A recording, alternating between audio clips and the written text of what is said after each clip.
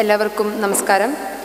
നമ്മൾ ലിബറോയുടെ ഭാഗമായുള്ള ഉച്ചകഴിഞ്ഞുള്ള സെഷനിലേക്ക് പ്രവേശിക്കുകയാണ്. നമ്മളെല്ലാവരും കാത്തിരുന്ന പോലെയുള്ളൊരു സെഷനാണ് ആരംഭിക്കാൻ പോകുന്നത്. ഹോമിയോ ശാസ്ത്രീയമോ എന്ന വിഷയത്തെ അടിസ്ഥാനമാക്കിയുള്ള സംവാദം ഇവിടെ ആരംഭിക്കുകയാണ്. വിഷയത്തെ ആസ്പദമാക്കി 2 വാദങ്ങൾ നിങ്ങളുടെ മുന്നിൽ അവതരിപ്പിക്കുവാനും ആ വിഷയത്തിന്മേൽ സംവാദം നടത്തുവാനും ആ വിഷയത്തെക്കുറിച്ച് കൃത്യമായ ധാരണയും ജ്ഞാനവും ആ വിഷയത്തിൽ വിവിധങ്ങളായിട്ടുള്ള തരത്തിൽ റിസർച്ച് നടത്തിക്കൊണ്ടിരുന്ന 2 വ്യക്തികളെ തന്നെയാണ് നമുക്ക് ലഭിച്ചിരിക്കുന്നത്. അനു ഓൾറെഡി അവരെക്കുറിച്ചുള്ള കാര്യങ്ങൾ നിങ്ങൾക്ക് മുന്നിൽ വിശദീകരിച്ചു. ഡോക്ടർ ഫിലിക്സ് ജെയിംസ്, അദ്ദേഹം ഡയറക്ടർ ഇന്ത്യൻ ഹോമിയോപ്പത്തിക് റിസർച്ചിൻ്റെ കേരളത്തിലെ ഡയറക്ടറാണ്. മറ്റൊരാൾ കൃഷ്ണപ്രസാദാണ്. നമുക്കെല്ലാവർക്കും അറിയാം, ഇന്ത്യൻ ഇവല്യൂഷൻ ആൻഡ് എക്കോളജിയിൽ റിസർച്ച് ചെയ്തുകൊണ്ടിരിക്കുന്നു തിരുപ്പതിയിൽ. അപ്പോൾ ഇവർ രണ്ടുപേരുമാണ് നമ്മുടെ മുന്നിലുള്ള സംവാദകർ. ഞാൻ ഇതിൻ്റെ മൊത്തത്തിലുള്ള റൂൾസ് എല്ലാവരോടും ഇവരോടും എടുത്തു പറയുകയാണ്. റൗണ്ട് 1 എന്ന് പറയുന്നത് വിഷയ അവതരണമാണ്. മൊത്തത്തിൽ 4 റൗണ്ടുകളിലായിട്ടാണ് സംവാദം നടക്കുന്നത്. 4 റൗണ്ടുകൾ, 3 മണിക്കൂർ അങ്ങനെയായിരിക്കും സംവാദം പോവുക. ആദ്യത്തെ റൗണ്ടിൽ 2 പേർക്കും 20 മിനിറ്റ് വീതം നൽകും. 1ാമത്തെ റൗണ്ടിൽ ഇവർ പറയേണ്ടുന്നത് ഇവർക്ക് ആ വിഷയത്തെ നമുക്ക് മുന്നിൽ അവതരിപ്പിക്കാം. കൃത്യം 20 മിനിറ്റ് വീതമേ എടുക്കുവാൻ സാധിക്കുകയുള്ളൂ. 20 മിനിറ്റ് ആവുന്നതിന് 1 മിനിറ്റ് മുൻപ് ഒരു ബെല്ല് അടിക്കുന്നതായിരിക്കും. കൃത്യം 20 മിനിറ്റ് ആവുന്ന സമയത്ത് 2 ബെല്ലടിക്കും. അതോടുകൂടി അവർ എന്ത് പറഞ്ഞ് നിർത്തിയാലും നിർത്തിയില്ലെങ്കിലും 20 മിനിറ്റിനുള്ളിൽ നിർത്തി അവിടെ വരേണ്ടതാണ്. 2ാമത്തെ റൗണ്ട് എന്ന് പറയുന്നത് വാദപ്രതിവാദമാണ്. വാദപ്രതിവാദം മൊത്തത്തിൽ 15 മിനിറ്റ് വീതം 3 തവണയായി, ഒരാൾക്ക് 15 മിനിറ്റ് വീതം 3 തവണയായി. ആദ്യം കൃഷ്ണയാണ് സംസാരിക്കുന്നതെങ്കിൽ 15 മിനിറ്റും, ശേഷം ഡോക്ടറാണെങ്കിൽ 15 മിനിറ്റും, ഇങ്ങനെ മൊത്തത്തിൽ 3 തവണ അവർക്ക് ലഭ്യമാകും. ഒരാൾക്ക് അങ്ങനെ നോക്കിയാൽ 45 മിനിറ്റ് വാദപ്രതിവാദത്തിൽ ലഭിക്കുന്നതാണ്. ശേഷമുള്ളത് 20 മിനിറ്റ് ക്വസ്റ്റ്യൻ ആൻസർ സെഷനാണ്. നിങ്ങൾക്ക് ഇവരോട് എന്തെങ്കിലും തരത്തിലുള്ള സംശയങ്ങളുണ്ട് എങ്കിൽ ചോദിക്കാൻ അവസരമില്ല, മറിച്ച് നിങ്ങൾക്ക് മൈക്കിൽ ചോദിക്കാൻ അവസരമില്ല, മറിച്ച് നിങ്ങൾക്ക് കയ്യിൽ പേപ്പർ ഉണ്ടാകും. ആരോടാണോ സംശയമുള്ളത് അവരുടെ പേര് എഴുതിയതിന് ശേഷം, ക്വസ്റ്റ്യൻ എഴുതിയതിന് ശേഷം അനുവിനെയോ ഇവിടെ ഏൽപ്പിക്കാൻ ശ്രമിക്കുക. അടുത്ത ഈ ഒരു സെഷനിൽ 10 മിനിറ്റ് വീതം 2 പേർക്കും നൽകുക. അതായത് ഒരാൾക്ക് 20 മിനിറ്റ് എന്ന കണക്കിൽ മൊത്തം 40 മിനിറ്റിൽ ക്വസ്റ്റ്യൻ ആൻസറിന് ഇവർ ഒന്ന് വീതം 10 മിനിറ്റ് വീതം മാറി മാറി അവരുടെ ഉത്തരങ്ങൾ പറഞ്ഞു തരും. ശേഷം റൗണ്ട് 4-ൽ 5 മിനിറ്റ് മാത്രമാണ് ഇവർക്ക് ലഭിക്കുന്നത്. ആ വിഷയത്തിൽ കൺക്ലൂഷൻ ഉണ്ടായിരിക്കണം. യാതൊരു കാരണവശാലും വാദപ്രതിവാദം 2ാമത്തെ റൗണ്ടിൽ ഉന്നയിക്കാത്ത ഒരു തരത്തിലുള്ള ആർഗ്യുമെൻറ്റോ പുതിയൊരു സ്റ്റേറ്റ്മെൻറ്റോ എന്തെങ്കിലും തരത്തിലുള്ള കാര്യങ്ങളോ എന്തെങ്കിലും തരത്തിലുള്ള ന്യായവൈകല്യങ്ങളോ വ്യക്തി അധിക്ഷേപങ്ങളോ ഒരു കാരണവശാലും ഉന്നയിക്കാൻ പാടില്ല. നമ്മൾ ആദ്യം നിശ്ചയിച്ചിരുന്ന പോലെ ആരെങ്കിലും ചൂസ് ചെയ്താൽ മതി, ആരാണ് ആദ്യം സംസാരിക്കുക എന്നുള്ള കാര്യത്തിലൊരു ചർച്ചയുണ്ടായിരുന്നു. അപ്പോൾ ലോട്ടിടാമെന്ന് പറഞ്ഞു. ലോട്ടിട്ടപ്പോൾ കൃഷ്ണപ്രസാദിനാണ് ലോട്ട് ലഭിച്ചത്. അപ്പോൾ കൃഷ്ണയ്ക്കാണ് ഡിസ്ക്രിപ്ഷൻ പവർ ഉള്ളത്. അങ്ങനെ പറഞ്ഞു. അങ്ങനെയെങ്കിൽ ഡോക്ടർ സംസാരിക്കട്ടെ ആദ്യമെന്ന് പറഞ്ഞു. അങ്ങനെയെങ്കിൽ ആദ്യത്തെ റൗണ്ടായിട്ടുള്ള നമ്മുടെ വിഷയ അവതരിപ്പിക്കുന്നതിനായി ഡോക്ടറിനെ ക്ഷണിക്കുന്നു. 20 മിനിറ്റാണ് ഡോക്ടറിൻ്റെ സമയം. ഞാനവിടെ ടൈം നോക്കുന്നതായിരിക്കും.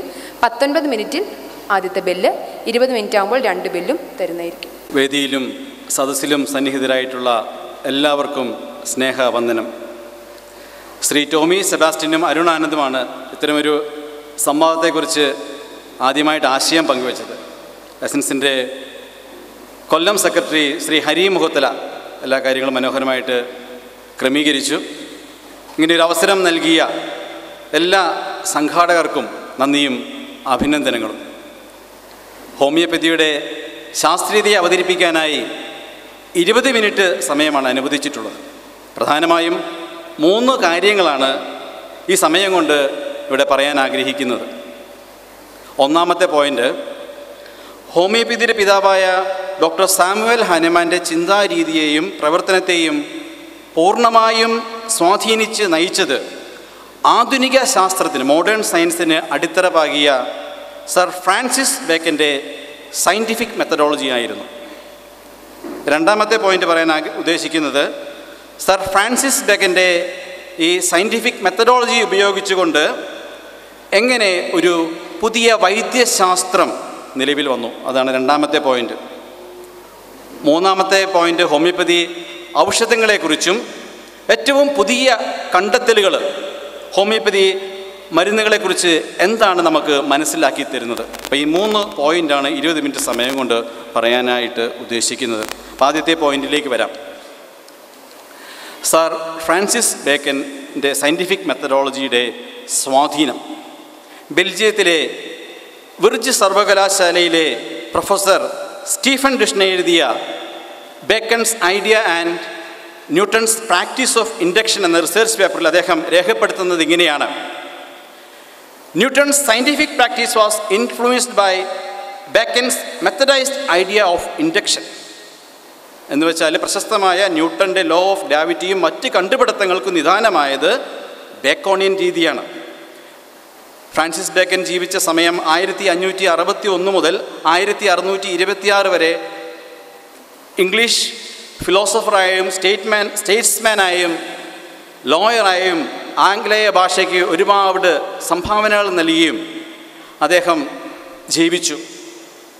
ഇദ്ദേഹത്തിൻ്റെ ഇൻഡക്റ്റീവ് മെത്തഡോളജിയെക്കുറിച്ച് പരാമർശിക്കുന്നത് നോവം ഓർഗാനം എന്ന പുസ്തകത്തിലാണ്.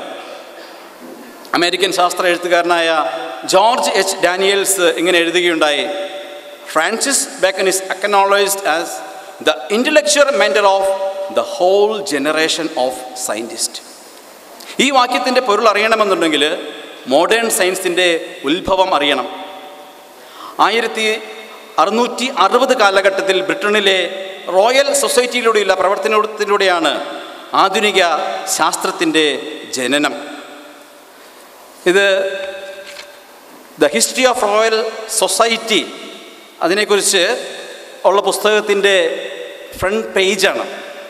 അവിടെ ബെസ്റ്റ് ഓഫ് ചാൾസ് സെക്കൻഡ്, അദ്ദേഹമാണ് റോയൽ സൊസൈറ്റി ആദ്യമായിട്ട് അംഗീകാരം കൊടുത്ത രാജാവ്. അദ്ദേഹത്തിൻ്റെ ബെസ്റ്റും അദ്ദേഹത്തിൻ്റെ ഒരു സൈഡിൽ ഫ്രാൻസിസ് ബേക്കനും അടുത്ത സൈഡിൽ വില്യം എന്ന് പറയുന്നൊരു സയൻറ്റിസ്റ്റുമാണ് അവിടെ തന്നിട്ടുള്ളത്.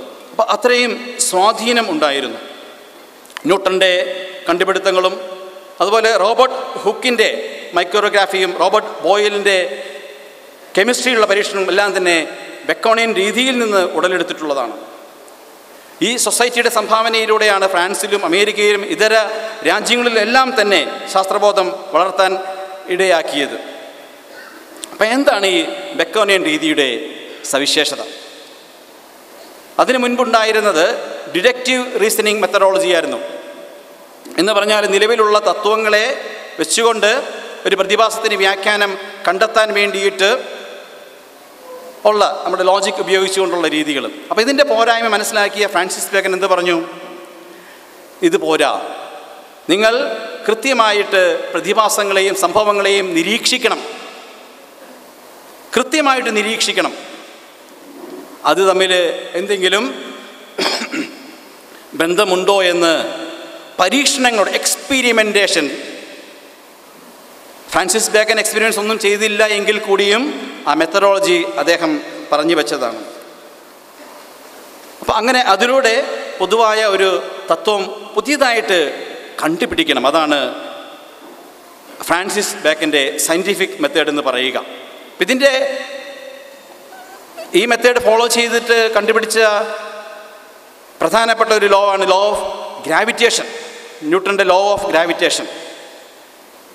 ഇത് കൊച്ചുകുട്ടിക്കും അറിയാം അല്ലേ? ന്യൂട്ടൺ ആപ്പിൾ മരത്തിൻ്റെ താഴെ ഇരുന്നപ്പം തലയിൽ ആപ്പിൾ വീണെന്നാണ് പറഞ്ഞ്. ശരിക്കും ആപ്പിൾ വീണിട്ടുണ്ടോ? അപ്പം ഇത്രയും ശാസ്ത്രബോധം വന്ന് നമുക്കറിയാം ആപ്പിൾ വീണിട്ടില്ല. അത് ഫ്രഞ്ച് റെവല്യൂഷൻ്റെ സമയത്ത് ഈ ലോയ്ക്ക് ഒരു പോപ്പുലാരിറ്റി കൊണ്ടുവരാൻ വേണ്ടിയിട്ട് വോൾട്ടയർ ഉണ്ടാക്കിയ ഒരു കഥയാണ്. പക്ഷേ ന്യൂട്ടൺ മുകളിൽ നിന്ന് എല്ലാം ഭൂമിയിലേക്ക് ആകർഷിക്കപ്പെടുന്ന ആ ഒരു സംവിധാനം അത് ശ്രദ്ധിക്കുകയും അതിനെ കൃത്യമായിട്ട് നിരീക്ഷിച്ച് തൻ്റെ ലോ ഓഫ് ഗ്രാവിറ്റേഷൻ കണ്ടെത്തുകയും ചെയ്തു. എന്നതുപോലെ അതേ മെത്തഡോളജി ഉപയോഗിച്ചിട്ടാണ് സാമുവൽ ഹാനിമാനും ഹോമിയോപ്പതി വൈദ്യശാസ്ത്രം കണ്ടെത്തിയിട്ടുള്ളത്. സാമുവൽ ഹാനിമാൻ്റെ കാലഘട്ടം എന്ന് പറയുക ജർമ്മനിയിൽ, അന്ന് പ്രഷ്യ എന്നാണ് അറിയപ്പെടുക, ഈസ്റ്റ് ജർമ്മനിയിലെ മീസ്തൻ എന്ന ഗ്രാമത്തിൽ 1755 18-ാം നൂറ്റാണ്ടിൻ്റെ രണ്ടാം പകുതിയിലും 19-ാം നൂറ്റാണ്ടിൻ്റെ ആദ്യ പകുതിയിലും ജീവിച്ച ഒരു വ്യക്തിയാണ് ഡോക്ടർ സാമുവൽ ഹാനിമാൻ. 1779 ലെപ്സിക് സർവകലാശാലയിൽ നിന്ന് അദ്ദേഹം വൈദ്യശാസ്ത്രത്തിൻ്റെ MD ബിരുദം കരസ്ഥമാക്കുക. അതിനുശേഷം ഒരു വൈദ്യനായിട്ട്, ഒരു ഡോക്ടറായിട്ട് അദ്ദേഹം പ്രാക്ടീസ് ആരംഭിക്കുകയാണ്. പൂർണ്ണമായ ശാസ്ത്രീയ അഭിരുചിയും തികഞ്ഞ മനുഷ്യസ്നേഹിയുമായിരുന്ന സാമുവൽ ഹാനിമാൻ അന്നത്തെ ആ വൈദ്യശാസ്ത്ര ചികിത്സയുമായിട്ട് മുന്നോട്ട് പോകാൻ സാധിച്ചില്ല. കാരണം അദ്ദേഹം പറഞ്ഞു വെക്കുകയാണ്, my patients would have been better if I hadn't treated them. ഞാൻ അവരെ ചികിത്സിച്ചില്ലായിരുന്നുവെങ്കിൽ അവരെ ഒരു പക്ഷേങ്കിൽ കൂടുതൽ ആരോഗ്യവാന്മാരായിട്ട് ജീവിച്ചേനെ. അത്രയ്ക്ക് പ്രാകൃതമായ രീതിയിലുള്ള ചികിത്സയായിരുന്നു. ഞരമ്പ് മുറിച്ച് രക്തം കളയുക, അങ്ങനെ ഒരുപാട് വളരെ പ്രാകൃതമായ രീതിയിലുള്ള ചികിത്സയായിരുന്നു. അതുകൊണ്ട് അദ്ദേഹം പ്രാക്ടീസ് ഉപേക്ഷിച്ചു. വൈദ്യശാസ്ത്രം പ്രാക്ടീസ് എന്ന് പറഞ്ഞാൽ നല്ല സ്റ്റാറ്റസും നല്ല വരുമാനവും തരുന്ന ഒരു പ്രൊഫഷനാണ്. അദ്ദേഹം അത് വേണ്ടെന്ന് വെച്ചു. എന്നിട്ട് എന്ത് ചെയ്തു? 8ഓളം ഭാഷയിൽ പ്രാവീണ്യമുള്ള സാമുവൽ ഹാനിമാൻ ഇംഗ്ലീഷ് ഭാഷയിലും ഫ്രഞ്ച് ഭാഷയിൽ നിന്നുള്ള ശാസ്ത്ര ഗ്രന്ഥങ്ങളും വൈദ്യശാസ്ത്ര ഗ്രന്ഥങ്ങളും ജർമ്മൻ ഭാഷയിലേക്ക് തർജ്ജമ ചെയ്യാനായിട്ട് അദ്ദേഹം ആരംഭിച്ചു.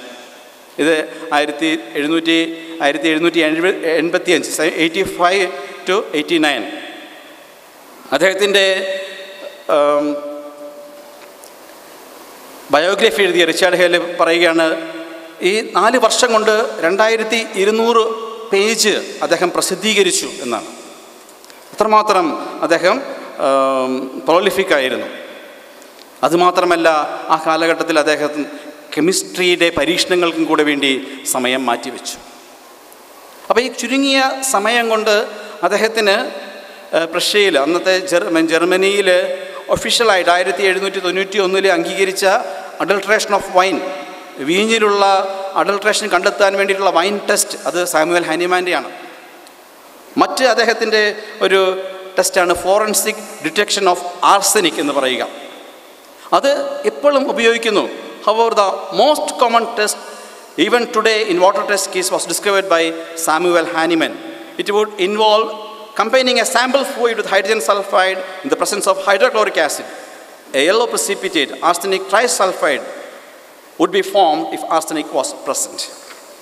ഇപ്പോഴും മാർച്ച് ടെസ്റ്റാണ് ഒഫീഷ്യൽ ടെസ്റ്റ് എങ്കിലും ഈ ടെസ്റ്റാണ് ഏറ്റവും കോമൺ ആയിട്ട് ഉപയോഗിക്കുക. അതുപോലെ ക്രെൽ ആനൽസ് ഓഫ് കെമിസ്ട്രിയിൽ സാമുവൽ ഹാനിമാനെ ഇങ്ങനെയാണ് വിശേഷിപ്പിക്കുക, as this famous analytical chemist. ആ കാലഘട്ടത്തിലുണ്ടായിരുന്ന മറ്റൊരു പ്രശസ്ത കെമിസ്ട്രിയിലെ ശാസ്ത്രജ്ഞനാണ് ജേക്കബ് ബെർസേലിയസ്. അദ്ദേഹം സിലിക്കൺ, സെലീനിയം, തോറിയം, സീറിയം എന്നീ പീരിയോഡിക് ടേബിളിൽ പുതിയ ആറ്റംസ് അല്ലെങ്കിൽ പുതിയ എലിമെൻറ്റ്സ് കണ്ടെത്തുകയാണ്. അതുപോലെ തന്നെ കെമിസ്ട്രിയിൽ നൊട്ടേഷൻ Fe for അയൺ, അതെല്ലാം ഇദ്ദേഹത്തിൻ്റെ സംഭാവനയാണ്. അതുപോലെ തന്നെ H2O, അന്ന് എച്ചിൻ്റെ മുകളിലാണ് 2 O എഴുതിയിരുന്നത്, അത് മാറ്റി താഴോട്ട് മാറ്റിയിരുന്നത്. ഇതെല്ലാം ജേക്കബ് ബെർസേലിയസിൻ്റെ സംഭാവനയാണ്. ഇദ്ദേഹം സാമുവൽ ഹാനിമാനെ കുറിച്ച് പറയുന്നത് ഇങ്ങനെയാണ്: Hahnemann is a very distinguished chemist and a thoroughly painstaking investigator with a deeper knowledge of the subject. അതുപോലെ മെർക്കുറിയുടെ സോല്യൂബിൾ വേർഷൻ, അത് മെർക്കുറിയസ് സോല്യൂബിളിസ് ഹാനിമാനി, അതും ഹാനിമാൻ ഉണ്ടാക്കിയ ഒരു സോല്യൂബിൾ വെർഷനാണ്. അപ്പോൾ ഞാനിതെല്ലാം ഇവിടെ വിശദീകരിക്കാൻ കാരണം, നിങ്ങളെ പറഞ്ഞ് വിശ്വസിപ്പിച്ചതുപോലെ സിങ്കോണയുടെ സത്തിലുള്ള വെള്ളമെടുത്ത് കുടിച്ച് ജഗതി പറഞ്ഞ പോലെ എന്നതാ എന്തെന്നില്ലാത്തൊരു കുളിര് തോന്നി. അപ്പോൾ സാമുവൽ ഹാനിമാൻ ഉണ്ടാക്കിയൊരു വൈദ്യശാസ്ത്രമല്ല ഹോമിയോപ്പതി. അദ്ദേഹം ഒരു തികഞ്ഞ ശാസ്ത്രജ്ഞൻ തന്നെയായിരുന്നു. അപ്പം ആ ഒരു കാലഘട്ടത്തിലാണ് 1790 ട്രീറ്റൈസ് ഓൺ മെറ്റീരിയ മെഡിക്ക, വില്യം കള്ളൻ്റെ പുസ്തകം അദ്ദേഹം ജർമ്മൻ ഭാഷയിലേക്ക്, ഇംഗ്ലീഷ് ഭാഷയിൽ നിന്ന് ജർമ്മൻ ഭാഷയിലേക്ക് തർജ്ജമ ചെയ്യുകയാണ്. അപ്പോൾ അതിനകത്ത് അന്ന് മലേറിയയ്ക്ക് ഉപയോഗിച്ച ഒരു പ്രധാന ഔഷധമാണ് സിങ്കോണയുടെ ബാർക്കിൽ നിന്നുള്ള സത്ത്. അപ്പോൾ അതിന് ഈ മലേറിയ പനി മാറ്റാനായിട്ടുള്ള കാരണത്തെക്കുറിച്ച് വില്യം കള്ളൻ അവിടെ എഴുതുക, ഇതിൻ്റെ because of its bitter taste and tonic action on the stomach എന്നാണ്. ഇപ്പോൾ സാധാരണഗതിയിൽ തർജ്ജമ ചെയ്യുന്ന ആൾക്ക് എന്താ, അത് ജർമ്മനിലോട്ട് തർജ്ജമ ചെയ്ത് അങ്ങ് പോയാൽ മതി.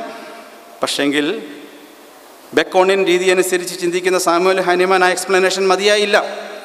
അവിടെ ഒരു ചോദ്യം ചോദിക്കാൻ ഹനിമാൻ്റെ ശാസ്ത്രബോധം ഹനിമാനെ പ്രേരിപ്പിച്ചു. അത് തന്നെയാണ് scientific method. First we ask questions. ക്രിട്ടിക്കലായിട്ട് ചിന്തിച്ച് അല്ലേ നിലവിലുള്ള സംവിധാനങ്ങളെ നമ്മൾ ചോദ്യം ചെയ്യും. So he was bold enough to ask a question. Why? ഇതിനേക്കാൾ കൈപ്പിരസമുള്ള ടോണിക് പ്രോപ്പർട്ടിയുള്ള മറ്റ് പദാർത്ഥങ്ങൾ എന്തുകൊണ്ട് ഇത് ചെയ്യുന്നില്ല? കെമിസ്ട്രിയിൽ അഗാധ പാണ്ഡിത്യം ഉണ്ടായിരുന്ന ഹാനിമാന് പരീക്ഷണങ്ങൾക്ക് എന്ത് പഞ്ചമാണുള്ളത്? പക്ഷെങ്കിൽ ഇൻവിട്രോ പുറമെയുള്ള പരീക്ഷണങ്ങളുടെയും മൃഗപരീക്ഷണങ്ങളുടെയും പരിമിതികൾ മനസ്സിലാക്കിയ സാമുവൽ ഹാനിമാൻ എന്താണ് ചെയ്തത്? ആൽബർട്ട് വോൺ ഹാലർ ഹാനിമാന് മുൻപേ പറഞ്ഞു വെച്ചിട്ടുണ്ട്, കൃത്യമായിട്ടൊരു ഒരു മരുന്നിൻ്റെ ഔഷധവീര്യം അറിയണമെന്നുണ്ടെങ്കിൽ അത് ഇൻഡിപെൻഡൻ്റായിട്ട് മനുഷ്യ ശരീരത്തിൽ പരീക്ഷിക്കണമെന്നും.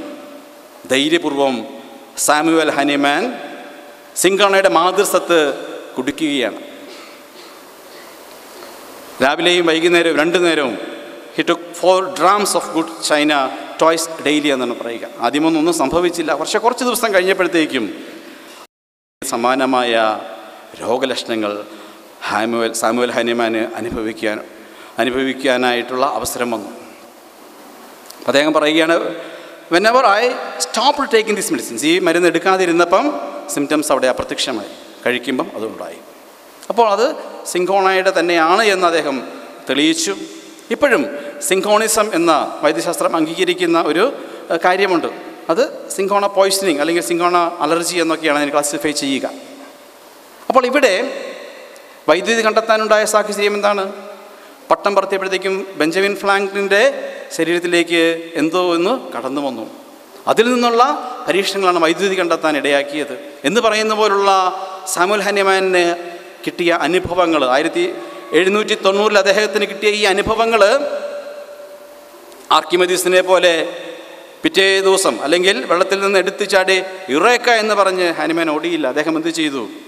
ശാന്തമായിട്ടത് ഉള്ളിലൊതുക്കി വീണ്ടും പരീക്ഷണങ്ങൾ നടത്തുകയാണ്, ലിറ്ററേച്ചർ റിവ്യൂ നടത്തുകയാണ്. വൈദ്യശാസ്ത്രത്തിൽ ഇതുവരെയുള്ള പബ്ലിഷ്ഡ് ആയിട്ടുള്ള എല്ലാ രേഖകളും അദ്ദേഹം എടുത്ത് അവിടെ പരിശോധിക്കുകയാണ്. എന്നിട്ട് 1796 6 വർഷങ്ങൾക്ക് ശേഷമാണ് അന്നത്തെ ഏറ്റവും പ്രസിദ്ധമായ ഹ്യൂഫ്ലൻഡ് ജേർണൽ എന്ന വൈദ്യശാസ്ത്ര ജേർണലിൽ അദ്ദേഹം പ്രസിദ്ധീകരിക്കുന്ന ഒരു എസ്സേയാണ്, an essay for ascertaining the curative power of drugs. അതിനകത്ത് അദ്ദേഹം തുടങ്ങുന്നത് തന്നെ ഫ്രഞ്ച് അക്കാദമി ഓഫ് സയൻസസിൽ നടത്തിയ പരീക്ഷണങ്ങളുടെ കാര്യങ്ങൾ പറഞ്ഞുകൊണ്ടാണ്. അത് എവിടെയും എത്തിയിട്ടില്ല പരീക്ഷണങ്ങൾ. അതുപോലെ മൃഗപരീക്ഷണങ്ങളുടെ പരിമിതികൾ, അതുപോലെ തന്നെ മറ്റ് പരീക്ഷണങ്ങളുടെ പരിമിതികളെല്ലാം പറഞ്ഞുകൊണ്ട് കൃത്യമായിട്ടൊരു ഔഷധവീര്യം അറിയണമെന്നുണ്ടെങ്കിൽ അത് മനുഷ്യന് കൊടുക്കുന്നതായതുകൊണ്ട് മനുഷ്യ ശരീരത്തിൽ തന്നെ അത് പരീക്ഷിക്കപ്പെടണം. അതിന് ഏകദേശം 62 എക്സാമ്പിൾസ് അവിടെ തന്നെ അദ്ദേഹം തരികയാണ്. ഇവിടെ ഹാനിമാൻ ഒന്ന് പ്രതീക്ഷിച്ചു. എന്തായിരുന്നു? ഇതെല്ലാം വായിക്കുന്ന അദ്ദേഹത്തിൻ്റെ സഹപ്രവർത്തകർ, മോനെ നീ മിടുക്കനാടാ, നീ നല്ലൊരു പുതിയ രീതി നീ കണ്ടെത്തിയിരിക്കുന്നു, ഞങ്ങളുടെ എല്ലാ പിന്തുണയും നിനക്കുണ്ടാവും. പക്ഷെ അത് മാത്രം ഉണ്ടായില്ല. അദ്ദേഹം പറയുകയാണ്, ഐ ട്രെഡഡ് ദ പാത്ത് എലോൺ. ഉള്ളിലുള്ള ആ കൺവിക്ഷൻ വെച്ച് അദ്ദേഹം മുന്നോട്ട് പോവുകയാണ്.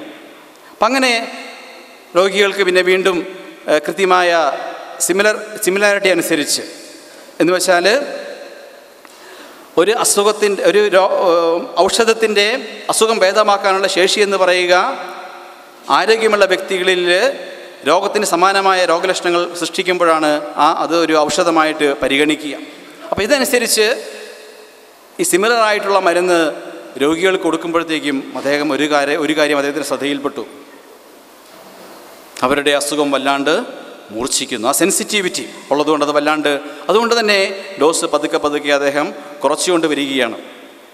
അപ്പോൾ അങ്ങനെ മിനിമം ഡോസ് കൊണ്ട് തന്നെ അവിടെ ക്യൂർ ആയതായിട്ട് അദ്ദേഹം മനസ്സിലാക്കുകയാണ്. അങ്ങനെ ലോ ഓഫ് സിമിലാർസ് എന്ന ആദ്യ പൊതു തത്വം അദ്ദേഹം ഉണ്ടാക്കുകയാണ്. അതേ തുടർന്ന് ലോ ഓഫ് മിനിമം ഡോസ്, പിന്നെ ലോ ഓഫ് സിംഗിൾ മെഡിസിൻ. കാരണം പല മരുന്നുകൾ ഒരുമിച്ച് കൊടുത്താൽ ഏതാണ് പ്രവർത്തിച്ചതെന്ന് കൃത്യമായിട്ട് അറിയത്തില്ല. മാത്രമല്ല പലപ്പോഴും ഒപ്പോസിങ് ആക്ഷൻ വരുന്നത് കൊണ്ട് കൃത്യമായ നിരീക്ഷണങ്ങൾ സാധിക്കുകയുമില്ല. ആ കാലഘട്ടത്തിൽ ഹീറോയിക് മെഡിക്കേഷൻസ് എന്നാണ് പറയുക. ഒരുപാട് മരുന്നുകൾ മിക്സ് ചെയ്ത് ചുമ്മാ അങ്ങ് കൊടുക്കുന്ന ഒരു രീതിയായിരുന്നു. അങ്ങനെ കണ്ടെത്തിയ ഒരു ലോ ആണ് ലോ ഓഫ് സിമിലാർസ് എന്ന ഹോമിയോപ്പതിയുടെ അടിസ്ഥാന തത്വം. രണ്ടാമത് ഹോമിയോപ്പതി ഔഷധങ്ങൾ, അതിന് വളരെ പ്രത്യേകതയുണ്ട്. ഈ പഞ്ചാര ഗുളികകളും അല്ലെങ്കിൽ വെള്ളം പോലിരിക്കുന്ന സാധനങ്ങളും അതിനകത്ത് എന്തോ ഉള്ളത് എല്ലാവരും ചോദിക്കുന്ന കാര്യമാണ്. ഒരു മരുന്നേ ഉള്ളൂ നിങ്ങൾക്ക്? സാമുവൽ ഹൈനമാൻ തന്നെ 99 മരുന്നുകൾ സ്വന്തം ശരീരത്തിലും കൂട്ടാളികളുടെ ശരീരത്തിലും ഡ്രഗ് പ്രൂവിങ് എന്ന് പറയും അവിടെ കൊടുത്ത് പല പൊട്ടൻസീസ് ഉണ്ട്. 1x എന്നുള്ളത് മദർ ടിങ്ചർ പ്ലാന്റിലാണെങ്കിൽ, ട്രൈച്യൂഷൻ വഴി വെള്ളത്തിലും ആൽക്കഹോളിൽ ഡിസോൾവ് ആവാത്ത സാധനങ്ങൾ ലാക്ടോസ് ഉപയോഗിച്ചുകൊണ്ട് ട്രൈച്യൂറേഷൻ പ്രോസസ്സ് വഴി അത് അതിൻ്റെ കൂടുതൽ ഡൈല്യൂഷൻ ആൻഡ് പൊട്ടൻറ്റൈസേഷൻ എന്നാണ് പറയുക. 1x ഉണ്ട്, 3x ഉണ്ട്, 6x ഉണ്ട്. അപ്പോൾ 6xലൊക്കെ 1/10⁻⁻6 ആണ് അതിൻ്റെ അതിനകത്തുള്ള ആദ്യം ഉപയോഗിക്കുന്ന ഔഷധത്തിൻ്റെ സാന്നിധ്യം. അങ്ങനെ 12C എന്ന് പറയുമ്പോഴത്തേക്കും 1/10⁻24 ആയി. അപ്പോൾ അവിടെയാണ് അവഗാഡ്രോ എന്ന സാമുവൽ ഹൈനമാൻ്റെ കാലഘട്ടത്തിൽ തന്നെ ഉണ്ടായിരുന്നൊരു ശാസ്ത്രജ്ഞനാണ് അമേദോ അവഗാഡ്രോ. അവഗാഡ്രോ കോൺസ്റ്റൻറ്റ് 20-ാം നൂറ്റാണ്ടിലാണ് കണ്ടെത്തിയത്. എങ്കിലും അതിനുള്ള പ്രപ്പോസ്ഡ് തിയറി അദ്ദേഹം നേരത്തെ തന്നെ പറഞ്ഞു. സോ ദ ലീസ്റ്റ് ഡിവിസിബിലിറ്റി 6.02 × 10⁻23 ആണ്. അപ്പോൾ ഈ 12C കഴിഞ്ഞാൽ അതിനപ്പുറത്തേക്ക് പദാർത്ഥങ്ങളൊന്നും തന്നെ ഉണ്ടാവാൻ പാടില്ല. പക്ഷേ ഹോമിയോപ്പതിയിൽ 30C ഉണ്ട്, 1/10⁻⁻60 ആണ്. 200C ഉണ്ട്, 1/10⁻400 ആണ്. അതുപോലെ 1000C ഉണ്ട്, 10,000C ഉണ്ട്. അങ്ങനെ പോകുന്നു. അപ്പോൾ ഇതിനെല്ലാം തന്നെ ആക്ഷൻ ഉള്ളത്. ചികിത്സിക്കുമ്പോഴത്തേക്കും 30C പരാജയപ്പെടുന്നിടത്ത് 200C അവിടെ റിസൾട്ട് കാണിക്കുന്നു. 200C പരാജയപ്പെടുന്നിടത്ത് 1000C റിസൾട്ട് കാണിക്കുന്നു. അപ്പോൾ ഇതെല്ലാം വെറും പ്ലാസിബോ ആണ് എന്ന് വർഷങ്ങളായിട്ട് ശാസ്ത്രബോധമുള്ളവർ പറയുകയാണ്. പക്ഷേ ഇതിന് അനുഭവം ലഭിക്കുന്നത് കൊണ്ട് ലോകത്ത് എമ്പാടും അതിന് പ്രചരണവും ലഭിക്കുകയാണ്. അങ്ങനെ ഈ അടുത്ത കാലത്തായിട്ട് 2010 ആദ്യമായിട്ട് മുംബൈ IIT-യിൽ extreme homeopathic dilutions retain starting materials a nano particulate perspective. Mumbai IIT എന്ന് പറഞ്ഞാൽ വൺ ഓഫ് ദി ബെസ്റ്റ് IIT-കളാണ്. നമ്മുടെ കേരളത്തിൽ നിന്ന് എഞ്ചിനീയറിംഗിന് ഫസ്റ്റ് റാങ്ക് മേടിച്ച അമൽ മാത്യു എൻ്റെ നെയ്ബറാണ്. അദ്ദേഹം ജോയിൻ ചെയ്തത് മുംബൈ IIT-യിലാണ്. അവിടുത്തെ ജയേഷ് ബെല്ലാരെ കെമിക്കൽ എഞ്ചിനീയറിംഗിലെ പ്രകാശ് ചിക്കമൻ ഇവർ നടത്തിയ പഠനത്തിൽ അവർ ചുമ്മാ സ്റ്റോറിൽ പോയിട്ട് റാൻഡമായിട്ട് മെഡിസിൻസ് പർച്ചേസ് ചെയ്തു. എന്നിട്ട് 30C-യും 10⁻⁻60 10⁻⁻400 ആ ഡൈല്യൂഷൻസിലും അതിൻ്റെ മൂലപദാർത്ഥം ആദ്യം അതിൻ്റെ മെഡിസിൻ്റെ ലേബലുണ്ടല്ലോ, ആ ലേബലിലുള്ള പദാർത്ഥം ഉണ്ടെന്ന് തെളിയിക്കപ്പെട്ടിരിക്കുകയാണ്. അതുപോലെ അതിൻ്റെ ഒരു എക്സ്പ്ലനേഷൻ അത് 2017 മെറ്റൽ നാനോ പാർട്ടിക്കിൾ. ഓക്കെ, സമയം അവസാനിക്കുന്നു, ബാക്കി കണ്ടിന്യൂ ചെയ്യാം. Thank you. വിഷയം അവതരിപ്പിക്കാനുള്ള ഡോക്ടറിൻ്റെ 20 മിനിറ്റ് കഴിഞ്ഞിരിക്കുകയാണ്. Thank you doctor. അടുത്ത അവസരം കൃഷ്ണപ്രസാദിനാണ്. കൃഷ്ണപ്രസാദ്, കൃത്യം 20 മിനിറ്റാണ് വിഷയം അവതരിപ്പിക്കാൻ എടുക്കാവുള്ളൂ. ഇങ്ങനെ ഒരു സംവാദത്തിന് എന്നെ ക്ഷണിച്ച കൊല്ലം എസൻസിന് എൻ്റെ നന്ദി രേഖപ്പെടുത്തിക്കൊണ്ട്, അതുകൂടാതെ തന്നെ എസൻസ് കൊല്ലത്തിൻ്റെ ക്ഷണം സ്വീകരിച്ച് ഈ ഡിബേറ്റിന് പങ്കെടുക്കാമെന്ന ഡോക്ടർ ഫെലിക്സ് ജെയിംസിനും എൻ്റെ നന്ദി രേഖപ്പെടുത്തുന്നുണ്ട്. ഇതിന് കൂടാതെ ഏറ്റവും പ്രധാനമായി നന്ദി രേഖപ്പെടുത്തേണ്ട ഒരു കൂട്ടരുണ്ട്. എസൻസ് ടെലിഗ്രാം ഗ്രൂപ്പ് നടത്തുന്ന അഡ്മിൻസ്. അവരാണ് ഇങ്ങനെ ഒരു ഡിബേറ്റിന് ഒരവസരം ഉണ്ടാക്കി തരാനുള്ള പ്രൈമറി സോഴ്സ്. സോ അവരോടും എൻ്റെ നന്ദി രേഖപ്പെടുത്തിക്കൊണ്ട് ഞാൻ വിഷയത്തിലേക്ക് കടക്കുകയാണ്. നമ്മുടെ വിഷയം ഇതാണ്: ഹോമിയോപ്പതി ശാസ്ത്രീയമോ എന്നുള്ളതാണ്. അപ്പോൾ അതിൻ്റെ മറുപടി എന്തെന്ന് പറഞ്ഞാൽ, അശാസ്ത്രീയമായതുകൊണ്ട് ആധുനിക ശാസ്ത്രം തള്ളിക്കളഞ്ഞ ജനങ്ങളെ പറ്റിച്ച് പുട്ടടിക്കുന്ന ഒരു ചികിത്സാ രീതിയാണ് ഹോമിയോപ്പതി. ഒരു കപട ചികിത്സാ രീതിയാണ് ഹോമിയോപ്പതി. ഒരു ശാസ്ത്ര പിൻബലവും അർഹിക്കാത്ത, അല്ലെങ്കിൽ ഉണ്ടെന്ന് അവകാശപ്പെടാൻ കഴിയാത്ത ഈ കപട ചികിത്സാ രീതിയുടെ ശാസ്ത്രീയ വശങ്ങളെക്കുറിച്ച് നമ്മൾ സംവാദം നടത്തുന്നത് പോലും ഈ 21-ാം നൂറ്റാണ്ടിന് ഒരു നാണക്കേടാണ്. നമ്മുടെ വിഷയം ഹോമിയോപ്പതി ശാസ്ത്രീയമോ എന്നുള്ളതാണ്. അപ്പോൾ ഹോമിയോപ്പതി ശാസ്ത്രീയമോ എന്ന് നമ്മൾ സംസാരിക്കുന്നതിന് മുന്നേ നമുക്ക് ഹോമിയോപ്പതി എന്താണെന്ന് അറിയണം, ശാസ്ത്രീയം എന്താണെന്ന് അറിയണം. ഇതിനു മുന്നേ വേറൊരു കാര്യം കൂടെ അറിയണം. ശാസ്ത്രത്തിൽ ഹോമിയോപ്പതി ശാസ്ത്രീയമാണോ എന്നുള്ളൊരു ചോദ്യമുണ്ടോ, അല്ലെങ്കിൽ ഹോമിയോപ്പതി ഫലപ്രദമാണോ എന്ന ഒരു ചോദ്യം ശാസ്ത്രത്തിലുണ്ടോ എന്ന് ചോദിച്ചു കഴിഞ്ഞാൽ അങ്ങനെ ഒരു ചോദ്യമേ ഇന്ന് ആധുനിക ശാസ്ത്രത്തിലില്ല. ആധുനിക ശാസ്ത്രം തള്ളിക്കളഞ്ഞ ഒരു കപട ചികിത്സാ രീതിയാണ് ഹോമിയോപ്പതി. അതിൻ്റെ തെളിവ് എന്തൊക്കെയാണെന്ന് ചോദിച്ചു കഴിഞ്ഞാൽ ഞാനിവിടെ വായിക്കാൻ പോകുന്നത് ലോകത്തിലെ 10 ആരോഗ്യ മേഖലകളിലെ ഏറ്റവും മികച്ച 10 ഓരോ രാജ്യങ്ങളുടെയും സംഘടനകളുടെ അഭിപ്രായമാണ്. ഒഫീഷ്യൽ വെർഡിക്ട്സ് ആണ്. അത് ഒരാളുടെ അഭിപ്രായമല്ല,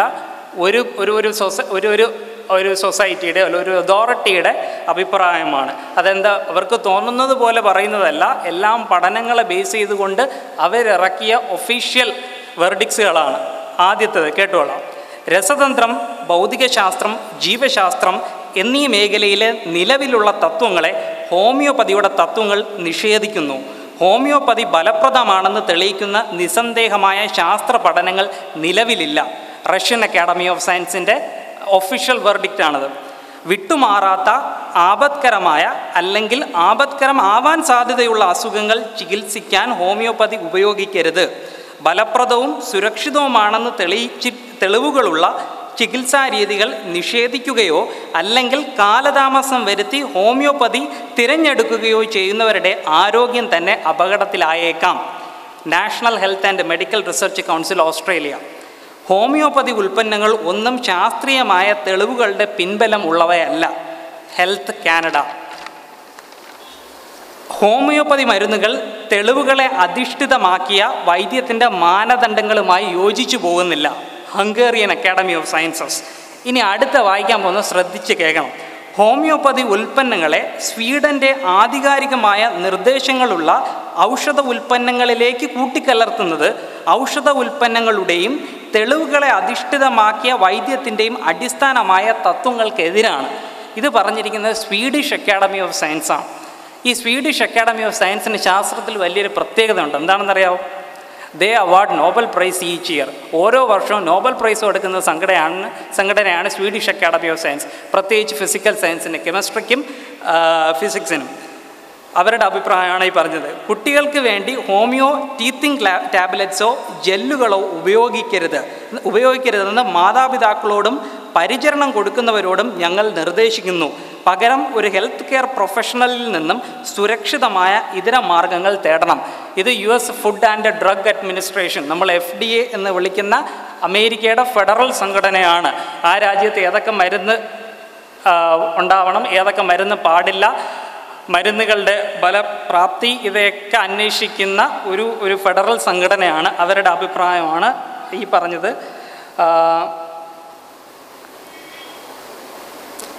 അടുത്തത്,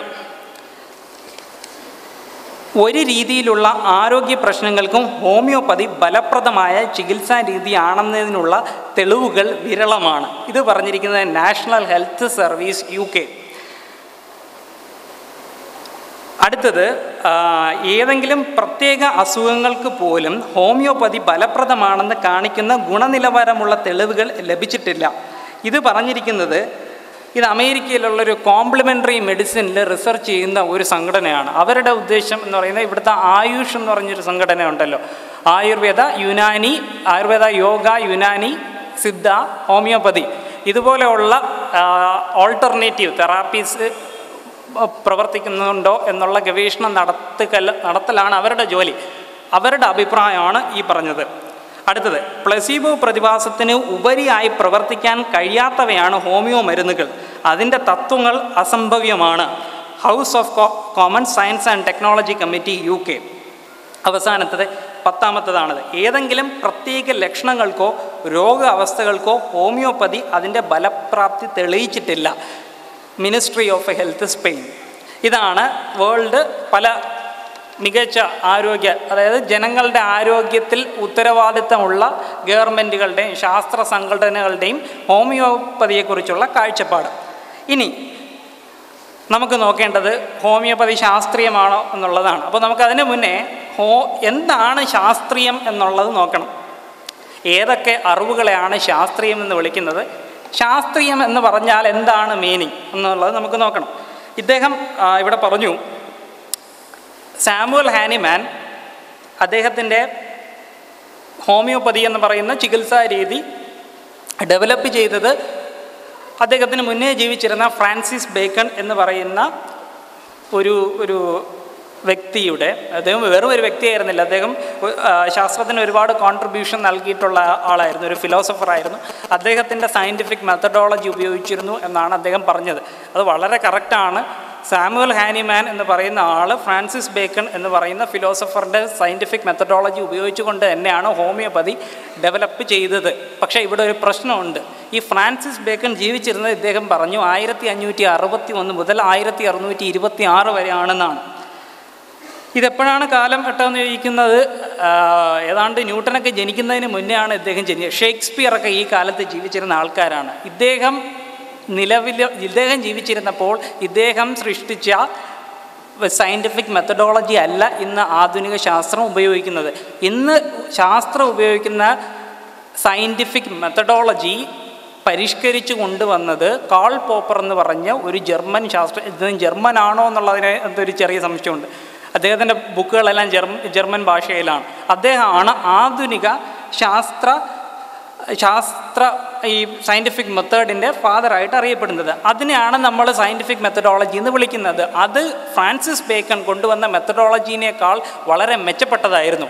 അപ്പോൾ നമ്മുടെ ആധുനിക ശാസ്ത്രത്തിൻ്റെ മെത്തേഡുകൾ എന്തൊക്കെയാണെന്ന് നമുക്കൊന്ന് അറിയണം. അത് വളരെ ഇമ്പോർട്ടൻ്റ് ആണ്. ഈ മെത്തേഡുകൾ വഴി ഉടലെടുക്കുന്ന അറിവുകളെയാണ് നമ്മൾ ശാസ്ത്രീയമായ അറിവുകൾ എന്ന് വിളിക്കുന്നത്.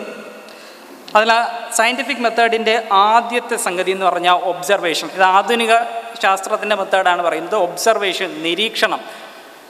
ഒരു വസ്തുവിനെക്കുറിച്ച് അല്ലെങ്കിൽ പ്രകൃതിയിലെ ഒരു പ്രതിഭാസത്തിനെ കുറിച്ച് നമ്മൾ നന്നായിട്ട് നിരീക്ഷിക്കണം, ഒരു നിരീക്ഷണം നടത്തണം.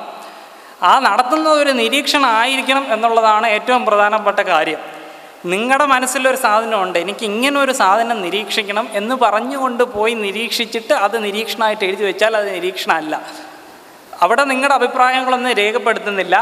ഒരു നിഷ്പക്ഷമായി ഒരു നിരീക്ഷണം നടത്തണം. അതിനെയാണ് ഒബ്സർവേഷൻ എന്ന് വിളിക്കുന്നത്. ഉദാഹരണത്തിന് ഇപ്പോൾ ഇദ്ദേഹം പറഞ്ഞല്ലോ, ഈ സിമിലിയ സിമിലിബസ് ക്യൂറൻറ്റും എന്ന് പറഞ്ഞ ഹോമിയോപ്പതിയുടെ അടിസ്ഥാനമായ കോൺസെപ്റ്റ്, അതിനകത്തേക്ക് നമ്മൾ വീണ്ടും വരും. ഓക്കെ, അപ്പോൾ അത് ഹാനിമാൻ പരീക്ഷിച്ച് നോക്കി അദ്ദേഹത്തിന് അത് കറക്റ്റാണെന്ന് തോന്നി. അതൊരു നിരീക്ഷണമാണ്, അദ്ദേഹത്തിന് അത് കറക്റ്റായിട്ട് തോന്നി. പക്ഷേ പ്രോബ്ലം പറ്റിയെന്തെന്ന് പറഞ്ഞാൽ, ഫ്രാൻസിസ് ബേക്കൺ പറഞ്ഞ പോലെ ഇദ്ദേഹം എക്സ്പെരിമെൻ്റൊക്കെ ചെയ്തിട്ട് നിർത്തി. എക്സ്പെരിമെൻറ്റ് ചെയ്യണമെന്ന് ഫ്രാൻസിസ് ബേക്കൺ പറഞ്ഞോളായിരുന്നു. അതിനകത്തുനിന്ന് വേറെ ഒരുപാട് കാര്യങ്ങൾ ആധുനിക ശാസ്ത്രം പറയുന്നുണ്ട്. ഈ മെത്തേഡുകളൊന്നും അന്നില്ലാതിരുന്നത് കൊണ്ട് ഹാനിമാൻ ഇതൊന്നും ചെയ്തില്ല. ആധുനിക ശാസ്ത്രം പറയുന്നത് ഇതാണ്, ഒബ്സർവേഷൻ കിട്ടിക്കഴിഞ്ഞാൽ നമ്മൾ ചെയ്യേണ്ടത് ഒരു ഹൈപ്പോത്തിസിസ് ഉണ്ടാക്കണം. ഹൈപ്പോത്തിസിസ് എന്ന് പറഞ്ഞു കഴിഞ്ഞാൽ ഈ ഒബ്സർവേഷനെ വിവരിക്കുന്ന ഒരു ഒരു സ്റ്റേറ്റ്മെൻറ്റാണ്. ഈ സ്റ്റേറ്റ്മെൻറ്റ് ശരിയുമാകാം തെറ്റുമാകാം, we don't know whether it's right or not. ഒരു സ്റ്റേറ്റ്മെൻറ്റാണ് ഹൈപ്പോത്തിസിസ് എന്ന് പറയുന്നത്. ഹൈപ്പോത്തിസിസ് ഉണ്ടാക്കി കഴിഞ്ഞാലുള്ള ഒരു പ്രത്യേകത ഉണ്ട്. അത് ആധുനിക ശാസ്ത്രത്തിന് മാത്രം അവകാശപ്പെട്ടൊരു സാധനമാണ്. ഈ ഹൈപ്പോത്തിസിസ് ഉപയോഗിച്ചുകൊണ്ട് പ്രെഡിക്റ്റ് ചെയ്യാൻ പറ്റണം. എന്തെങ്കിലും ഒരു കാര്യം പ്രെഡിക്റ്റ് ചെയ്യാൻ പറ്റാത്ത ഹൈപ്പോത്തിസിസുകളൊന്നും ശാസ്ത്രത്തിലെ ഹൈപ്പോത്തിസിസുകളായിട്ട് എടുക്കില്ല. മാത്രമല്ല, ഹൈപ്പോത്തിസിസിന് വേറൊരു പ്രോപ്പർട്ടിയും കൂടെ ഉണ്ട്. ഈ ഹൈപ്പോത്തിസിസ് ടെസ്റ്റബിൾ ആയിരിക്കണം എന്നുള്ളതാണ്, അല്ലെങ്കിൽ ഫോൾസിഫയബിൾ ആയിരിക്കണം. നിങ്ങൾ ഈ പറയുന്ന കാര്യങ്ങൾ ടെസ്റ്റ് ചെയ്യാൻ പറ്റണം, അല്ലെങ്കിൽ തെറ്റാണെന്ന് തെളിയിക്കാനുള്ള ഒരു അവസരം ഉണ്ടായിരിക്കണം. അവസരം എന്ന് പറയുമ്പോൾ നമ്മൾ തെറ്റാണ് എന്ന് കാണിക്കണം എന്നല്ല ഉദ്ദേശിക്കുന്നത്. അതായത് ഇന്ന സാഹചര്യത്തിൽ ഇങ്ങനെ വരികയാണെങ്കിൽ ഈ ഹൈപ്പോത്തിസിസ് തെറ്റാണ് എന്ന് പ്രവചിക്കാൻ കഴിയണം. ഇനി നാലാമത്തത്, ഇങ്ങനെ പ്രവചിച്ചിട്ട് ഇങ്ങനെ നോക്കി ഇരുന്നാൽ പോരാ. We have to test that predictions. ആ പ്രഡിക്ഷനുകളെല്ലാം കറക്റ്റാണോ എന്ന് നമ്മൾ ടെസ്റ്റ് ചെയ്ത് നോക്കണം. ഇനി അഞ്ചാമത്തെയാണ് ഏറ്റവും പ്രധാനപ്പെട്ട വേറൊരു കാര്യം, റീപ്രൊഡ്യൂസ്. ഈ ചെയ്ത് നമുക്ക് കിട്ടിയ കാര്യങ്ങളെല്ലാം നമുക്ക് വീണ്ടും റീപ്രൊഡ്യൂസ് ചെയ്യാൻ പറ്റണം. അത് ഈ ആൾ, ഇപ്പം ഞാനാണ് ചെയ്തതെങ്കിൽ ഇവിടെ ഇരിക്കുന്ന ആര് ഞാൻ ചെയ്ത മെത്തേഡ് റിപ്പീറ്റ് ചെയ്താലും നിങ്ങൾക്ക് ഇതേ ഫലം ഉണ്ടാവണം. എങ്കിൽ മാത്രമേ നമുക്ക് ഈ അവസാനം ഒരു ഐഡിയ കിട്ടുമല്ലോ, ആ ഐഡിയേനെ ശാസ്ത്രീയം എന്ന് വിളിക്കാൻ സാധിക്കുകയുള്ളൂ എന്നുള്ളതാണ്. അപ്പോൾ ഹോമിയോപ്പതിയുടെ പ്രത്യേകത എന്ന് വെച്ചാൽ ഹോമിയോപ്പതി ശാസ്ത്രീയമല്ല എന്നുള്ളതാണ്. ഹോമിയോപ്പതി സയൻറ്റിഫിക് മെത്തേഡ് ഫോളോ ചെയ്യുന്നില്ല, അതൊരു കപടശാസ്ത്രമാണ്. കാരണം എന്തൊക്കെയാണ് ഹോമിയോപ്പതിയിലെ അൺസയൻറ്റിഫിക് ആയിട്ടുള്ള കാര്യങ്ങളെന്ന് പറയാം. ഒന്നാമത്തെ സംഭവം തന്നെ സിമിലിയ സിമിലിബസ് ക്യുറൻഡം എന്ന് പറഞ്ഞ തത്വം. അത് അങ്ങനെ ഒരു സാധനം ഇല്ല, അതൊരു തെറ്റായിട്ടുള്ളൊരു സാധനമാണ്. പ്രകൃതിയിൽ അങ്ങനെ ഒരു സംഭവമേ ഇല്ല. കാരണം അതിൻ്റെ തെളിവെന്താണെന്ന് ചോദിച്ചു കഴിഞ്ഞാൽ തെളിവില്ല, വട്ടപൂജ്യമാണ്. അങ്ങനെ ഒരു സാധനം പ്രകൃതിയിലില്ല. മോഡേൺ മെഡിസിൻ എന്ന് പറഞ്ഞാൽ ആധുനിക ശാസ്ത്രം എന്നാണ് ഉദ്ദേശിക്കുന്നത്. മോഡേൺ മെഡിസിനായിട്ടൊരു ശാസ്ത്രശാഖയൊന്നുമില്ല. It's a meeting point of so many different subjects. ഒരുപാട് സബ്ജക്റ്റുകളുടെ ഒരു കൂട്ടിമുട്ടുന്ന ഒരു സ്ഥലമാണ് മോഡേൺ മെഡിസിൻ എന്ന് പറയുന്നത്. അതായത് ആധുനിക ശാസ്ത്രത്തിൽ സിമിലിയ സിമിലിബസ് ക്യുറൻഡം എന്ന് പറഞ്ഞൊരു സംഗതി ഇല്ല. എന്തുകൊണ്ട് ഇല്ല എന്ന് ചോദിച്ചാൽ, ഒന്ന്, അതിന് തെളിവില്ല. രണ്ടാമത്തത് ഇല്ലോജിക്കലാണ് കാര്യം. ഇപ്പോൾ ഇദ്ദേഹം തന്നെ പറഞ്ഞു, സാമുവൽ ഹാനിമാൻ കലൻസ് മെറ്റീരിയ മെഡിക്ക വിവർത്തനം ചെയ്യുമ്പോൾ അദ്ദേഹം ഒരു വരി കണ്ടു. അതായത് സിങ്കോണയ്ക്ക് അതിൻ്റെ ഒരു കയ്പ്പ് രസം ഉള്ളത് കൊണ്ടാണ് മലേറിയ മാറ്റാനുള്ള കഴിവ് ഉള്ളത് കൊണ്ടെന്ന് അദ്ദേഹം കാണുന്നു. അദ്ദേഹം അതിലൊരു കമൻറ്റ് ചേർക്കുന്നു. അദ്ദേഹം ചേർത്ത കമൻറ്റ് ആണ് അദ്ദേഹം ഇവിടെ വായിക്കുകയും ചെയ്തു. I took four several days as an experiment 4 drams of good China twice daily. ഞാൻ ഓരോ ദിവസവും 2 തവണയായിട്ട് ഈ സിങ്കോണ കഴിച്ചു നോക്കിയപ്പോൾ അദ്ദേഹത്തിന് മലേറിയയുടെ ലക്ഷണങ്ങൾ വന്നു. എന്തൊക്കെയായിരുന്നു ലക്ഷണങ്ങൾ? അദ്ദേഹത്തിൻ്റെ നെഞ്ചിടിപ്പ് കൂടാൻ തുടങ്ങി, കൈകാലുകൾ വിറയ്ക്കാൻ തുടങ്ങി, കയ്യിലും കാലിലും തണുപ്പ് അനുഭവപ്പെട്ടു. അങ്ങനെ ഒരുപാട് കാര്യങ്ങൾ സംഭവിച്ചു. അപ്പോൾ ഇദ്ദേഹം എങ്ങനെയാണ് ഈ സിങ്കോണ കഴിച്ചതെന്നറിയാമോ? 4 drams ആണ് കഴിച്ചത്. 4 drams എന്ന് പറഞ്ഞാൽ അന്ന് ഹാനിമാൻ ജീവിച്ചിരുന്ന കാലത്തുള്ളൊരു യൂണിറ്റാണ്, ഇപ്പോൾ അധികമായിട്ട് ഉപയോഗിക്കാറില്ല. 1 ഡ്രാം എന്ന് പറഞ്ഞാൽ ഏതാണ്ട് 3.7 ഗ്രാം വരും. അദ്ദേഹം 4 drams കഴിച്ചു എന്നാണ് പറയുക. അപ്പോൾ ഏതാണ്ട് 14.9 ഗ്രാം വരും. അപ്രോക്സിമേറ്റ്ലി 15 ഗ്രാം സിങ്കോണയാണ് പുള്ളി കഴിച്ചുകൊണ്ടിരുന്നത്. അപ്പോൾ കഴിച്ച് കുറച്ച് ദിവസം കഴിഞ്ഞപ്പോഴാണ് ഈ പ്രശ്നങ്ങളൊക്കെ എല്ലാം പുള്ളിക്കുണ്ടായത്. അപ്പോൾ ഇന്ന് മോഡേൺ മെഡിസിൻ അല്ലെങ്കിൽ ആധുനിക ശാസ്ത്രം പഠിച്ചവരൊക്കെ പറയുന്നത് അന്ന് ഹാനിമാന് സംഭവിച്ച യഥാർത്ഥത്തിൽ എന്താണെന്ന് നമുക്ക് കൃത്യമായിട്ട് പറയാൻ കഴിയില്ല. കാരണം അദ്ദേഹം ഇപ്പോൾ ഇവിടെ ജീവിച്ചിരിപ്പില്ല. നമ്മൾ അദ്ദേഹം എഴുതി വെച്ച കാര്യങ്ങൾ വായിക്കുന്നതേ ഉള്ളൂ. ഇദ്ദേഹം കഴിച്ച സാധനങ്ങളൊക്കെ വെച്ച് നോക്കുമ്പോൾ ഇദ്ദേഹത്തിൻ്റെ യഥാർത്ഥത്തിൽ വന്നിട്ടുള്ളത് അലർജിയാണ്. കാരണം ഇദ്ദേഹം ഹൈ ഡോസിൽ സിങ്കോണ വാരി കുടിക്കുമ്പോൾ ഉണ്ടാവുന്ന അലർജി ആയിരിക്കാം ഇദ്ദേഹത്തിന് വന്നത് എന്നാണ് ആധുനിക ശാസ്ത്രജ്ഞന്മാർ അവകാശപ്പെടുന്നത്. വേറൊരു കാര്യം, ഈ ഹാനിമാൻ സിങ്കോണ എടുത്ത് കഴിച്ചല്ലോ. അപ്പോൾ സിങ്കോണ കഴിച്ചപ്പോൾ ഇദ്ദേഹത്തിന് അറിയാം സിങ്കോണ മലേറിയ എന്ന് പറയുന്ന ഒരു അസുഖത്തിന് കൊടുക്കുന്ന ഒരു ഔഷധമാണെന്നറിയാം. അപ്പോൾ ഇദ്ദേഹം ആരോഗ്യവാനായിരുന്നു, ഇദ്ദേഹത്തിനൊരു പ്രശ്നമില്ല. ഇദ്ദേഹം സിങ്കോണ അകത്താക്കിയപ്പോഴാണ് ഇദ്ദേഹത്തിന് മലേറിയയുടെ ലക്ഷണങ്ങൾ വന്നത്. അപ്പോൾ ഇദ്ദേഹം ഈ ലോജിക്ക് റിവേഴ്സ് ചെയ്തിട്ട് പറഞ്ഞു, അതായത് ആരോഗ്യവാനായിട്ടുള്ള ഒരു മനുഷ്യനിൽ ഒരു പദാർത്ഥം കൊടുക്കുമ്പോൾ പ്രത്യക്ഷപ്പെടുന്ന രോഗലക്ഷണങ്ങൾ ഇതേ രോഗലക്ഷണം കാണിക്കുന്ന രോഗികളിൽ ഔഷധമായി ഉപയോഗിക്കാം എന്നാണ് ഹാനിമാൻ പറഞ്ഞത്. അപ്പോൾ ഈ ലോജിക്ക് കറക്റ്റ് ആവണമെന്നുണ്ടെങ്കിൽ നമുക്കറിയാം, ഞാൻ ഞാൻ വേറെ വേദിയിലൊക്കെ പറഞ്ഞിട്ടുള്ള കാര്യമാണ്. പാരസെറ്റാമോൾ എന്തിനാണ് കൊടുക്കുന്നതെന്ന് നമുക്കറിയാം. ശരീരം വേദന, തലവേദന, അതിനൊക്കെയാണ് മയാൽജിയ. എന്തിനാണെന്ന് നമുക്കറിയാം. അപ്പോൾ നമ്മൾ ഇതെടുത്ത് കഴിച്ചാൽ നമുക്ക് തലവേദന അല്ലെങ്കിൽ ശരീരം വേദന വരുമോ എന്നുള്ളൊരു ചോദ്യം, അത് ന്യായമായ ചോദ്യമാണ്. I am applying Hahnemann's logic. ഹാനിമാൻ്റെ ലോജിക് അപ്ലൈ ചെയ്തുകൊണ്ടാണ് ഉപയോഗിക്കുന്നത്. ഇങ്ങനെ വരുമോ? അടുത്ത ലിവോസിട്രസിൻ എന്ന് പറഞ്ഞ ഒരു മരുന്നുണ്ട്, തുമ്മലിന് ആൾക്കാർ കഴിക്കുന്നതാണ്. നമ്മുടെ ലങ്സിനകത്തുനിന്ന് പ്രൊഡ്യൂസ് ചെയ്യുന്ന ഹിസ്റ്റമിൻ പാർട്ടിക്കിൾസിനെ ബ്ലോക്ക് ചെയ്തുകൊണ്ട് തുമ്മാതിരിക്കാൻ വേണ്ടിയിട്ട് അലർജിക്ക് കൊടുക്കുന്നൊരു മരുന്നാണ് ലിവോസിട്രസിൻ. ഇപ്പോൾ തുമ്മലില്ലാത്ത ഒരാൾക്ക് ലിവോസിട്രസിൻ കൊടുത്തു കഴിഞ്ഞാൽ അവർ തുമ്മി തുടങ്ങുമോ എന്നുള്ളൊരു ചോദ്യമുണ്ട്. അങ്ങനെ സംഭവിക്കുമോ? ഇപ്പോൾ ഈ ചികിത്സാ രീതി വന്നിട്ട് ഇപ്പോൾ ഏതാണ്ട് 250 വർഷമായി.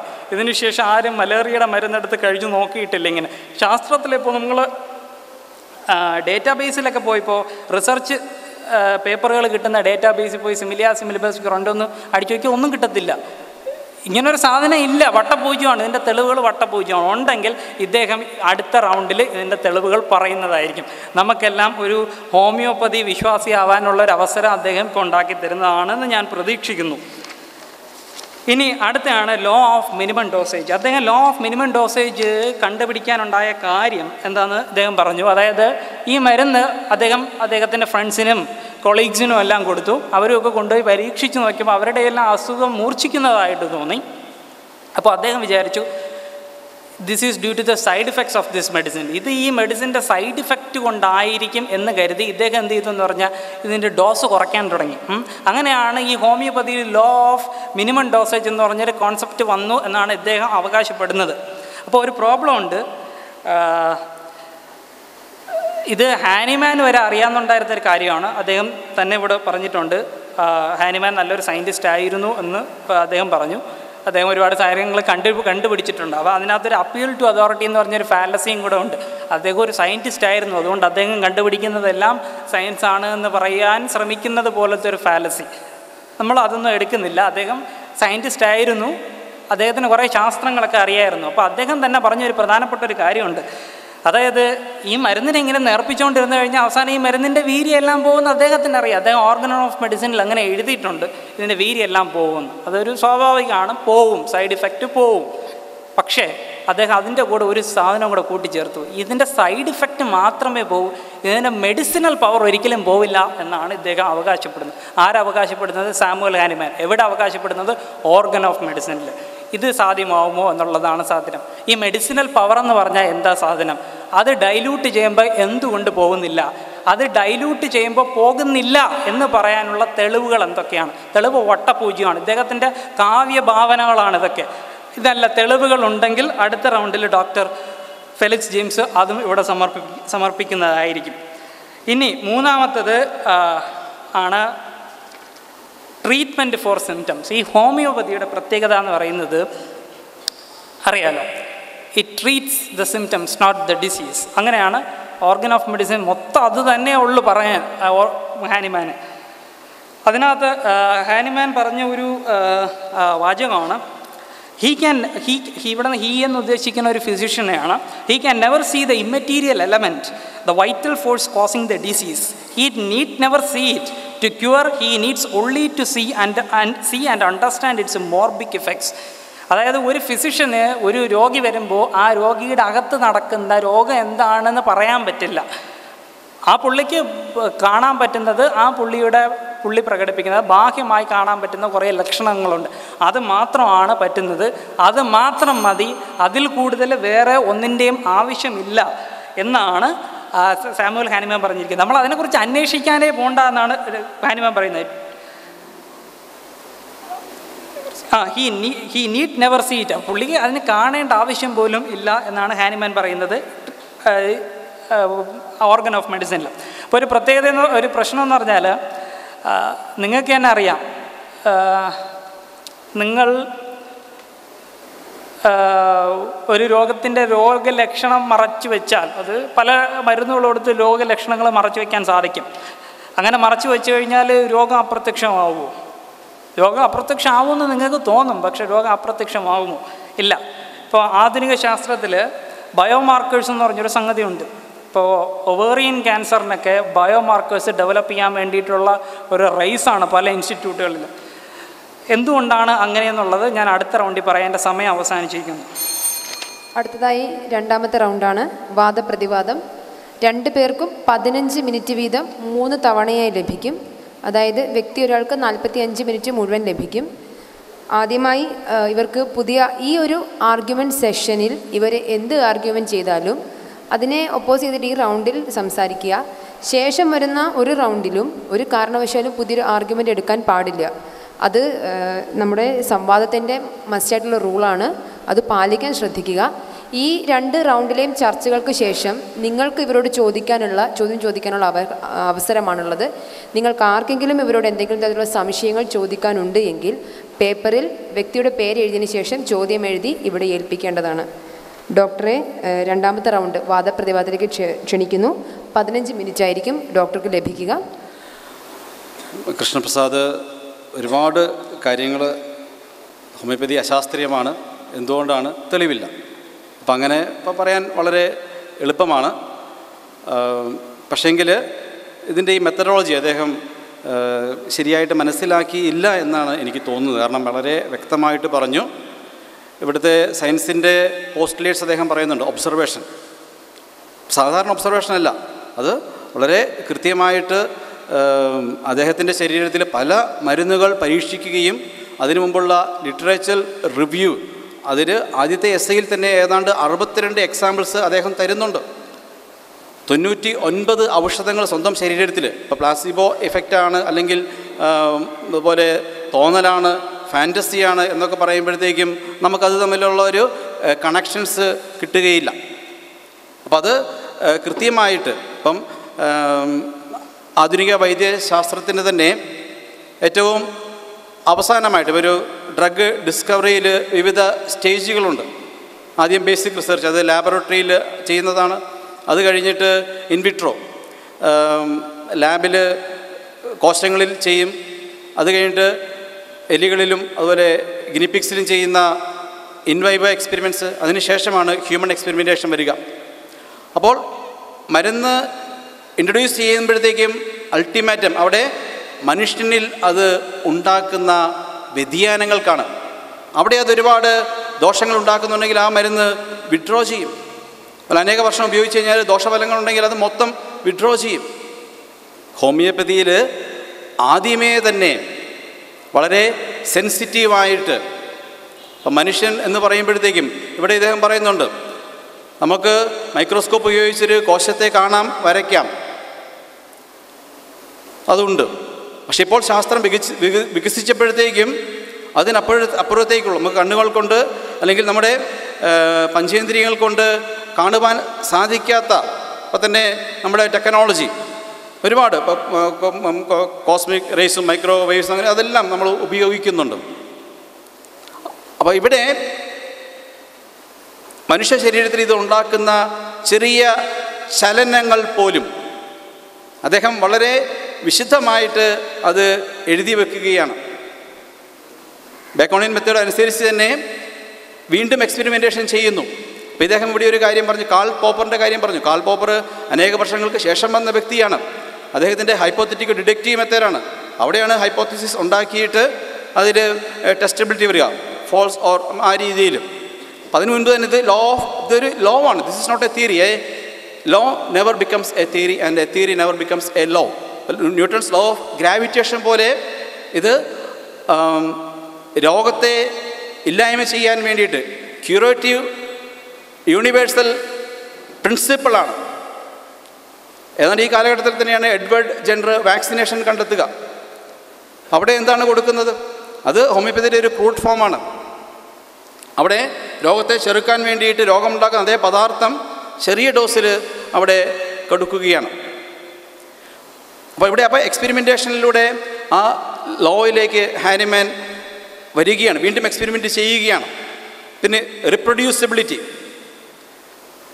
അപ്പോൾ ഇപ്പോൾ നമ്മൾ ഇങ്ങനെയൊരു ലോയെ സംശയിച്ചിരുന്നെങ്കിൽ അന്ന് ഇത്രയും പോലും ശാസ്ത്ര ഡെവലപ്മെൻറ്റ് ഇല്ലാത്ത ആ കാലഘട്ടത്തിൽ വലിയ വിമർശനമാണ് സാമുവൽ ഹാനിമാൻ നേരിട്ടത്. അങ്ങനെ ഓസ്ട്രിയൻ ബ്രൂവേഴ്സ് യൂണിയൻ എന്ന് പറയും, അവർ ഇതിന് ഒരു വിലയും കൽപ്പിച്ചില്ല. ഹാനിമാൻ അവരെ ചലഞ്ച് ചെയ്തു, നിങ്ങൾ ഈ ഡ്രഗ് പ്രൂവ് ചെയ്യുക.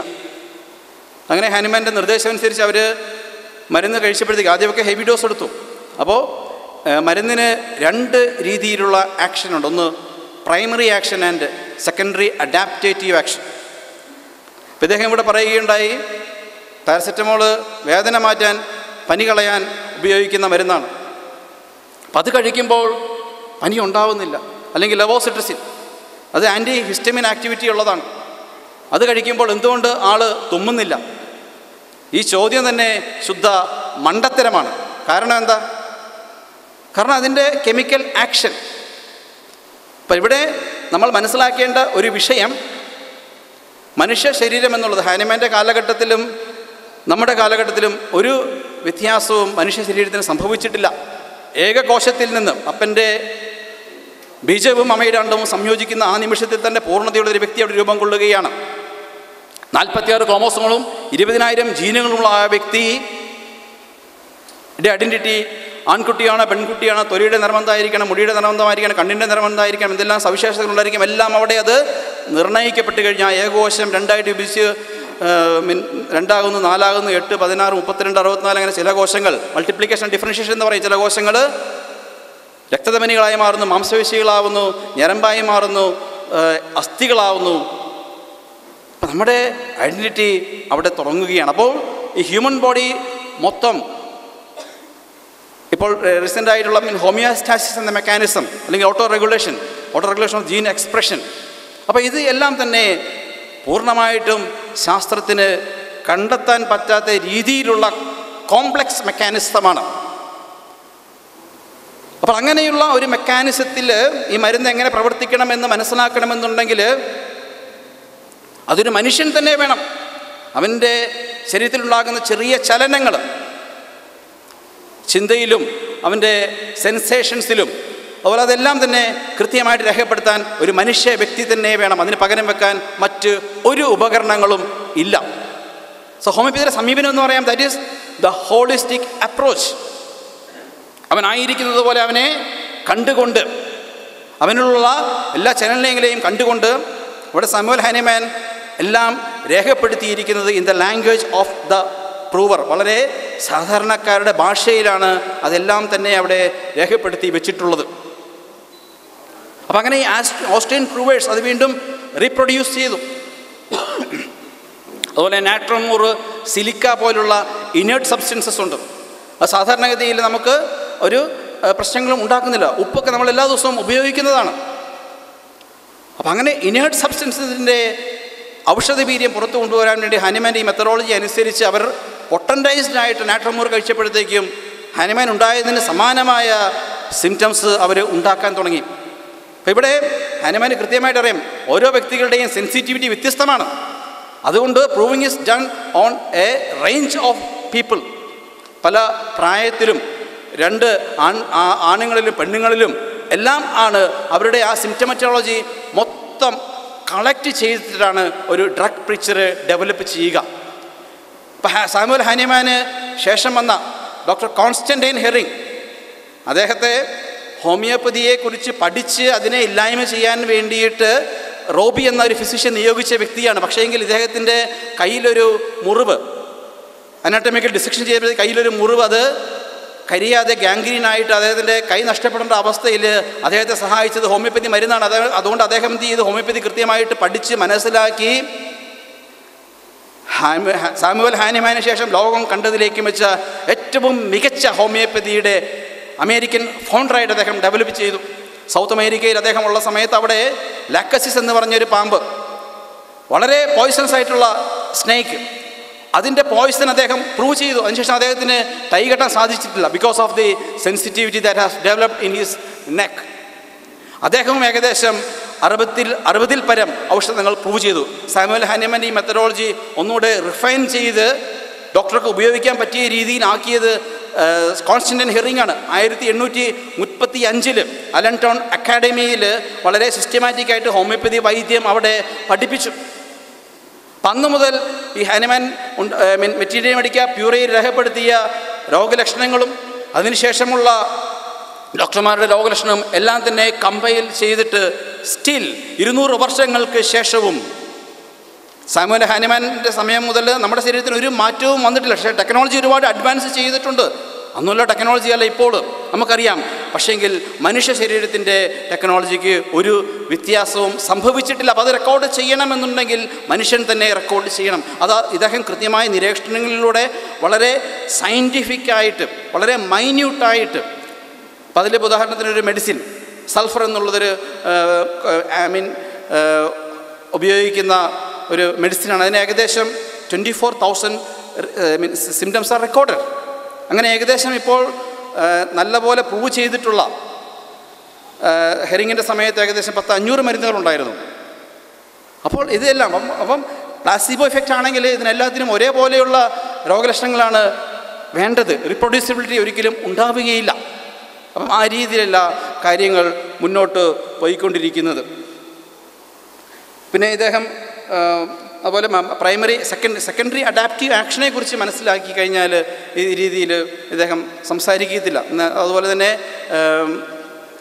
മോളിക്കുലാർ റിഡക്ഷനിസ്റ്റ് അപ്രോച്ച്, അതെങ്ങനെയാണ് ഏതെങ്കിലും ഒരു അസുഖത്തിൻ്റെ, for example cholesterol synthesis, acetyl co enzyme, ഇപ്പോൾ ശാസ്ത്രം പറയുന്നത് 80% കൊളസ്ട്രോളും ശരീരം തന്നെ ഉണ്ടാക്കുന്നതാണ്.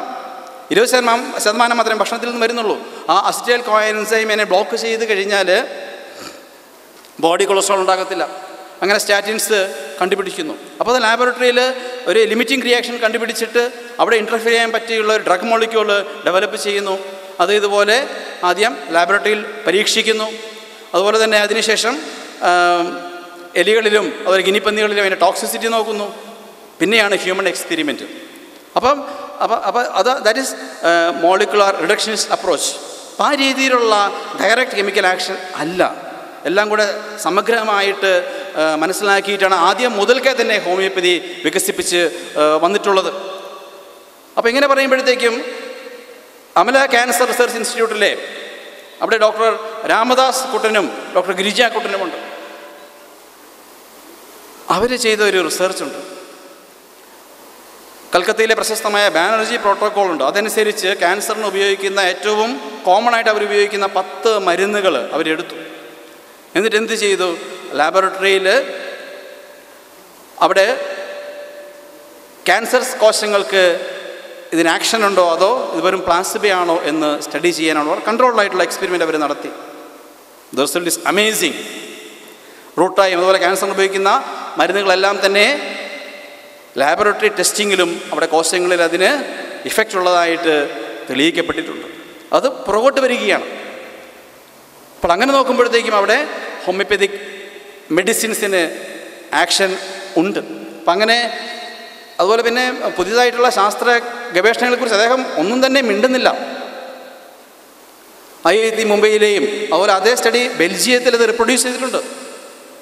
MG യൂണിവേഴ്സിറ്റിയിൽ അവിടെ സാബു തോമസിൻ്റെ ഇപ്പോൾ അവിടുത്തെ വൈസ് ചാൻസലറായിട്ട് വരികയാണ്. അദ്ദേഹത്തിൻ്റെ ഗൈഡ്ഷിപ്പിൽ ഡോക്ടർ രാജേന്ദ്രൻ അനേക മരുന്നുകളിൽ ചെയ്തിട്ടുണ്ട്. അപ്പോൾ പുതിയ ശാസ്ത്രീയമായ കണ്ടെത്തലുകൾ അന്ന് സാമുവിൻ്റെ ആ നിരീക്ഷണങ്ങളത് ശരിയാണെന്ന് തെളിയിക്കുകയാണ്. അപ്പോൾ ഹോമിയോപ്പതിയുടെ അടിസ്ഥാനം അപ്പം ഇങ്ങനെ പുതിയ മരുന്നുകളിൽ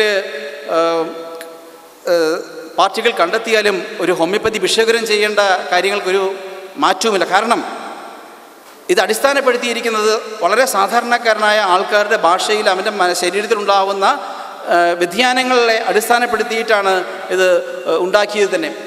അതുകൊണ്ട് ഒരു പേഷ്യൻ്റ് നമ്മുടെ അടുക്കൽ വരുമ്പോൾ നമുക്കറിയാം എല്ലാ പേഷ്യൻസും വലിയ ബുദ്ധിജീവികളൊന്നുമല്ല. അപ്പം അവർ പറയുന്ന ഭാഷയനുസരിച്ച് അസുഖത്തെ വ്യാഖ്യാനിക്കാനായിട്ട് മനസ്സിലാക്കാൻ സാധിക്കും. പിന്നെ ഇദ്ദേഹം പറഞ്ഞു homeopathy treats symptoms not the disease എന്ന്. അതൊരു തെറ്റിദ്ധാരണയാണ്. അതുപോലെ തന്നെ പറഞ്ഞു വൈറ്റൽ ഫോഴ്സ്, ആത്മീയമായ ഒരു എക്സ്പ്ലനേഷൻ. അതുകൊണ്ട് മന്ത്രവാദം കൂടോത്രം പോലെ ഓം ക്രീം എന്ന് പറയുന്ന പോലെയാണ് അസുഖം മാറുന്നതെന്ന്. അതൊരു തെറ്റിദ്ധാരണയാണ്. ഇപ്പോൾ ഈ വൈറ്റൽ ഫോഴ്സ് തിയറി ബെർസേലിസാണ് വൈറ്റൽ ഫോഴ്സ് തിയറി പ്രൊപ്പൗണ്ട് ചെയ്തത് 1810. ഹനുമൻ്റെ കാലഘട്ടത്തിൽ അത് ഒരു സയൻറ്റിഫിക് തിയറി ആയിരുന്നു.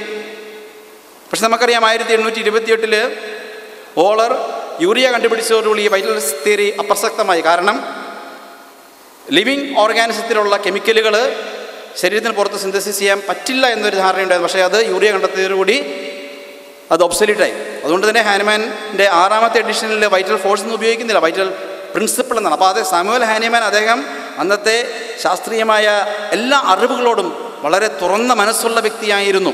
അതായത് അദ്ദേഹം ഇതിൻ്റെ ആ ഇൻട്രൊഡക്ഷൻ ഓഫ് ഓർഗനോൾ വളരെ കൃത്യമായിട്ട് അദ്ദേഹം പറയുന്നുണ്ട്. അപ്പോൾ ഹോമിയോപ്പതി തികച്ചും ശാസ്ത്രീയ അടിത്തറയിൽ തന്നെ വളർന്നു വന്നിട്ടുള്ള ഒരു ചികിത്സാ രീതിയാണ്. അതിൽ യാതൊരു സംശയവും ഇല്ല. പുതിയ ശാസ്ത്രീയ കണ്ടെത്തലുകൾ അതിനെല്ലാം സാധൂകരിക്കുന്ന രീതിയിലാണ് പഠനങ്ങൾ നമുക്ക് കാണിച്ചു തരുന്നത്. സമയം കഴിഞ്ഞു. Thank you. IIT ബോംബെ അതൊന്നും നമ്മൾ മറന്നിട്ടില്ല, ഇവിടെ എഴുതി വെച്ചിട്ടുണ്ട്. എനിക്ക് വേറെ ഒരുപാട് കാര്യം പറയാനുണ്ട്. I will be back. ഞാൻ പറഞ്ഞുകൊണ്ടിരുന്നതായിരുന്നു ബയോമാർക്കേഴ്സ്. അപ്പോൾ എന്താണ് ബയോമാർക്കേഴ്സ് എന്ന് പറഞ്ഞാൽ, ഇപ്പോൾ ഒവേറിയൻ ക്യാൻസർ, ഈ ഒവേറിയൻ ക്യാൻസർ ഇപ്പോൾ ലോകത്തിലെ ഏറ്റവും മികച്ച ക്യാൻസർ റിസർച്ച് ചെയ്യുന്നത് കോൾ സ്പ്രിംഗ് ഹാർബർ ലബോറട്ടറി എന്ന് പറഞ്ഞാൽ അമേരിക്കയിലെ ഒരു സ്ഥലമാണ്. അവിടെയാണ് ബാർബറ മക്ലിൻഡോക്കൊക്കെ വർക്ക് ചെയ്തത്. ഇപ്പോൾ ജെയിംസ് വാട്സൺ അവിടെയാണ് പ്രസിഡൻ്റ് ആയിട്ടിരിക്കുന്നതൊക്കെ. അവിടെയാണ് ലോകത്തിലെ ഏറ്റവും മികച്ച ക്യാൻസർ പരീക്ഷണങ്ങളെല്ലാം നടക്കുന്നത്.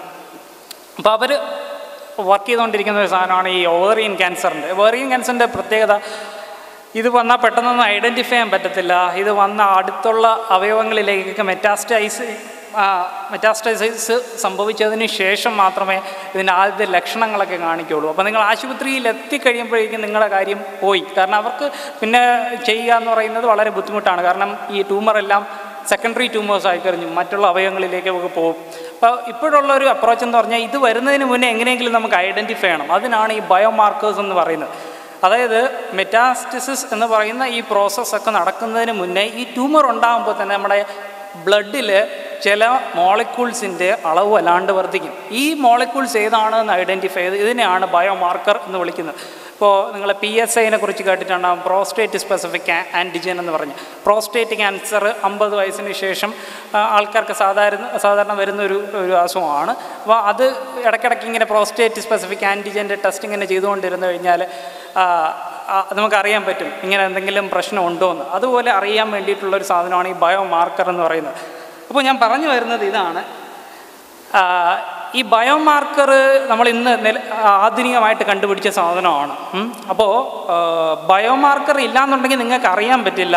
ലക്ഷണങ്ങൾ കാണിക്കാൻ മാത്രമേ അറിയാൻ പറ്റുള്ളൂ അത് ക്യാൻസർ ആണ്. അത് ആശുപത്രിയിൽ ചെല്ലുമ്പോഴത്തേക്കും 3rd സ്റ്റേജോ 4th സ്റ്റേജോ അപ്പോഴേക്കും ആയിട്ടുണ്ടാകും. അപ്പോൾ അതിനർത്ഥം എന്താണ്? ബേസിക്കലി സിംറ്റം ഒന്നും കാണിച്ചില്ലെങ്കിലും സംഭവം നിങ്ങളുടെ ശരീരത്തിനകത്തുണ്ട് എന്നുള്ളതാണ്. അപ്പോൾ ഈ സിംറ്റംസിനെ മറച്ചു വെച്ചത് കൊണ്ട്, അല്ലെങ്കിൽ സിംറ്റംസ് നിങ്ങൾ അറിയാതിരുന്നത് കൊണ്ട് നിങ്ങളുടെ ശരീരത്തിൽ നിന്ന് രോഗം അപ്രത്യക്ഷമാവുകയോ രോഗം ഇല്ലാതാവുകയോ ചെയ്യുന്നില്ല എന്നാണ് ഞാൻ പറഞ്ഞു വന്നത്. ഇനി ഞാൻ ലോ ഓഫ് ഡോസേജിനകത്താണല്ലോ നിർത്തിയത്. ലോ ഓഫ് ഡോസേജിനകത്ത് നിർത്തി 8 ട്രീറ്റ്മെൻറ്റ് ഓഫ് സിംറ്റംസിലേക്ക് പോയി. അപ്പോൾ അദ്ദേഹത്തിനോട് ഞാൻ കുറച്ച് ചോദ്യങ്ങൾ ചോദിച്ചിരുന്നു. സിമിലിയ സിമിലിമ്പസ് ക്യൂറത്തിൻ്റെ തെളിവുകൾ എന്താണ്? അദ്ദേഹം പറഞ്ഞിട്ടില്ല. ലോ ഓഫ് മിനിമം ഡോസേജിൻ്റെ തെളിവ് എന്താണ്? അദ്ദേഹം പറഞ്ഞിട്ടില്ല. ഇനി അദ്ദേഹം വൈറ്റൽ ഫോഴ്സ് പറഞ്ഞാണ് അവസാനം നിർത്തിയത്. ഞാൻ അത് പറഞ്ഞുകൊണ്ടാണ് അടുത്ത് തുടങ്ങാൻ പോകുന്നത്. വൈറ്റൽ ഫോഴ്സ്, അതായത് സാമുവൽ ഹാനിമാൻ ജീവിച്ചിരുന്ന കാലത്ത് ഒരു തെറ്റിദ്ധാരണ ഉണ്ടായിരുന്നു. അതായത് വൈറ്റൽ ഫോഴ്സ് എന്ന് പറയുന്ന ഒരു സംഭവമുണ്ട്. ഈ വൈറ്റൽ ഫോഴ്സ് എന്താണെന്ന് ബേസിക്കലി പറഞ്ഞാൽ ഈ ജൈവ തന്മാത്രകളും അജൈവ തന്മാത്രകളും, അതായത് ഓർഗാനിക് മോളിക്യൂൾസും ഇനോർഗാനിക് മോളിക്യൂൾസും തമ്മിൽ പ്രകടമായ ഒരു വ്യത്യാസമുണ്ട്. ആ വ്യത്യാസം എന്തെന്ന് പറഞ്ഞാൽ ഇനോർഗാനിക് മോളിക്യൂൾസ് അല്ലെങ്കിൽ അജൈവ തന്മാത്രകൾ നമുക്ക് ലാബിൽ ഉണ്ടാക്കിയെടുക്കാം, ജൈവ തന്മാത്രകൾ ലാബിൽ ഉണ്ടാക്കിയെടുക്കാൻ കഴിയില്ല. കാരണം അത് വൈറ്റൽ ഫോഴ്സ് എന്ന് പറയുന്ന എന്തോ ഒരു സംഭവം ഉണ്ടെങ്കിൽ മാത്രമേ സാധിക്കുകയുള്ളൂ എന്നൊരു തെറ്റിദ്ധാരണ ഉണ്ടായിരുന്നു. ഈ തെറ്റിദ്ധാരണ ആദ്യമായിട്ട് ഇല്ലാതാക്കുന്നത് ഫ്രെഡറിക് ഓളർ എന്ന് പറഞ്ഞൊരു സയൻറ്റിസ്റ്റാണ്. ഇദ്ദേഹം ഇത് തെറ്റാണെന്ന് തെളിയിക്കാൻ വേണ്ടിയിട്ട് പരീക്ഷണം നടത്തിയ ആളൊന്നുമല്ല. അദ്ദേഹത്തിന് അമോണിയം സയനേറ്റ് എന്ന് പറഞ്ഞൊരു കെമിക്കൽ ഉണ്ടാക്കണമായിരുന്നു. അദ്ദേഹം അതിനുവേണ്ടി ലെഡ് സയനേറ്റും അമോണിയയും കൂടെ റിയാക്ട് ചെയ്യിപ്പിച്ചപ്പോൾ അദ്ദേഹത്തിന് ആവശ്യമുണ്ടായിരുന്ന അമോണിയം സയനേറ്റ് കിട്ടി. പക്ഷേ അവിടെ റിയാക്ഷൻ നിന്നില്ല. ആ അമോണിയം സയനേറ്റ് വീണ്ടും ഡീകമ്പോസ് ചെയ്തിട്ട് വേറെ 2 കോമ്പൗണ്ട്സ് ഉണ്ടായി. അത് വീണ്ടും റിയാക്ട് ചെയ്തിട്ട് അന്ന് വരെ ശാസ്ത്രത്തിൻ്റെ ചരിത്രത്തിൽ ഉണ്ടാവാതിരുന്ന ഒരു ജൈവ പദാർത്ഥം ഉണ്ടായി, യൂറിയ. മൂത്രത്തിൻ്റെ പ്രധാന ഘടകമായിട്ടുള്ള യൂറിയ ഉണ്ടായി. അപ്പോഴാണ് ആൾക്കാർക്ക് മനസ്സിലായത് ഈ സാധനം തെറ്റാണല്ലോ. ഇദ്ദേഹം പറഞ്ഞത് നമ്മുടെ ഹാനിമാൻ ഓർഗൻ ഓഫ് മെഡിസിനിൽ എന്ത് പറഞ്ഞിട്ടില്ല എന്ന് പറഞ്ഞാൽ വൈറ്റൽ ഫോഴ്സ്. ഇതെൻ്റെ കയ്യിലിരിക്കുന്നത് ഓർഗൻ ഓഫ് മെഡിസിൻ്റെ 6th ജർമ്മൻ പതിപ്പിൻ്റെ ഇംഗ്ലീഷ് ട്രാൻസ്ലേഷനാണ്. ഇതിനകത്ത് വൈറ്റൽ ഫോഴ്സേ ഉള്ളൂ. അദ്ദേഹം പറഞ്ഞെന്താണ്? അതിനകത്ത് വൈറ്റൽ ഫോഴ്സ് ഇല്ലയെന്ന്. ഇതിനകത്ത് വൈറ്റൽ ഫോഴ്സ് എന്ന് പറഞ്ഞൊരു സാധനം മാത്രമേ ഉള്ളൂ. വൈറ്റൽ ഫോഴ്സ് വെച്ചിട്ടാണ് എക്സ്പ്ലെയിൻ ചെയ്യുന്നത്. അദ്ദേഹത്തിൻ്റെ അവസാന കാലഘട്ടങ്ങളിൽ ഇറങ്ങിയ പുസ്തകമാണ് ഈ 6ാമത്തെ എഡിഷൻ. അപ്പോഴും മാറ്റിയിട്ടില്ല. 1928 തോന്നുന്നു ഈ ഫ്രെഡറിക് വോളർ വൈറ്റൽ ഫോഴ്സ് തെറ്റാണെന്ന് തെളിച്ചത്. എന്നിട്ടും സാമുവൽ ഹാനിമാൻ അതിനെ പിടിവിട്ടിട്ടില്ല. ഞാൻ ഇടയ്ക്ക് എഴുതിക്കൊണ്ട് വരണമെന്ന് വിചാരിച്ച പിന്നെ ഞാൻ കളഞ്ഞു. കാരണം നമ്മുടെ ശാസ്ത്രീയത എന്താണെന്നാണല്ലോ ചോദ്യം. അതിനിടയ്ക്ക് ഈ കാര്യമൊന്നും പറയേണ്ട ആവശ്യമില്ല എന്ന് തോന്നി, അത് കളഞ്ഞതാണ്. The life of Samuel Hahnemann, his letters, life and works എന്ന് പറഞ്ഞൊരു പുസ്തകമാണ്. അതിനകത്ത് പറയുന്നത്, അതായത് സാമുവൽ ഹാനിമാൻ ഒരിക്കൽ ഇദ്ദേഹത്തിൻ്റെ സ്റ്റുഡൻറ്റിന് ഇങ്ങനെ കാര്യങ്ങളെല്ലാം പഠിപ്പിച്ചു കൊടുത്തു. അദ്ദേഹം ഇത് ആർക്കോ കൊണ്ടുപോയി പരീക്ഷിച്ചു, അദ്ദേഹത്തിൻ്റെ മകനാണെന്ന് തോന്നുന്നു. അങ്ങനെ ആ കുട്ടി മരിച്ചുപോയി. അപ്പോൾ സാമുവൽ ഹാനിമാൻ തിരിച്ച് കത്തെഴുതുകയാണ്, എങ്ങനെയാണ് സംഭവിച്ചത്, നിങ്ങൾ പറഞ്ഞതെല്ലാം ഞാൻ ചെയ്തു, ഈ ആൾ മരിച്ചു എന്ന് പറഞ്ഞപ്പോൾ സാമുവൽ ഹാനിമാൻ പറഞ്ഞൊരു ഡയലോഗുണ്ട്. ഞാനത് ഇവിടെ എഴുതി കൊണ്ടുവന്നിട്ടില്ല, നിങ്ങൾക്ക് വേണമെങ്കിൽ അത് ചെക്ക് ചെയ്യാവുന്നേ ഉള്ളൂ. അതായത് ഞാൻ പറയുന്നത് അനുസരിക്കാത്തവരെല്ലാം എന്നെ സംബന്ധിച്ചിടത്തോളം ട്രൈറ്റേഴ്സ് എന്നാണ്, വഞ്ചകന്മാരാണ് എന്ന് സാമുവൽ ഹാനിമാൻ പറഞ്ഞ വാക്കാണ്. ഇദ്ദേഹം എന്താ പറഞ്ഞത്? സാമുവൽ ഹാനിമാൻ വലിയ ഓപ്പൺ മൈൻഡഡ് ആയിട്ടുള്ള ആളായിരുന്നു. അത് നമുക്ക് വലിയ പ്രശ്നമൊന്നുമല്ല. അപ്പോൾ ഇദ്ദേഹം ആ പറഞ്ഞ ഓർഗൻ ഓഫ് മെഡിസിൻ അത് വൈറ്റൽ ഫോഴ്സിനെ കുറിച്ച് പറഞ്ഞിട്ടില്ല എന്ന് പറയുന്നത് തെറ്റാണ്. 6th എഡിഷനും വൈറ്റൽ ഫോഴ്സ് ഉണ്ട്. ഇനി നമുക്ക് ഈ ഡ്രഗ് പ്രൊവിൻസിലാണ് ഒരു പ്രോബ്ലം ഉള്ളത്, സാധാരണക്കാർക്ക് മനസ്സിലാവാത്തതും ഒരു സംഗതിയാണ്. എന്തുകൊണ്ടാണ് സാമുവൽ ഹാനിമാന് തെറ്റ് പറ്റിയത്? അദ്ദേഹം പറഞ്ഞത് എനിക്കിത് മനസ്സിലാവാത്തത് കൊണ്ടാണെന്ന്. അതായത് പ്ലസീബോ എന്ന് പറയുന്നൊരു സാധനമുണ്ട്, നോസിബോ എന്ന് പറയുന്നൊരു സാധനമുണ്ട്. അതായത് പ്ലസീബോ എന്ന് പറഞ്ഞു കഴിഞ്ഞാൽ നിങ്ങളൊരു മരുന്ന് കഴിക്കുകയാണ് എന്നുള്ള പ്രതീക്ഷ ഉള്ളപ്പോൾ നിങ്ങൾക്ക് അതിനനുകൂലമായിട്ടുള്ള ശാരീരിക വ്യതിയാനങ്ങൾ ഉണ്ടാവാനുള്ള ഒരു ഇത്. നോസിബോ ഇതിന് ഏതാണ്ട് വിപരീതമായിട്ട് വരും. അതായത് ഇതെന്തെങ്കിലും പ്രശ്നമുള്ള മരുന്നാണ് എന്ന് പറഞ്ഞ് തരികയാണെന്നുണ്ടെങ്കിൽ നിങ്ങൾക്ക് ഒരു അഡ്വേഴ്സ് ഇഫക്റ്റ് ഉണ്ടാവാനുള്ള ഒരു സാധ്യതയെയാണ് നോസിബോ ഇഫക്റ്റ് എന്ന് വിളിക്കുക. അപ്പോൾ ഇത് സാമുവൽ ഹാനിമാൻ സ്വന്തം ശരീരത്തിൽ പരീക്ഷിച്ചു നോക്കി, സുഹൃത്തുക്കൾക്ക് കൊടുത്തു, സഹപ്രവർത്തകർക്ക് കൊടുത്തു, പലർക്കും കൊടുത്തു. എന്നിട്ട് അദ്ദേഹം ബേസിക്കലി മരുന്ന് കൊടുത്തിട്ട് പറയുക, ഒരു നോട്ട്ബുക്ക് ഉണ്ട്, എന്തെങ്കിലും ലക്ഷണങ്ങൾ മാറ്റം ഉണ്ടെന്നുണ്ടെങ്കിൽ നിങ്ങൾ എഴുതിക്കൊണ്ട് വരണം എന്നൊക്കെ ഉള്ളതാണ്. അദ്ദേഹം പിന്നെ നിരീക്ഷിച്ച കാര്യങ്ങളൊക്കെ ഉണ്ട്. ഇപ്പോൾ ബേസിക്കലി എന്താണ് ഇവിടുത്തെ പ്രശ്നം എന്ന് പറഞ്ഞാൽ, ഹാനിമാൻ ഒരു മരുന്ന് കൊടുത്തു വിടും. അപ്പോൾ 2 സാധ്യതയാണ് ഇവിടെ ഉള്ളത്. നിങ്ങൾ ശ്രദ്ധിച്ച് കേൾക്കുക. ഹാനിമാൻ ഒരു മരുന്ന് കൊടുത്തു വിടുന്നു, 2 സാധ്യതകളാണുള്ളത്. ഇപ്പോൾ വെറുതെ മരുന്ന് കൊടുത്തിട്ട് കൊണ്ടുപോയി കഴിക്കാൻ പറഞ്ഞാൽ ആരും കഴിക്കില്ല. അപ്പോൾ ഹാനിമാൻ ഒന്നീ പറയും, ഇത് ഇന്ന അസുഖത്തിന് സാധാരണ കൊടുക്കുന്ന മരുന്നാണ്, നിങ്ങൾക്ക് അസുഖമൊന്നുമില്ലല്ലോ, നിങ്ങളിത് കൊണ്ടുപോയി കഴിച്ചു നോക്കുക, എന്തെങ്കിലും ലക്ഷണം വരുന്നുണ്ട് എന്നുണ്ടെങ്കിൽ നിങ്ങൾ നോട്ട് ചെയ്തെടുത്തുകൊണ്ട് വരണം എന്ന് പറയും. അപ്പോൾ ഇയാളുടെ മനസ്സിൽ എന്താണ്? ഇത് ആ അസുഖത്തിന് കൊടുക്കുന്ന മരുന്നാണ്, അപ്പോൾ ഇത് കഴിച്ചു കഴിഞ്ഞാൽ എനിക്ക് എന്തെങ്കിലുമൊക്കെ മാറ്റങ്ങളുണ്ടാവും എന്ന് വിചാരിച്ചുകൊണ്ട് പോയി ഇങ്ങനെ ഇരുന്ന് കഴിഞ്ഞിട്ട് എന്തെങ്കിലും ലക്ഷണങ്ങളുണ്ടെങ്കിൽ ഇതെല്ലാം അദ്ദേഹത്തിൻ്റെ പുസ്തകത്തിലേക്ക് ഇങ്ങനെ ആക്കിയത്. മനുഷ്യൻ്റെ സഹജമായിട്ടുള്ളൊരു സ്വഭാവമാണ്.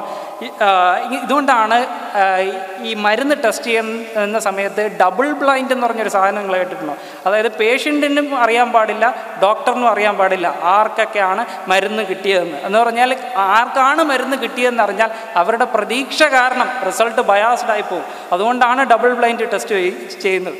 അപ്പോൾ ഒരു കാര്യം ഇതാണ്, ഇദ്ദേഹം ഇങ്ങനെ പറഞ്ഞു കൊടുത്തു വിട്ടു. അപ്പോൾ ആ കൊണ്ടുപോയ വ്യക്തി എന്തെങ്കിലും പ്രതീക്ഷയോടെ എന്തെങ്കിലും എഴുതി കൊണ്ടുവരും. അപ്പോൾ അത് കൂടുതലും ബയാസ്ഡ് ആയിട്ടുള്ള കാര്യമാണ്. അദ്ദേഹം അറിഞ്ഞുകൊണ്ട് ബയാസ്ഡായിട്ട് ചെയ്യുന്നതല്ല. ഇവിടെ അദ്ദേഹം അറിയാതെ ഒരു കെമിക്കൽ റിയാക്ഷൻ അദ്ദേഹത്തിൻ്റെ ബ്രെയിനിൽ നടക്കുക. ഇതിനെയാണ് നമ്മൾ പ്ലസീബോ ഇഫക്റ്റ് എന്ന് വിളിക്കുന്നത്, അല്ലെങ്കിൽ നോസിബോ ഇഫക്റ്റ് എന്ന് വിളിക്കുന്നത്. ഇനി രണ്ടാമത്തെ ഒരു കാര്യം, ഇപ്പോൾ മരുന്ന് കൊടുത്തു വിട്ടല്ലോ. അപ്പോൾ മരുന്ന് കൊടുത്തു വിടുമ്പോൾ ഞാൻ പറഞ്ഞു ഈ പുള്ളിക്ക് അറിയാം ഞാൻ മരുന്ന് കഴിക്കുകയാണെന്നുള്ളത്. ഈ മരുന്ന് കഴിക്കുകയാണെന്നുള്ളത് ആ വ്യക്തിക്ക് അറിയാമെങ്കിൽ അദ്ദേഹത്തിൻ്റെ റിസൾട്ട് ബയാസ്ഡായിപ്പാവും എന്നുള്ളൊരു വസ്തുത അന്ന് അറിയില്ലായിരുന്നു എന്നുള്ളത്. അത് ഹാനിമാൻ്റെ പ്രശ്നമല്ല, ആ കാലത്തിൻ്റെ പ്രശ്നമാണ്, അതവർക്ക് അറിയില്ലായിരുന്നു. അപ്പോൾ ഹാനിമാൻ ഇങ്ങനെ ആയിരിക്കണം പുള്ളിയോട് പറഞ്ഞിട്ടുള്ളത്. ഇനി രണ്ടാമത്തെ ഒരു പോസിബിലിറ്റി എന്ന് പറഞ്ഞു കഴിഞ്ഞാൽ പറയും, ഇത് ഇന്ന മരുന്നിനുള്ള ഔഷധമാണെന്ന് പറയില്ല, ഇതൊരു ഔഷധമാണ്, നീ കൊണ്ടുപോയി കഴിച്ചു നോക്കൂ, എന്നിട്ട് എന്തെങ്കിലും വ്യതിയാനം വരുന്നെങ്കിൽ നീ റിപ്പോർട്ടിൽ എഴുതി കൊണ്ടുവരാൻ പറയും. അപ്പോൾ ഈ വ്യക്തി എന്താ ചെയ്യുക? വീട്ടിൽ പോയിരുന്ന് ആലോചിക്കും, ഡോക്ടർ എന്നോട് പറഞ്ഞു എന്തോക്കെ ലക്ഷണങ്ങളൊക്കെ വരാറുണ്ട്, പിന്നെ വരുന്ന ലക്ഷണങ്ങളെല്ലാം അതിനകത്ത് എഴുതി കൂട്ടും. അപ്പോൾ ഒരാഴ്ചയാണ് അവന് കൊടുത്തിരിക്കുന്ന സമയമെങ്കിൽ എന്താ സംഭവിക്കാമെന്നറിയാം, അവന് മരുന്ന് കൊടുത്തു വിടും. മരുന്ന് കൊടുത്തു വിടുമ്പോൾ ഉള്ള പ്രശ്നം എന്ന് പറഞ്ഞാൽ ചില മരുന്നിനോട് ബേസിക്കലി ചില ആൾക്കാർക്ക് അലർജി ഉണ്ട്. ഇത് അലർജി അല്ല എന്നെങ്ങനെയാണ് തെളിയിക്കുന്നത്? ഞാൻ ഇദ്ദേഹത്തിനോട് പറയുകയാണ്, സാമുവൽ ഹാനിമാൻ ചെയ്തതെല്ലാം അലർജിക് റിയാക്ഷൻ ആയിരുന്നു എന്ന് പറഞ്ഞാൽ അല്ല എന്ന് ഡിഫെൻഡ് ചെയ്യാൻ he doesn't have any evidence. 0 evidence ആണ് അദ്ദേഹത്തിൻ്റെ കയ്യിൽ. കാരണം അദ്ദേഹം എന്ത് പറയും? ഞാൻ പറയുകയാണത് അലർജിക് റിയാക്ഷൻ ആയിരുന്നു. അല്ല എന്ന് പറയണമെങ്കിൽ അതിന് അല്ല എന്ന് പറയുന്ന തെളിവുകളുണ്ട്. അദ്ദേഹത്തിൻ്റെ കയ്യിലുണ്ടോ? ഇല്ല. അതാണ് പ്രശ്നം. അപ്പോൾ ഈ വ്യക്തി പാവപ്പെട്ട ഈ മനുഷ്യൻ്റെ കൊടുത്തു വിടും. ഈ പുള്ളി നോക്കുമ്പോൾ ചിലപ്പോൾ അലർജിക് റിയാക്ഷൻ വരും. അപ്പോൾ ഇദ്ദേഹം വിചാരിക്കും ഈ മരുന്ന് കഴിച്ചത് കൊണ്ടാണെന്ന് പറഞ്ഞുകൊണ്ട് അതവിടെ എഴുതി വയ്ക്കും. ഇനി വേറെ എന്തെങ്കിലും ഈ മരുന്ന് കൊണ്ടൊന്നും ആയിരിക്കില്ല, ചിലപ്പോൾ പോകുന്ന വഴിക്ക് എന്തെങ്കിലും പൊടി അടിച്ചോ, ചിലപ്പോൾ അങ്ങനെ അലർജി ആയിരിക്കാം, അല്ലെങ്കിൽ ഏതെങ്കിലും ഒരു പുതിയ ഭക്ഷണം കഴിച്ച് അതിൻ്റെ അലർജി ആയിരിക്കാം, ചിലപ്പോൾ ഒരു ഭക്ഷണം കഴിച്ചപ്പോൾ ഉണ്ടായ ഫുഡ് പോയിസണിങ് ആയിരിക്കാം. അപ്പോൾ ഉണ്ടാകുന്ന എല്ലാ സിംറ്റംസും ഇതിനകത്ത് വരും. ഇതിനകത്ത് എന്തൊരു ശാസ്ത്രീയത ഉണ്ടെന്നാണ് ഈ പറഞ്ഞു വരുന്നത്. ഓർഗൻ ഓഫ് മെഡിസിൻ എന്ന് പറയുന്നത് ലോകത്തിൽ എഴുതി വെച്ച ഏറ്റവും മഹത്തായ എന്തോ ശാസ്ത്രീയമായിട്ടുള്ള ഗ്രന്ഥമാണെന്നൊക്കെ പറഞ്ഞു കഴിഞ്ഞാൽ എങ്ങനെ ശരിയാവും? അത് ഓരോ ആൾക്കാരുടെ എക്സ്പീരിയൻസുകളാണ്. എനിക്ക് നിങ്ങളോട് പ്രധാനപ്പെട്ട ഒരു കാര്യം പറയാനുള്ളത്, നിങ്ങളെല്ലാവരും ഈ ഡിബേറ്റ് കേട്ട് എന്തെങ്കിലുമൊക്കെ മനസ്സിലാക്കാൻ വേണ്ടിയിട്ടാണല്ലോ വന്നത്. നിങ്ങൾ എന്തെങ്കിലും കേട്ട് ഈ ഡിബേറ്റിൽ നിന്ന് പഠിച്ചുകൊണ്ട് പോകാൻ ആഗ്രഹിക്കുന്നുണ്ടെങ്കിൽ ഞാൻ ഈ പറയാൻ പോകുന്ന കാര്യങ്ങൾ നിങ്ങൾ മനസ്സിലാക്കിക്കൊണ്ട് പോകണം. മെഡിസിനിൽ അല്ലെങ്കിൽ വൈദ്യത്തിൽ ഏറ്റവും ഡേഞ്ചറസ് ആയിട്ടുള്ള ഒരു ഫ്രേസ്, ഒരു വാചകം എന്ന് പറയുന്നത് എൻ്റെ അനുഭവത്തിൽ എന്ന് ഏതെങ്കിലും ഒരു ഡോക്ടർ ഒരു മരുന്നിൻ്റെ പ്രവർത്തനക്ഷമതയെക്കുറിച്ച് പറയുകയാണെങ്കിൽ അതാണ്. മനസ്സിലായോ? ഒരു ഡോക്ടറിൻ്റെയോ ഒരു വ്യക്തിയുടെയോ ആ മരുന്നുണ്ടാക്കുന്ന ആളുടെ അനുഭവമല്ല ഒരു മരുന്ന് പ്രവർത്തിക്കുന്നോ ഇല്ലയോ എന്നുള്ളതിൻ്റെ തെളിവ്. അതിൻ്റേതായിട്ടുള്ള തെളിവുകളുണ്ട്. എങ്ങനെയാണ് ഒരു മരുന്ന് ശരിയാണോ ഇല്ലയോ എന്ന് നമ്മൾ കണ്ടുപിടിക്കുന്നത്? എങ്ങനെയാണെന്ന് ചോദിച്ചാൽ, ഇന്ന് ഒരു മെത്തേഡുണ്ട് ശാസ്ത്രത്തിന്. അതിൻ്റെ പേരാണ് double blinded placebo controlled trial എന്ന് വിളിക്കും. അതായത് നമുക്കൊരു മരുന്ന് ടെസ്റ്റ് ചെയ്യാനുണ്ട് എന്നിരിക്കട്ടെ. ഇപ്പോൾ ഒരു 100 ആൾക്കാരുണ്ടെങ്കിൽ ആ ആൾക്കാരെ 2 ഗ്രൂപ്പായിട്ട് ഡിവൈഡ് ചെയ്യും. അപ്പോൾ ഡിവൈഡ് ചെയ്യുമ്പോൾ അത് റാൻഡം ആയിരിക്കണം എന്നുള്ളതാണ്. റാൻഡം ആയിരിക്കണം എന്ന് പറഞ്ഞാൽ പല ആൾക്കാരുണ്ടാകും, പല ദേശത്തു നിന്ന് വന്ന ആൾക്കാരുണ്ടാകും, പല പ്രായത്തിലുള്ള ആൾക്കാരുണ്ടാകും, മുമ്പ് പല അസുഖങ്ങൾ വന്നിട്ടുള്ളവരുണ്ടാവാം, മുമ്പ് വേറെ തെറാപ്പി എടുത്തിട്ടുള്ളവരുണ്ടാവാം. അങ്ങനെ എന്തെങ്കിലും സ്പെസിഫിക് ആയിട്ടുള്ള പ്രോപ്പർട്ടി ഉള്ളവരൊന്നും ഒരു ഗ്രൂപ്പിലായിട്ട് ഒതുങ്ങി പോകാൻ പാടില്ല. ഇതിൻ്റെ പേരാണ് റാൻഡമൈസേഷൻ എന്ന് പറയുന്നത്. എല്ലാവരും എല്ലാ ഗ്രൂപ്പിലുമായിട്ട് ചെതറി കിടക്കണം. ഇതാണ് റാൻഡമൈസേഷൻ. നമ്മൾ സാധാരണ ഞറക്കിട്ടെടുക്കുന്നത് പോലെ 100 പേരുടെ പേര് എഴുതി ഒരു കൊച്ചുകുട്ടിയെ കൊണ്ടുവല്ലോ എടുപ്പിക്കുക. അങ്ങനെ 100 ആയിട്ട് ഒരു ബയാസും ഇല്ലാതെ 2 ആക്കുക. 2 ആക്കിയതിന് ശേഷം ഒരു ഗ്രൂപ്പിന് മരുന്ന് കൊടുക്കുക. മറ്റേ ഗ്രൂപ്പിൻ്റെ പ്രത്യേകത എന്താണെന്ന് ചോദിച്ചു കഴിഞ്ഞാൽ, മറ്റേ ഗ്രൂപ്പ് ആണ് ഇവിടെ കൺട്രോളായിട്ട് ആക്ട് ചെയ്യാൻ പോകുന്നത്. കൺട്രോൾ എന്ന് പറഞ്ഞാൽ ഈ മരുന്ന് കൊടുക്കുന്നത് കൊണ്ടാണോ എന്ന് നിങ്ങൾക്ക് വേർതിരിച്ചറിയണ്ടേ, പാലും വെള്ളം ആക്കി എടുക്കണ്ടേ. ഇദ്ദേഹത്തിൻ്റെ കാര്യത്തിൽ ഇദ്ദേഹം പറയുന്നുണ്ട്, ഹാനിമാൻ അത് കഴിച്ചതുകൊണ്ട് മരുന്നിൻ്റെ ഇഫക്റ്റാണ് ഉണ്ടായതെന്ന് പറയുന്നു. മരുന്നല്ല അലർജിയാണെന്ന് ഞാൻ പറയും. അല്ലാന്ന് ഡിഫെൻഡ് ചെയ്യാൻ അദ്ദേഹത്തിന് എന്താ തെളിവുണ്ട്? അദ്ദേഹത്തിന് തെളിവൊന്നുമില്ല. പണ്ട് ഹാനിമാൻ എഴുതി വെച്ച കാര്യം കൊണ്ടുവന്നിട്ട് പറഞ്ഞിട്ടുണ്ട്, അദ്ദേഹത്തിന് ഒരു തെളിവില്ല. എങ്ങനെയായിരുന്നു തെളിവുണ്ടാക്കേണ്ടിയിരുന്നത്? ഇങ്ങനെ ആയിരുന്നു തെളിവുണ്ടാക്കേണ്ടത്. വേറെ ഒരു ഗ്രൂപ്പും കൂടെ കൊണ്ടുവന്നിട്ട് എന്ത് ചെയ്യുന്നു പറഞ്ഞാൽ, ആ ഗ്രൂപ്പിന് കൊടുക്കാൻ പാടില്ല, എങ്കിൽ മാത്രമേ നിങ്ങൾക്ക് ഡിഫറൻസ് അറിയാൻ പറ്റൂ. മരുന്ന് കൊടുക്കുന്ന ഗ്രൂപ്പിനെ നമ്മൾ ടെസ്റ്റ് ഗ്രൂപ്പ് അല്ലെങ്കിൽ ട്രീറ്റ്മെൻറ്റ് ഗ്രൂപ്പ് എന്നും, മരുന്ന് കൊടുക്കാത്ത ഗ്രൂപ്പിനെ നമ്മൾ കൺട്രോൾ ഗ്രൂപ്പ് എന്ന് പറയുകയും ചെയ്യും. ഇനി ഒരു പ്രത്യേകതയുണ്ട്. ഈ കൺട്രോൾ ഗ്രൂപ്പിന് നമുക്ക് വെറുതെ മരുന്ന് കൊടുക്കാതിരിക്കാൻ പറ്റത്തില്ല. മരുന്ന് കൊടുക്കാതിരുന്നാലും പ്രശ്നമാണ്, തെറ്റായിട്ടുള്ള റിസൾട്ട് കിട്ടും എന്ന് പറഞ്ഞു കഴിഞ്ഞാൽ അവർക്കറിയാമല്ലോ എനിക്ക് മരുന്നൊന്നും കിട്ടുന്നില്ല, വേറെ കുറേ ആൾക്കാർക്ക് അപ്പുറത്തുള്ളവർക്ക് മരുന്ന് കിട്ടുന്നുണ്ട്. അപ്പോൾ അറിയാം അവർക്ക് മരുന്ന് കിട്ടുന്നുണ്ട്, എനിക്ക് മരുന്നൊന്നും കിട്ടില്ല, അപ്പോൾ എനിക്ക് പ്രത്യേകിച്ച് ഗുണമൊന്നും ഉണ്ടാവില്ല എന്നറിയാം. അവർക്കറിയാം എനിക്ക് മരുന്ന് കിട്ടുന്നുണ്ട്, അപ്പോൾ എൻ്റെ അസുഖം ഭേദമാവും എന്നുള്ളൊരു പ്രതീക്ഷ അവിടെ ഉണ്ട്. അപ്പോൾ അതില്ലാതാക്കാൻ വേണ്ടിയിട്ട് എന്ത് ചെയ്യുമെന്ന് പറഞ്ഞു കഴിഞ്ഞാൽ, ഒരു പ്ലസീബോ കൺട്രോൾ ഗ്രൂപ്പിൽ കൊടുക്കും. പ്ലസീബോ എന്ന് പറഞ്ഞാൽ ടെസ്റ്റ് ഗ്രൂപ്പിൽ ഏത് മരുന്നാണോ കൊടുത്ത ആ മരുന്നിൻ്റെ വെയിറ്റും ആകൃതിയുമുള്ള ഒരു പൊള്ള മരുന്ന്, അതിനകത്ത് ഒരു പ്രവർത്തനശേഷി ഉണ്ടാവില്ല. ഇവർക്ക് കൊടുക്കും, ഇവരോട് പറയുകയില്ല ഇത് പൊള്ള മരുന്നാണ്. അപ്പോൾ ഇവർ കഴിച്ചിട്ട് ഞാനും മരുന്ന് കഴിക്കുന്നുണ്ട്, മറ്റവരും മരുന്ന് കഴിക്കുന്നുണ്ട്, 2 പേരും പ്രതീക്ഷയിലോട് പോവും. ഇനി വേറൊരു സാധനമുണ്ട്, ഇതിനെയാണ് നമ്മൾ പ്ലസീബോ കൺട്രോൾഡ്. ഇപ്പോൾ പ്ലസീബോ കൺട്രോൾഡ് ആയുള്ളൂ. ഇനി ഡബിൾ ബ്ലൈൻഡ് എന്ന് പറഞ്ഞു കഴിഞ്ഞാൽ, ഈ ടെസ്റ്റ് ഗ്രൂപ്പും കൺട്രോൾ ഗ്രൂപ്പും തമ്മിൽ അറിയാൻ പാടില്ല ആർക്കൊക്കെയാണ് മരുന്ന് കിട്ടിയതെന്ന്. അറിഞ്ഞു കഴിഞ്ഞാൽ അവർ അങ്ങോട്ടും ഇങ്ങോട്ടും പറയും എനിക്കാണ് പ്ലസീബോ കിട്ടിയത്, നിനക്കാണ് ടെസ്റ്റ് കിട്ടിയത്, അങ്ങനെ പറയാൻ പാടില്ല. ഇനി രണ്ടാമത്തേത് എന്ന് പറഞ്ഞാൽ ഡോക്ടറും അറിയാൻ പാടില്ല.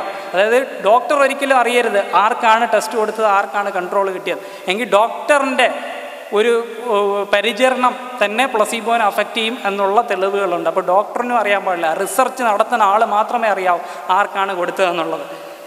എന്നിട്ട് ഇതെല്ലാം ഇങ്ങനെ സെറ്റാക്കി വെച്ചതിന് ശേഷം പരീക്ഷണം നടത്തിയിട്ട് ഓരോ ഗ്രൂപ്പിലുള്ള ആൾക്കാരുടെ അസുഖം ഭേദമായത് നോക്കും.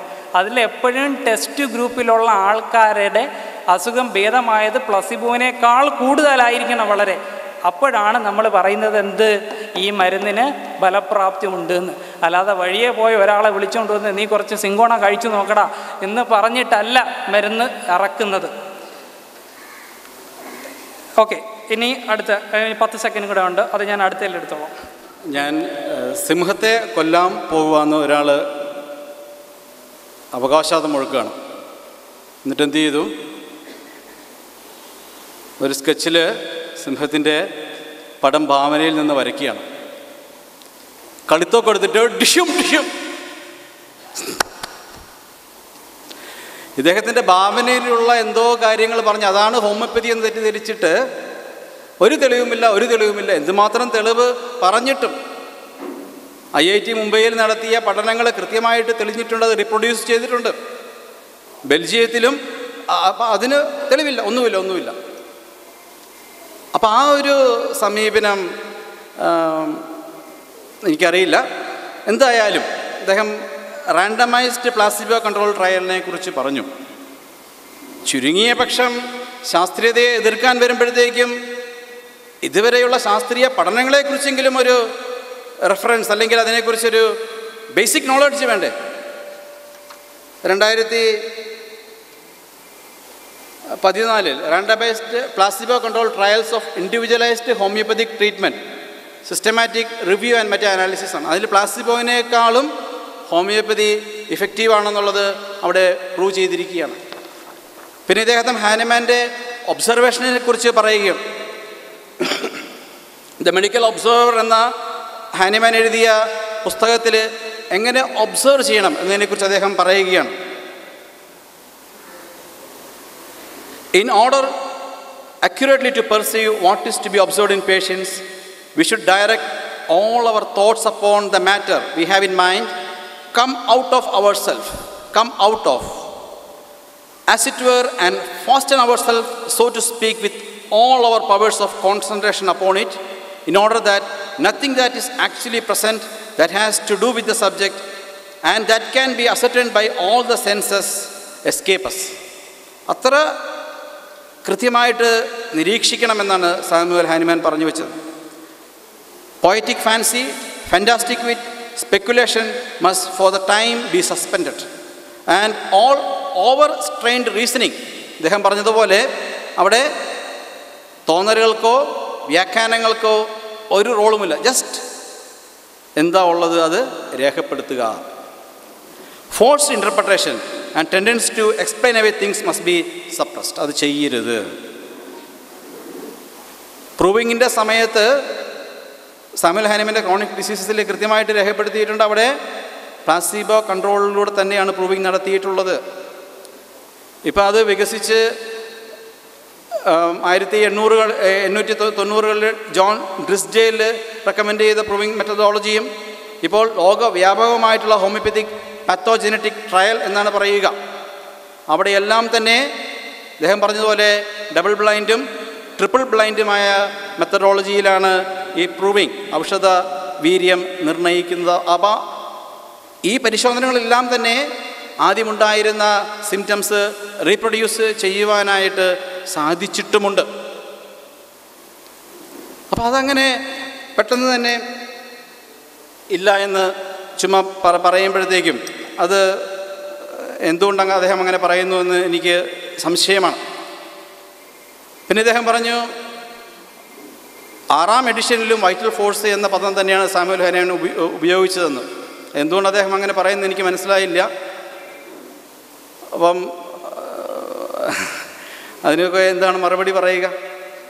കൃത്യമായിട്ട് the word vital force is replaced by vital principle എന്ന് കൃത്യമായിട്ട് അതിൻ്റെ ഇപ്പോൾ ഏറ്റവും പോപ്പുലറായിട്ടുള്ള ഓർഗൻ ഓഫ് മെഡിസിൻ്റെ edition is 5th edition. That was published during the time of Hahnemann. 6th edition posthumous എഡിഷനാണ്. 1843 സാമുവൽ ഹാനിമാൻ മരിക്കുകയാണ്. അത് കഴിഞ്ഞിട്ട് സാമുവൽ ഹാനിമാന് പാരീസിൽ നിന്ന് ഒരു സുന്ദരി തേടിയെത്തി 80ാമത്തെ വയസ്സിൽ സാമുവൽ ഹാനിമാനെ വിവാഹം കഴിക്കുകയാണ്, മെലാനി ഡി ഹെറവല്ലി. അപ്പോൾ അവരുടെ കൂടെ 80ാമത്തെ വയസ്സിൽ സാമുവൽ ഹാനിമാൻ പാരീസിൽ വന്നാണ് അവസാന കാലഘട്ടം അവിടെയാണ് ജീവിച്ചത്. അതുകൊണ്ട് ജർമ്മൻ ഡോക്ടർമാർക്ക് സാമുവൽ ഹാനിമാനെ നേരിട്ട് കിട്ടിയില്ല. അപ്പോൾ അതുകൊണ്ട് അവസാന സമയത്തുള്ള സാമുവൽ ഹാനിമാൻ്റെ ഡെവലപ്മെൻറ്റ്സ് എല്ലാം തന്നെ ഈ മാഡത്തിൻ്റെ മെലാനി ഡി ഹെറവല്ലിയുടെ കയ്യിലായിരുന്നു. അപ്പോൾ 6ാമത്തെ എഡിഷൻ പബ്ലിഷ് ചെയ്യാനായിട്ട് പല ഡോക്ടർമാരും ഇവരെ സമീപിച്ചെങ്കിലും അവർ അതിൻ്റെ കോപ്പറേറ്റ് കൊടുത്തില്ല. അതിന് ഭയങ്കര തുകയാണ് അവർ ഈടാക്കിയത്. അതുകൊണ്ട് അത് തന്നെ ആ സമയത്ത് വന്നിട്ടില്ല. പിന്നീട് അനേക വർഷങ്ങൾക്ക് ശേഷം ജർമ്മൻകാരനായ ഡോക്ടർ ബോണി ഹാസൻ്റെ റിലേഷനിലുള്ള ഒരാൾ മുഖേന അത് കണ്ടെത്തുകയും 1912 6ാമത്തെ എഡിഷൻ പ്രസിദ്ധീകരിക്കുക. അപ്പോഴത്തേക്കും ഹോമിയോപ്പതിയുടെ ആ ഒരു സുവർണ്ണ കാലഘട്ടമെല്ലാം കഴിഞ്ഞ് അമേരിക്കയിൽ 1835 മുതൽ ഏതാണ്ട് 1920 വരെ വളരെ നല്ല രീതിയിൽ ഹോമിയോപ്പതി ഡെവലപ്പ് ചെയ്തിരുന്നു. ഇന്ന് ഹോമിയോപ്പതി കോളേജുകളിൽ പഠിപ്പിക്കുന്ന അടിസ്ഥാന ഗ്രന്ഥങ്ങൾ എല്ലാം തന്നെ ആ കാലഘട്ടത്തിൽ അവിടെ എഴുതിയിട്ടുള്ളതാണ്. പിന്നെ ഈ ഹോമിയോപ്പതിയുടെ തെളിവുകൾ അന്വേഷിച്ച് ഇൻ്റർനെറ്റിൽ പോയിട്ട് പല രാജ്യങ്ങൾ അശാസ്ത്രീയമാണെന്ന് എഴുതിയിട്ടുള്ള പുസ്തകങ്ങൾ നോക്കുന്നതിന് പകരം നമ്മുടെ കേരളത്തിലും ഇന്ത്യയിലുമായിട്ട് അനേക സ്ഥാപനങ്ങളുണ്ട്. ഇവിടെ തന്നെ നമുക്ക് central research institute in homeopathy ഉണ്ട്. അവിടെ നടത്തിയ ഏതെങ്കിലും ഒരു പഠനങ്ങൾ ഇദ്ദേഹം പോയി ഒന്ന് കാണുകയോ അല്ലെങ്കിൽ അവിടെ എന്താണ് സംഭവിക്കുന്നത് എന്നൊന്ന് ചെയ്യുകയോ ഉണ്ടെങ്കിൽ കുറച്ചെങ്കിലും ഒരു സമാധാനം ഉണ്ടായിരുന്നു. അപ്പോൾ ഇൻ്റർനെറ്റിലൂടെ ഇങ്ങനെ നോക്കിയിട്ടിപ്പം പാശ്ചാത്യ നാടുകളിൽ എന്താണ് സംഭവിച്ചത്? അവിടെ ഒരു കാര്യം നമ്മൾ മനസ്സിലാക്കണം. നമ്മുടെ ഇന്ത്യയിലെ പോലെ ഓർഗനൈസ്ഡായിട്ട് ഒരു ഹോമിയോപ്പതിക് ടീച്ചിങ് അവിടെ എങ്ങും ഇന്ന് തന്നെ ഇല്ല. അവിടെ ഈ ശാസ്ത്രീയമായ മരുന്ന് മോഡേൺ മെഡിസിൻ്റെ ആ ആവിർഭാവത്തോടു കൂടി ഹോമിയോപ്പതി എല്ലാം സൈഡ് ലൈൻ ചെയ്യപ്പെട്ടു. പിന്നെ ജനങ്ങൾ തന്നെ ഇതുകൊണ്ട് മാത്രം കാര്യങ്ങൾ നടക്കില്ല അങ്ങനെ മനസ്സിലാക്കിയ ജനങ്ങൾ തന്നെ പോപ്പുലറാക്കി രണ്ടാമത് that is a revival of homeopathy. അപ്പോൾ അങ്ങനെ വരുമ്പോഴത്തേക്ക് ഒരുപാട് ചവറുകൾ ഇതിനകത്ത് കടന്നു വരും. അപ്പോൾ അവരെ ഒന്ന് ഇത് ചെയ്യാൻ വേണ്ടിയിട്ട് ഇത്തരം ഹൗസ് ഓഫ് കോമൺസിൻ്റെ റിപ്പോർട്ടാണെങ്കിലും ഓസ്ട്രേലിയൻ NHMSRയുടെ റിപ്പോർട്ടാണെങ്കിലും ഒരു പരിധിവരെ ഗുണം ചെയ്തേക്കാം. എങ്കിലും ദാറ്റ് ഈസ് നോട്ട് ദി അൾട്ടിമാറ്റം. അവിടെ ആശ്രയിച്ചിരിക്കുന്നത് സിസ്റ്റമാറ്റിക് റിവ്യൂകളും മെറ്റാ അനാലിസിസും ഒക്കെയാണ്. അപ്പം അതിനെല്ലാം അതിജീവിച്ച് ഹോമിയോപ്പതി വീണ്ടും ശാസ്ത്രത്തിൻ്റെ അംഗീകാരം നേടി മുന്നോട്ട് വരികയാണ്. 1997 ലാൻസെറ്റ് മാസികയിൽ അന്ന് 97 കൺട്രോൾ സ്റ്റഡി നടത്തിയതിൽ odds ratio was positive for homeopathy. So it is not a placebo. പിന്നെ ആ മെത്തഡോളജി എല്ലാം മാറ്റിയിട്ടാണ് 2005 വീണ്ടും ഒരു റിവ്യൂ നടത്തിയിട്ടാണ് ഹോമിയോപ്പതിക്ക് ഇഫക്റ്റ് ഇല്ല, ദ എൻഡ് ഓഫ് ഹോമിയോപ്പതി എന്ന് പറഞ്ഞിട്ട് 2005 ലാൻസെറ്റ് മാസികയിൽ ആർട്ടിക്കിൾ പ്രസിദ്ധീകരിക്കുകയുണ്ടായി. അതിനുശേഷം വലിയൊരു പ്രചരണമായിരുന്നു. ഇത് പ്ലാസിബോ ആണ് എന്ന് വരുത്തി തീർക്കാൻ വേണ്ടിയിട്ട് യൂട്യൂബുകളിൽ ഒരുപാട് വീഡിയോകളുടെ ഒരു പ്രദർശനം തന്നെയായിരുന്നു. അവിടെയാണ് ഈ ടെസ്റ്റ് ട്യൂബുകൾ ഡൈല്യൂട്ട് ചെയ്തിട്ട് 30 ഒന്നുമില്ല പച്ചവെള്ളമാണ് എന്ന് പറഞ്ഞിട്ട് ചിരിച്ചു തള്ളുന്നത്. ടെസ്റ്റ് ട്യൂബിലൊന്നുമല്ല ഹോമിയോ മരുന്നുകൾ ഉണ്ടാക്കുന്നത്. അത് കുപ്പിക്കകത്ത് വളരെ കൺട്രോൾഡ് ആയിട്ടുള്ളൊരു എൻവയോൺമെൻറ്റിലാണ് ഹോമിയോപ്പതി ഔഷധങ്ങൾ നിർമ്മിക്കുക.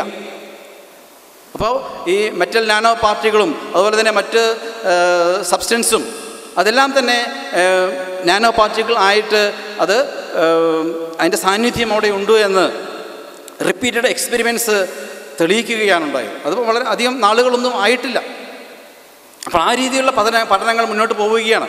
അപ്പോൾ അതിൻ്റെ ഒരു എക്സ്പ്ലനേഷൻ ഹോർമസിസ് എന്ന രീതിയിൽ എക്സ്പ്ലെയിൻ ചെയ്യുകയുണ്ട്. Hormetic action nano particle can induce hormesis response. Hormesis എന്ന് പറഞ്ഞാൽ ലാർജ് ഡോസസിനേക്കാളും മൈന്യൂട്ട് ഡോസ് വരുമ്പോഴത്തേക്കും അവിടെ ഒരു അഡാപ്റ്റീവ് റെസ്പോൺസ് വന്നിട്ട് അത് കുറച്ചും കൂടെ ലോങ് എലാസ്റ്റിക്കാണ്.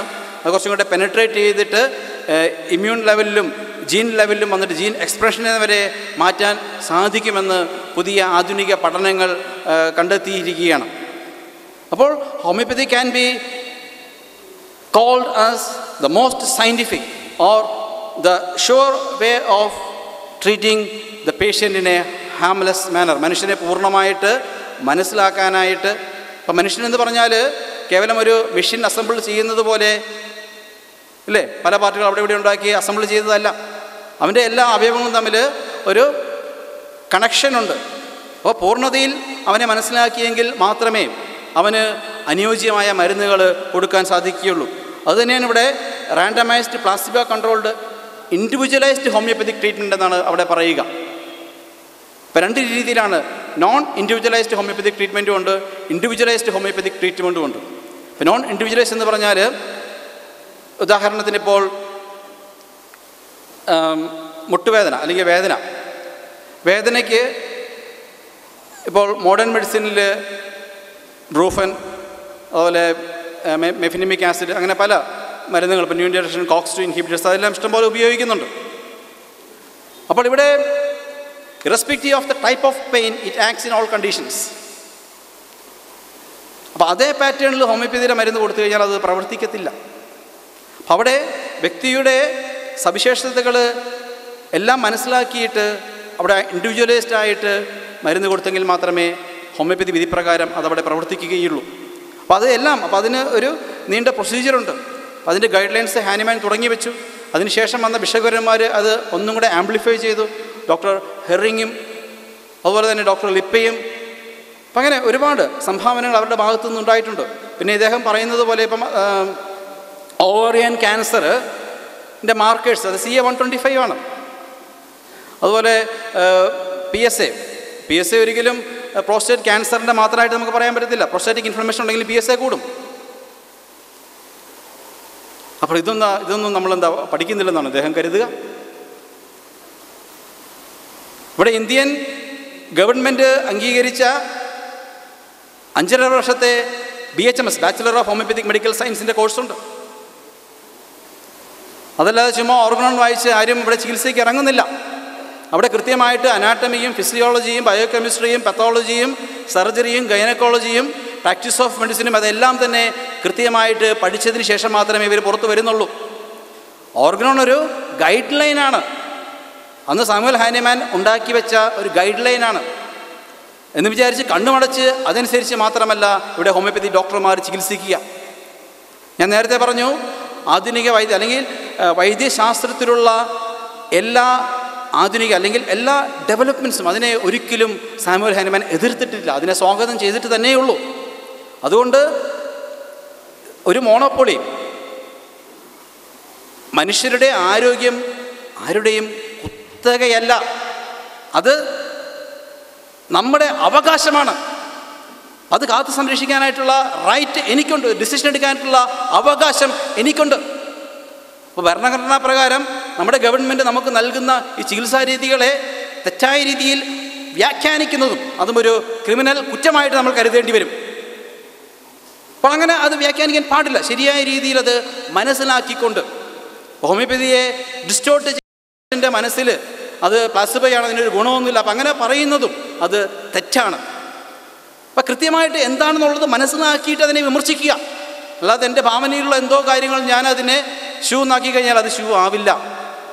അങ്ങനെ BHMSഉം 3 വർഷത്തെ MD ബിരുദവും PhDയും അപ്പോൾ അതെല്ലാം തന്നെ. അപ്പോൾ അവിടെ മോഡേൺ സയൻസ് ഉപയോഗിക്കുന്ന അല്ലെങ്കിൽ മോഡേൺ മെഡിസിൻ ഉപയോഗിക്കുന്ന എല്ലാ ഇൻവെസ്റ്റിഗേറ്റീവ് സംവിധാനങ്ങളും ഹോമിയോപ്പതി ഡോക്ടർമാരും ഉപയോഗിക്കുന്നുണ്ട്. അതല്ലാതെ അടുത്ത് വരുന്ന രോഗികളുടെ രോഗലക്ഷണങ്ങൾ മാത്രം ചോദിച്ച് നിനക്കൊരു പ്രശ്നമില്ല, ഇത് പൊക്കോളും. അപ്പം അത് നമ്മൾ മനസ്സിലാക്കണം. ഫാക്ട്സിനെ നമ്മൾ ഡിസ്റ്റോർട്ട് ചെയ്യാൻ പാടില്ല. കൃത്യമായ ഒബ്സർവേഷൻസ് രേഖപ്പെടുത്താൻ ചങ്കൂറ്റമുള്ളവനായിരിക്കണം ഒരു ശാസ്ത്രജ്ഞൻ അല്ലെങ്കിൽ ഒരു സയൻറ്റിഫിക് മെത്തേഡ് അനുസരിച്ച് ചിന്തിക്കുന്നവൻ. അല്ലെങ്കിൽ നമ്മുടെ ഭാവനയനുസരിച്ച് ഫാക്ട്സിനെ ഡിസ്റ്റോർട്ട് ചെയ്യുമ്പോഴത്തേക്കും അത് നമ്മൾ സമൂഹത്തോട് ചെയ്യുന്ന വലിയ ഒരു പാതകം തന്നെയാണ്. അങ്ങനെ ഒരിക്കലും ചെയ്യാൻ പാടില്ല. അപ്പം ഈ രീതിയിൽ വളരെ ശാസ്ത്രീയമായ അടിത്തറയിലും ശാസ്ത്രത്തിൻ്റെ എല്ലാ വികസനങ്ങളും അതിനോട് പൂർണ്ണമായ തുറവയുള്ള ഒരു വൈദ്യശാസ്ത്രമാണ് ഹോമിയോപ്പതി. അപ്പം ആദിമ കാലഘട്ടത്തിൽ പത്തോളജിക്കൽ അനാട്ടമിയുടെ പിതാവ് D. സെഡിബസ് അദ്ദേഹം പറഞ്ഞു വെച്ചു, ട്യൂബർക്ലോസിസ് വന്നു കഴിഞ്ഞാൽ ലങ്സിൻ്റെ ഓട്ടോപ്സിയിലൂടെ അവിടെ ട്യൂബർക്കിൾ ഉള്ളതായിട്ട്, ട്യൂബർക്കിൾ വെച്ചാൽ ചെറിയ കുരുക്കൾ പോലെ കാണും. അപ്പോൾ അതാണ് അസുഖ കാരണം എന്ന് പറഞ്ഞു വെച്ചു. Pathology is the cause of disease. Hahnemann പറഞ്ഞു pathology is the result of the disease. അതല്ല അടിസ്ഥാന അസുഖം, അസുഖത്തിൻ്റെ അവസാന പരിണാമമാണ്. അതിന്ന് ശാസ്ത്രം വികസിച്ചപ്പോഴത്തേക്കും അത് അംഗീകരിക്കുന്നു. ട്യൂബർക്ലോസിസ് ഉണ്ടാവാൻ കാരണം ബാക്ടീരിയയാണ്. അപ്പോൾ അത് ബാക്ടീരിയനെ എൻക്ലോസ് ചെയ്യുന്ന ബോഡിയുടെ ഇമ്മ്യൂണിറ്റിയുടെ ഭാഗമാണ് ഈ ട്യൂബർക്കിൾ ഫോർമേഷൻ എന്ന് വൈദ്യശാസ്ത്രത്തിൽ നിന്ന് അറിയാം. അപ്പോൾ സാമുവൽ ഹാനിമാൻ പറഞ്ഞ പല കാര്യങ്ങളും ശാസ്ത്രം വികസിച്ച് വരുമ്പോഴത്തേക്കും അതിനെല്ലാം തന്നെ എക്സ്പ്ലനേഷൻ കണ്ടെത്താൻ സാധിച്ചു. കാരണം അദ്ദേഹം he made just clear factual observations. Thank you. അദ്ദേഹം പറഞ്ഞു ഓർഗൻ ഓഫ് മെഡിസിനകത്ത് സാമുവൽ ഹാനിമാൻ എന്ത് പറഞ്ഞു, വൈറ്റൽ ഫോഴ്സിനെ മാറ്റിയെന്ന് അല്ലേ. ഹാനിമാൻ പറഞ്ഞ വാദങ്ങളാണ് 6th എഡിഷനിലെ. ശ്രദ്ധിച്ച് കേട്ടോളാം. 6th എഡിഷൻ അദ്ദേഹം പറഞ്ഞ 5ാമത്തെ എഡിഷനിൽ ഹാനിമാൻ ജീവിച്ചിരുന്നപ്പോൾ ഇറങ്ങിയെന്ന പോസ്റ്റ്മസ് എഡിഷൻ, അദ്ദേഹത്തിൻ്റെ മരണശേഷം ഇറങ്ങിയ പുസ്തകമാണ് എൻ്റെ കയ്യിലിരിക്കുക. ശ്രദ്ധിച്ച് കേൾക്കണം. He can never see the immaterial element, the vital force causing the disease എന്നാണ് ഹാനിമാൻ ഓർഗൻ ഓഫ് മെഡിസിനിൽ പറഞ്ഞിട്ടുള്ളത്. ഇറങ്ങിയതിന് ശേഷം സംശയം ഉണ്ടെങ്കിൽ ഈ പുസ്തകം എല്ലാവർക്കും കാണിച്ചു തരുന്നതാണ്. അപ്പോൾ ഇദ്ദേഹം പറഞ്ഞത് തെറ്റാണ്. അടുത്തത് ഹാനിമാൻ പ്ലസീബോ കൺട്രോൾഡ് ട്രയൽ ചെയ്തിട്ടുണ്ട്. ഈ പ്ലസീബോ കൺട്രോൾഡ് പവർഫുൾ പ്ലസീബോ എന്ന് പറഞ്ഞാൽ 1955 ഒരു പഠനം ഇറങ്ങിയിട്ടുണ്ട്. അതാണ് പറയുന്നത് ഈ പ്ലസീബോയ്ക്ക് ഈ ചികിത്സാ രീതിയിൽ പ്രാധാന്യങ്ങളൊക്കെ ഉണ്ടെന്ന് പറയുന്നത് ആ പഠനമാണ്. അത് പണ്ട് ഹാനിമാൻ പ്ലസീബോ ചെയ്തിട്ടുണ്ടത്. എങ്കിലും അദ്ദേഹം അതിൻ്റെ ഏത് പുസ്തകത്തിലാണ് അദ്ദേഹം പറഞ്ഞിട്ടുള്ളതെന്ന് ഇപ്പോൾ വളരെ കൃത്യമായിട്ട് പറയണം. പിന്നെ ഞാൻ വന്നപ്പോഴേ ഫസ്റ്റ് റൗണ്ടിൽ മുതൽ ചോദിക്കുന്ന 3 ചോദ്യങ്ങൾക്ക് ഉത്തരം കിട്ടിയിട്ടില്ല. സിമിലിയ സിമിലിബസ് കറൻറ്റും ഡോസേജ് കുറയ്ക്കുമ്പോൾ ഈ മരുന്നിൻ്റെ വീര്യം കുറയില്ല എന്നാണ് ഹാനിമാൻ പറഞ്ഞിരിക്കുന്നത്. കാരണം എന്താണെന്ന് അറിയാമോ? ഈ മരുന്ന് മദർ ടിങ്ചറിലേക്ക് ഇടുമ്പോൾ മരുന്നിന്ന് ഒരു വൈറ്റൽ ഫോഴ്സ് അതിനകത്തേക്ക് ഇറങ്ങും. അതൊരിക്കലും പോയില്ലെന്നാണ് പറയുന്നത്. ഇത് സയൻറ്റിഫിക് ആണെന്നാണ് പറയുന്നത്. ഇതിങ്ങനെയാണ് എന്ന് പറയാൻ വേണ്ടിയിട്ട് ഇദ്ദേഹം നടത്തിയ നിരീക്ഷണം എന്താണ്? ഇത് ഒരിക്കലും മെഡിസിനൽ പവർ പോകില്ല എന്ന് കാണിക്കുന്ന തെളിവുകൾ എന്തൊക്കെയാണ്? അത് ഞാൻ ചോദിച്ചു. എനിക്ക് ഇപ്പോഴും ഉത്തരം കിട്ടിയിട്ടില്ല അതിൻ്റെ. അടുത്ത മൂന്നാമത്തത്, ഇവിടെ ഇന്ത്യൻ കോൺസ്റ്റിറ്റ്യൂഷനോ അല്ലെങ്കിൽ ഇന്ത്യൻ പീനൽ കോഡിൽ ഏതൊക്കെ ക്രൈമുകൾ ഉൾപ്പെടുത്താം എന്നുള്ളതല്ല വിഷയം. നമ്മുടെ വിഷയം ഹോമിയോപ്പതി ശാസ്ത്രീയമാണോ എന്നുള്ളതാണ്. അടുത്ത ഒരു സംഭവമാണ് ഈ IIT. അദ്ദേഹം കുറേ നേരം കൊണ്ട് പറയുന്നത് അദ്ദേഹത്തിന് ഈ മറുപടി കൊടുത്തില്ലെങ്കിൽ അദ്ദേഹത്തിനോട് ചെയ്യുന്നൊരു വലിയൊരു പാപമായിരിക്കും. അദ്ദേഹം ആദ്യമേ വന്നൊരു അപ്പീൽ ടു അതോറിറ്റി എന്ന് പറഞ്ഞൊരു ഫാലസി പറഞ്ഞു. അതായത് ഈ Indian institute of technology Bombay എന്ന് പറഞ്ഞാൽ ഇന്ത്യയിലെ ഏറ്റവും മികച്ച ഒരു ഇൻസ്റ്റിറ്റ്യൂട്ടാണ്. അതെ, ഇന്ത്യൻ ഇൻസ്റ്റിറ്റ്യൂട്ട് ഓഫ് ടെക്നോളജി നല്ലൊരു ഇൻസ്റ്റിറ്റ്യൂട്ടാണ്. ലോ റാങ്കിങ്ങിൽ നമ്മൾ 100-നകത്തൊന്നും ഇല്ലെങ്കിലും നല്ല ഇൻസ്റ്റിറ്റ്യൂട്ടാണ്. നല്ല മാർക്കുള്ളവരും ബുദ്ധിയുള്ളവരൊക്കെയാണ് അവിടെ എടുക്കുന്നത്. അവരൊരു പഠനം നടത്തി. ആരാണ് നടത്തിയത്? ഏറ്റവും കൂടുതൽ ബുദ്ധിയുള്ളവരാണ് നടത്തിയത്. അപ്പോൾ ആ പഠനവും ശരിയായിരിക്കണം എന്നുള്ള ഒരു അപ്പീൽ ടു അതോറിറ്റി അതിനകത്തുണ്ട്. അപ്പോൾ ഈ പഠനം എന്താണ് പറയുന്നതെന്നറിയാമോ? ഈ ഹോമിയോയുടെ അതായത് മൂലപദാർത്ഥങ്ങൾ ഈ ഡൈലൂട്ട് ചെയ്യുമ്പോഴും അവിടെ ഉണ്ട്. അതിൻ്റെ നാനോ പാർട്ടിക്കിൾസ് അല്ലെങ്കിൽ ആ പാർട്ടിക്കിൾസ് ഇങ്ങനെ പോവാതെ അവിടെ നിൽപ്പുണ്ട്. അതാണ് കാരണം എന്നാണ് പറയുന്നത്. അത് പോവാതെയാണ് നിൽക്കുന്നതെങ്കിൽ it is a fake homeopathy medicine because it is not diluted. അതെങ്ങനെ അതവിടെ നിൽക്കുന്നെങ്കിൽ പിന്നെ അതെങ്ങനെയാണ് ഡൈലൂട്ടഡ് ആവുന്നത്? നിങ്ങളൊന്ന് ആലോചിച്ച് നോക്കുക.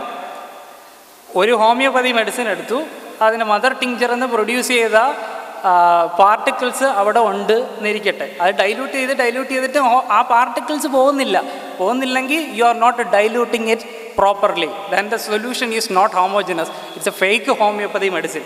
അത് ഒന്നാമത്തെ കാര്യം. രണ്ടാമത്തെ കാര്യം, ഇത് ഇവിടെ ഉള്ള 1-2 ആൾക്കാരാണ് ഇത് ചെയ്തിട്ടുള്ളത്. ഇത് കൂടുതലും ഇൻ വിട്രോ പഠനങ്ങളാണ്, അതായത് സെൽ കൾച്ചറിലൊക്കെ ഉള്ള പഠനങ്ങൾ. ഇതാരെങ്കിലും നല്ല രീതിയിൽ വീണ്ടും റീപ്രൊഡ്യൂസ് ചെയ്ത് ഇതൊരു ആർട്ടിഫാക്റ്റ് അല്ല എന്ന് കാണിക്കുമ്പോൾ മാത്രമേ ഇതിനൊരു സ്വീകാര്യത വരുള്ളൂ. ഇപ്പോഴും ശാസ്ത്രത്തിൽ ഇതാരും സ്വീകരിച്ചിട്ടില്ല. മൂന്നാമത്തത്, ഈ പഠനങ്ങളൊക്കെ എവിടെയാണ് പബ്ലിഷ് ചെയ്യുന്നതെന്ന് ഇദ്ദേഹത്തിനോടൊന്ന് ചോദിച്ചു നോക്കിയേ. Homeopathy, Indian journal of homeopathy എന്ന് പറഞ്ഞൊരു സാധനമുണ്ട്. ആയുഷിൻ്റെ ഒരു ഓട്ടോണമസ് ഓർഗനൈസേഷനുണ്ട്, central council for homeopathic research എന്ന് പറഞ്ഞാൽ. അവരുടെ ഔദ്യോഗിക പ്രസിദ്ധീകരണമാണ് ഇന്ത്യൻ ജേണൽ ഓഫ് ഹോമിയോപ്പതി. ഇതുപോലത്തെ ഒരു ചവറ് സാധനം ഈ ലോകത്ത് വേറെ ഇല്ല. ബാലർമയിലെ സൂത്രന് ചേരു എന്ന് പറയുന്ന ഒരു കഥയുണ്ടല്ലോ, അതിലൊരു മൂങ്ങയുണ്ട്, ഒരു വൈദ്യർ. അത് ഇതിനെക്കാട്ടി മികച്ച രീതിയിൽ കാര്യങ്ങൾ പറയും. ഇനി ഇദ്ദേഹത്തിൻ്റെ നാനോ പാർട്ടിക്കിൾസ് ഇതെവിടെയാണ് പബ്ലിഷ് ചെയ്തത്? മിക്കവാറും ഇത് ഹോമിയോപ്പതി എന്ന് പറഞ്ഞൊരു ജേണലുണ്ട്, ഒരു തുക്കിട ജേണലാണ്, ആരും വായിക്കാത്ത. ആ ജേണലിലിരിക്കുന്ന എഡിറ്റേഴ്സ് ആരാണെന്നറിയാമോ? ഈ ഹോമിയോപ്പതി ഡോക്ടേഴ്സും അല്ലെങ്കിൽ ഹോമിയോപ്പതിയിൽ റിസർച്ച് ചെയ്യുന്നവരൊക്കെയാണ്. അതിനകത്ത് അവിടെ എന്ത് കൊണ്ടിട്ട് കഴിഞ്ഞാലും അവരെങ്ങെടുത്തോളും. നിങ്ങൾ ഇദ്ദേഹം പറയുന്നത് ശരിയാണെന്നുണ്ടെങ്കിൽ, അതായത് ഒരു മദർ ടിങ്ചറിൻ്റെ പാർട്ടിക്കിൾസ് അവശേഷിക്കുന്നുണ്ട് എന്നുണ്ടെങ്കിൽ it's going to contradict all the known laws of physics and chemistry. ഫിസിക്സിലെയും കെമിസ്ട്രിയിലെ എല്ലാ ലോസും അത് കോൺട്രഡിക്റ്റ് ചെയ്യും. എങ്കിൽ അത് ഈ ഹോമിയോപ്പതിയിലൊന്നും അല്ല വരേണ്ടത്. അതെവിടെ വരണം? ലാൻസെറ്റിലോ ന്യൂ ഇംഗ്ലണ്ട് ജേണൽ ഓഫ് മെഡിസിനിലോ നേച്ചറിലോ സെല്ലിലോ സയൻസിലോ ഒക്കെയാണ് വേണ്ടത്. അല്ലാതെ ഇതുപോലത്തെ ലോ ഗ്രേഡ് പഠനങ്ങളിലൊന്നും അല്ല വരേണ്ടത്. ഇനി മൂന്നാമത്തെ ഒരു പ്രശ്നമുണ്ട്. ഇദ്ദേഹം പറഞ്ഞത് ഹോമിയോപ്പതിയുടെ എന്തുണ്ടെന്ന പാർട്ടിക്കിൾസ്. ലൂണ എന്ന് പറഞ്ഞൊരു ഹോമിയോപ്പതി മരുന്നുണ്ട്. അതായത് മിൽക്ക് ഓഫ് ഷുഗറിലേക്ക് ചന്ദ്രൻ്റെ പ്രകാശം കടത്തി വിട്ടെടുക്കുന്ന ഒരു ഹോമിയോപ്പതിയാണ്. ഇതിനകത്ത് എന്ത് പാർട്ടിക്കിൾസാണുള്ളത്? അല്ല, പാർട്ടിക്കിൾസ് ഉണ്ടെങ്കിൽ മെറ്റീരിയലിൻ്റെ പാർട്ടിക്കിളല്ലേ ഉണ്ടാവുന്നത്, റേഡിയേഷൻ്റെ പാർട്ടിക്കിൾ ഉണ്ടാവുമോ? റേഡിയേഷൻ്റെ എന്തെങ്കിലും പാർട്ടിക്കിൾ ഉണ്ടാവും. ബെർലിൻ വാൾ എന്ന് പറഞ്ഞ്, ബെർലിൻ വാൾ നിങ്ങൾക്ക് അറിയാമായിരുന്നല്ലോ, ജർമ്മനിയെ വേർതിരിച്ചിരുന്ന മതിൽ, അത് പൊളിച്ചപ്പോൾ അതിൽ നിന്ന് കുറേ കഷ്ണം എടുത്തുകൊണ്ടോ ഈ ഹോമിയോപ്പതി മരുന്നുണ്ടാക്കി. അതിൻ്റെ പാർട്ടിക്കിൾസ് ഉണ്ടാവും. ഈ പാർട്ടിക്കിൾസ് ഉണ്ടെങ്കിൽ എങ്ങനെയാണ് ഇത് അസുഖം മാറ്റുന്നത് എന്നുള്ളതൊരു ചോദ്യമുണ്ട്. ഇദ്ദേഹം പറയുന്നു നാനോ പാർട്ടിക്കിൾസ് ഇത് വിശദീകരിക്കുന്നു. എന്ത് വിശദീകരിക്കുന്നു? ഇതെങ്ങനെയാണ് ഈ അസുഖം മാറ്റുന്നത്? ഞാൻ പറയുന്നു അത് കണ്ടാമിനേഷൻ ആണെന്ന് പറയുന്നു. അദ്ദേഹം പ്രോപ്പറായിട്ട് അത് എടുത്ത, അല്ലെങ്കിൽ ഇദ്ദേഹം തന്നെ പറയുന്നുണ്ട് റാൻഡമായിട്ട് ഏതൊക്കെയോ കടയിൽ പോയി നിന്ന് വാങ്ങിക്കൊണ്ട് വന്നതാണെന്ന്. അത് നല്ല മരുന്നാണോ ഫേക്ക് മരുന്നാണോ കണ്ടാമിനേറ്റഡ് ആയിട്ടുള്ള സാധനങ്ങൾ ഉണ്ടാക്കിയതാണോ എന്ന് ഒരു ഉറപ്പും ഇല്ല. ഇത് ഉറപ്പൊക്കെ ഉണ്ടായിരുന്നെങ്കിൽ എവിടെയായിരുന്നു ഇത് പബ്ലിഷ് ചെയ്യേണ്ടിയിരുന്നത്? അതെല്ലാം ആധികാരികമായിട്ടുള്ള ജേണലുകളിലായിരുന്നു പബ്ലിഷ് ചെയ്യേണ്ടിയിരുന്നത് എന്നുള്ളതാണ് ഒരു കാര്യം. ഇനി അദ്ദേഹം ആദ്യം റൗണ്ടിൽ പറഞ്ഞ കുറച്ച് കാര്യങ്ങളാണ്. ഇത് ആനിമൽ സ്റ്റഡീസൊക്കെ തള്ളിക്കളഞ്ഞു. ആര്? ആനിമാൻ. നമുക്കറിയാം സൈനറോ ഹാബിറ്റിസ് എലിഗൻസ് എന്ന് പറഞ്ഞൊരു ഒരു വോമാണത്. മൈക്രോസ്കോപ്പുമാണ് നന്നായിട്ട് കാണാൻ. കഴിഞ്ഞ 12 വർഷത്തിനിടയിൽ 3 നോബൽ പ്രൈസാണ് അതിന്. നമ്മുടെ തോമസ് ഹൺമോർഗൻ, അദ്ദേഹം പഴയ ഈച്ചയിൽ, നമ്മുടെ വീട്ടിലൊക്കെ ചക്കപ്പഴം കൊണ്ടുവയ്ക്കുമ്പോൾ അതിൽ വന്ന് ഒട്ടി ഇരിക്കുന്ന ആ പഴയ ഈച്ചയിൽ നടത്തിയ പരീക്ഷണത്തിനാണ് തോമസ് ഹൺമോർഗന് നോബൽ പ്രൈസ് കിട്ടുന്നത്. പിന്നെ എലി, റാബിറ്റ്, ഇപ്പോഴും ബബൂൺസിനെ ഉപയോഗിക്കുന്നുണ്ട്, കുരങ്ങന്മാർ ഉപയോഗിക്കുന്നുണ്ട്. അതായത് ഈ സ്ത്രീകളുടെ ലൈംഗിക അവയവങ്ങൾക്കൊക്കെ വരുന്ന അസുഖങ്ങളുടെ ഡയറക്റ്റായിട്ട് സർജറി ചെയ്ത് തന്നെ ഇംപ്ലാൻസൊക്കെ പരീക്ഷിച്ച് ബബൂൺസിനെ ഉപയോഗിക്കുന്നുണ്ട്. അപ്പോൾ ഇന്ന് നമ്മൾ കാണുന്ന ആധുനിക ശാസ്ത്രം എന്ന് പറയുന്നത് ഈ കൂടുതലും ആനിമൽ സ്റ്റഡീസിലൂടെ വന്നത് തന്നെയാണ്. വേറെ ഒരു പ്രധാനപ്പെട്ടൊരു കാര്യമുണ്ട്. ഡയറക്റ്റായിട്ട് മനുഷ്യനിൽ ഈ മരുന്നുകളൊന്നും ചെയ്യാൻ പാടില്ല. അമേരിക്കയിൽ വല്ലതാണെങ്കിൽ ഇദ്ദേഹം ജയിലിടിഞ്ഞാലും പുറത്തിറങ്ങത്തില്ല, അണ്ണത്തിക്കലാണ്. അത് അദ്ദേഹം ആദ്യമേ മനുഷ്യന് കൊടുക്കണം പോലും. ആദ്യം സെൽ കൾച്ചറിൽ നടത്തണം, പിന്നെ അത് എലികളോ അല്ലെങ്കിൽ ഏതെങ്കിലും മോഡൽ ഓർഗാനിസത്തിൽ പരീക്ഷിക്കണം. അത് പരീക്ഷിച്ച് വലിയ റെഗുലേറ്ററി ബോഡീസ് ഉണ്ട്, അവരുടെ അംഗീകാരത്തിന് ശേഷമേ അത് കൺട്രോൾ ട്രയൽസിൽ ഇറക്കൂ. കൺട്രോൾ ട്രയൽസിൽ ആദ്യം കുറച്ച് ആൾക്കാരെ ഉണ്ടാവും. അവർക്ക് മരുന്ന് ഫലപ്രദമാകുന്നുണ്ടോ എന്ന് മാത്രമല്ല നോക്കുന്നത്, എന്തെങ്കിലും സൈഡ് എഫക്ട്സ് ഉണ്ടോ എന്നും കൂടെ നോക്കും. ഈ സൈഡ് എഫക്ട്സ് എല്ലാം ഇല്ലയെന്ന് വലിയ സൈഡ് എഫക്ട്സ് ഒന്നും ഇല്ലയെന്ന് ഉറപ്പാക്കിയതിന് ശേഷമാണ് സെക്കൻഡ് ട്രയലിലേക്ക് പോകുന്നത്. അങ്ങനെയാണ് പിന്നെ തേർഡ് ട്രയലിലേക്ക് പോകുന്നത്. തേർഡ് ട്രയലും കഴിഞ്ഞിട്ട് ഫോർത്ത് ട്രയൽ, അങ്ങനെയാണ് മാർക്കറ്റിലേക്ക് വരുന്നത്. ഇദ്ദേഹം പറഞ്ഞ് ആദ്യമേ അങ്ങ് മനുഷ്യനങ്ങ് കൊടുക്കണമെന്നാണ് പറയുന്നത്. ഇനി അടുത്തൊരു സംഭവം, പിന്നെ അദ്ദേഹം ഇതിനിടയ്ക്ക് പറഞ്ഞത് ഈ മോളിക്കുലർ റിഡക്ഷനിസ്റ്റ് അപ്രോച്ച്. അതെ, മോഡേൺ മെഡിസിൻ എന്ന് പറഞ്ഞാൽ മോളിക്കുലർ റിഡക്ഷനിസ്റ്റ് അപ്രോച്ചാണ്. മോളിക്കുലർ റിഡക്ഷൻ അപ്രോച്ചിനെ കുറിച്ച് ഇതെല്ലാം മനസ്സിലാക്കിയായിരുന്നു പണ്ട് ഹോളിസ്റ്റിക് എക്സ്പ്ലനേഷൻ ഹാനിമാൻ കൊടുത്തതെന്നാണ് പറയുന്നത്. ഈ DNA തന്നെ കണ്ടുപിടിക്കുന്നത് 1950 ശേഷമാണ്. 18-ാം നൂറ്റാണ്ടിൽ ജീവിച്ചിരുന്ന പുള്ളി ഇതെല്ലാം മുന്നേ മനപ്പാടാക്കിയിട്ടാണ് ഇതെല്ലാം പറഞ്ഞതെന്നാണ് ഇദ്ദേഹത്തിൻ്റെ അഭിപ്രായം. ഇനി പ്രോസ്റ്റേറ്റ് സ്പെസിഫിക് ക്യാൻസറിനെ കുറിച്ച് ഞാൻ പറഞ്ഞപ്പോൾ, സ്പെസിഫിക് ക്യാൻസർ അല്ല, പ്രോസ്റ്റേറ്റ് സ്പെസിഫിക് ആൻറ്റിജനെ കുറിച്ച് പറഞ്ഞപ്പോൾ ഇദ്ദേഹം പറഞ്ഞു, ഇതൊന്നും നമുക്ക് അറിയില്ല എന്നാണോ നിങ്ങളുടെ വിചാരം? താങ്കൾക്ക് അറിയില്ല എന്നല്ല ഞാൻ പറഞ്ഞത്, നിങ്ങൾക്കിതെല്ലാം അറിയാം, പക്ഷേ ഇതൊന്നും നിങ്ങൾ അവിടെ അപ്ലൈ ചെയ്യുന്നില്ല എന്നുള്ളതാണ് പ്രശ്നം. നിങ്ങളിതെല്ലാം പഠിക്കുന്നുണ്ട്, പക്ഷേ ഇതൊന്നും നിങ്ങൾ അപ്ലൈ ചെയ്യുന്നില്ല. ഈ ഓർഗൻ ഓഫ് മെഡിസിൻ ആണ് ഇവരുടെ പ്രധാനപ്പെട്ട പുസ്തകം. മെഡിക്കൽ കോളേജിലൊക്കെ പഠിപ്പിക്കുന്ന ഇതാണ്. ഈ വൈറ്റൽ ഫോഴ്സ് ഇപ്പോഴും 6ാമത്തെ എഡിഷനിൽ എഴുതിയിരിക്കുന്ന പുസ്തകം തന്നെയാണ് പഠിപ്പിച്ചുകൊണ്ടിരിക്കുന്നത്. അതെന്തിനാണ് പഠിപ്പിക്കുന്നതെന്നാണ് എനിക്ക് മനസ്സിലാവുക. വേണമെങ്കിൽ ഒരു റെഫറൻസ് ആയിട്ട് ഇടാം, നിങ്ങൾക്ക് വേണമെങ്കിൽ പോയി വായിച്ചു നോക്കൂ എന്ന് പറയാം. നിങ്ങൾക്ക് ഏതെങ്കിലും ഒരു യൂണിവേഴ്സിറ്റിയുടെ സിലബസ് നിന്ന് ഇവൻ PhD-യോ അണ്ടർ ഗ്രാജുവേറ്റോ അല്ലെങ്കിൽ ഇവൻ പോസ്റ്റ് ഗ്രാജുവേറ്റോ ചെയ്യുന്ന ഏതെങ്കിലും ഒരു ബയോളജി യൂണിവേഴ്സിറ്റിയുടെ സിലബസിൽ നിന്ന് നിങ്ങൾക്ക് പ്രൈമറി പുസ്തകമായിട്ട് ഡാർവിൻ്റെ ഒറിജിൻ ഓഫ് സ്പീഷീസ് എടുത്ത് കാണിക്കാൻ പറ്റും. ലോകത്തിനെ മാറ്റിമറിച്ചൊരു പുസ്തകമാണ്. ഇന്ന് ലോകത്തിൻ്റെ അല്ലെങ്കിൽ ബയോളജിയുടെ അടിസ്ഥാനം എന്ന് പറയുന്ന പുസ്തകം ഒറിജിൻ ഓഫ് സ്പീഷീസാണ്. അത് ഏതെങ്കിലും ഒരു യൂണിവേഴ്സിറ്റിയിലെ പ്രൈമറി പുസ്തകമായിട്ട് നിങ്ങൾ കണ്ടിട്ടുണ്ട്, റെഫറൻസ് ആയിട്ട് വെച്ചിട്ടുണ്ട്. നിങ്ങൾ വേണമെങ്കിൽ പോയി പഠിച്ചോ. അപ്പോഴാണ് ബാലരമയുടെ അത്ര പോലും ക്വാളിറ്റി ഇല്ലാത്ത ഒരു ഓർഗൻ ഓഫ് മെഡിസിൻ 21-ാം നൂറ്റാണ്ടിലും പഠിപ്പിക്കുന്നത്. അതിന് എത്ര സമയമുണ്ട്? 5 മിനിറ്റ്. ഇനി ഡ്രഗ് പ്രൂവിങ്സിനെ കുറിച്ച് ഇദ്ദേഹം പറഞ്ഞു. ഞാൻ ഡ്രഗ് പ്രൂവിങ്സിനെ കുറിച്ച് ചോദിച്ചിട്ട് അദ്ദേഹം ഒന്നും പറയുന്നില്ല, അതൊന്നും അദ്ദേഹം വിട്ട് പറയുന്നില്ല. ഹാനിമാൻ ചെയ്തിട്ടുണ്ട്, ഹാനിമാൻ പണ്ട് ചെയ്തിട്ടുണ്ട്, അതുകൊണ്ട് നമ്മളങ്ങ് വിശ്വസിച്ചോളണം എന്നൊക്കെയുള്ള രീതിയിലാണ് ഇദ്ദേഹം പറയുന്നത്.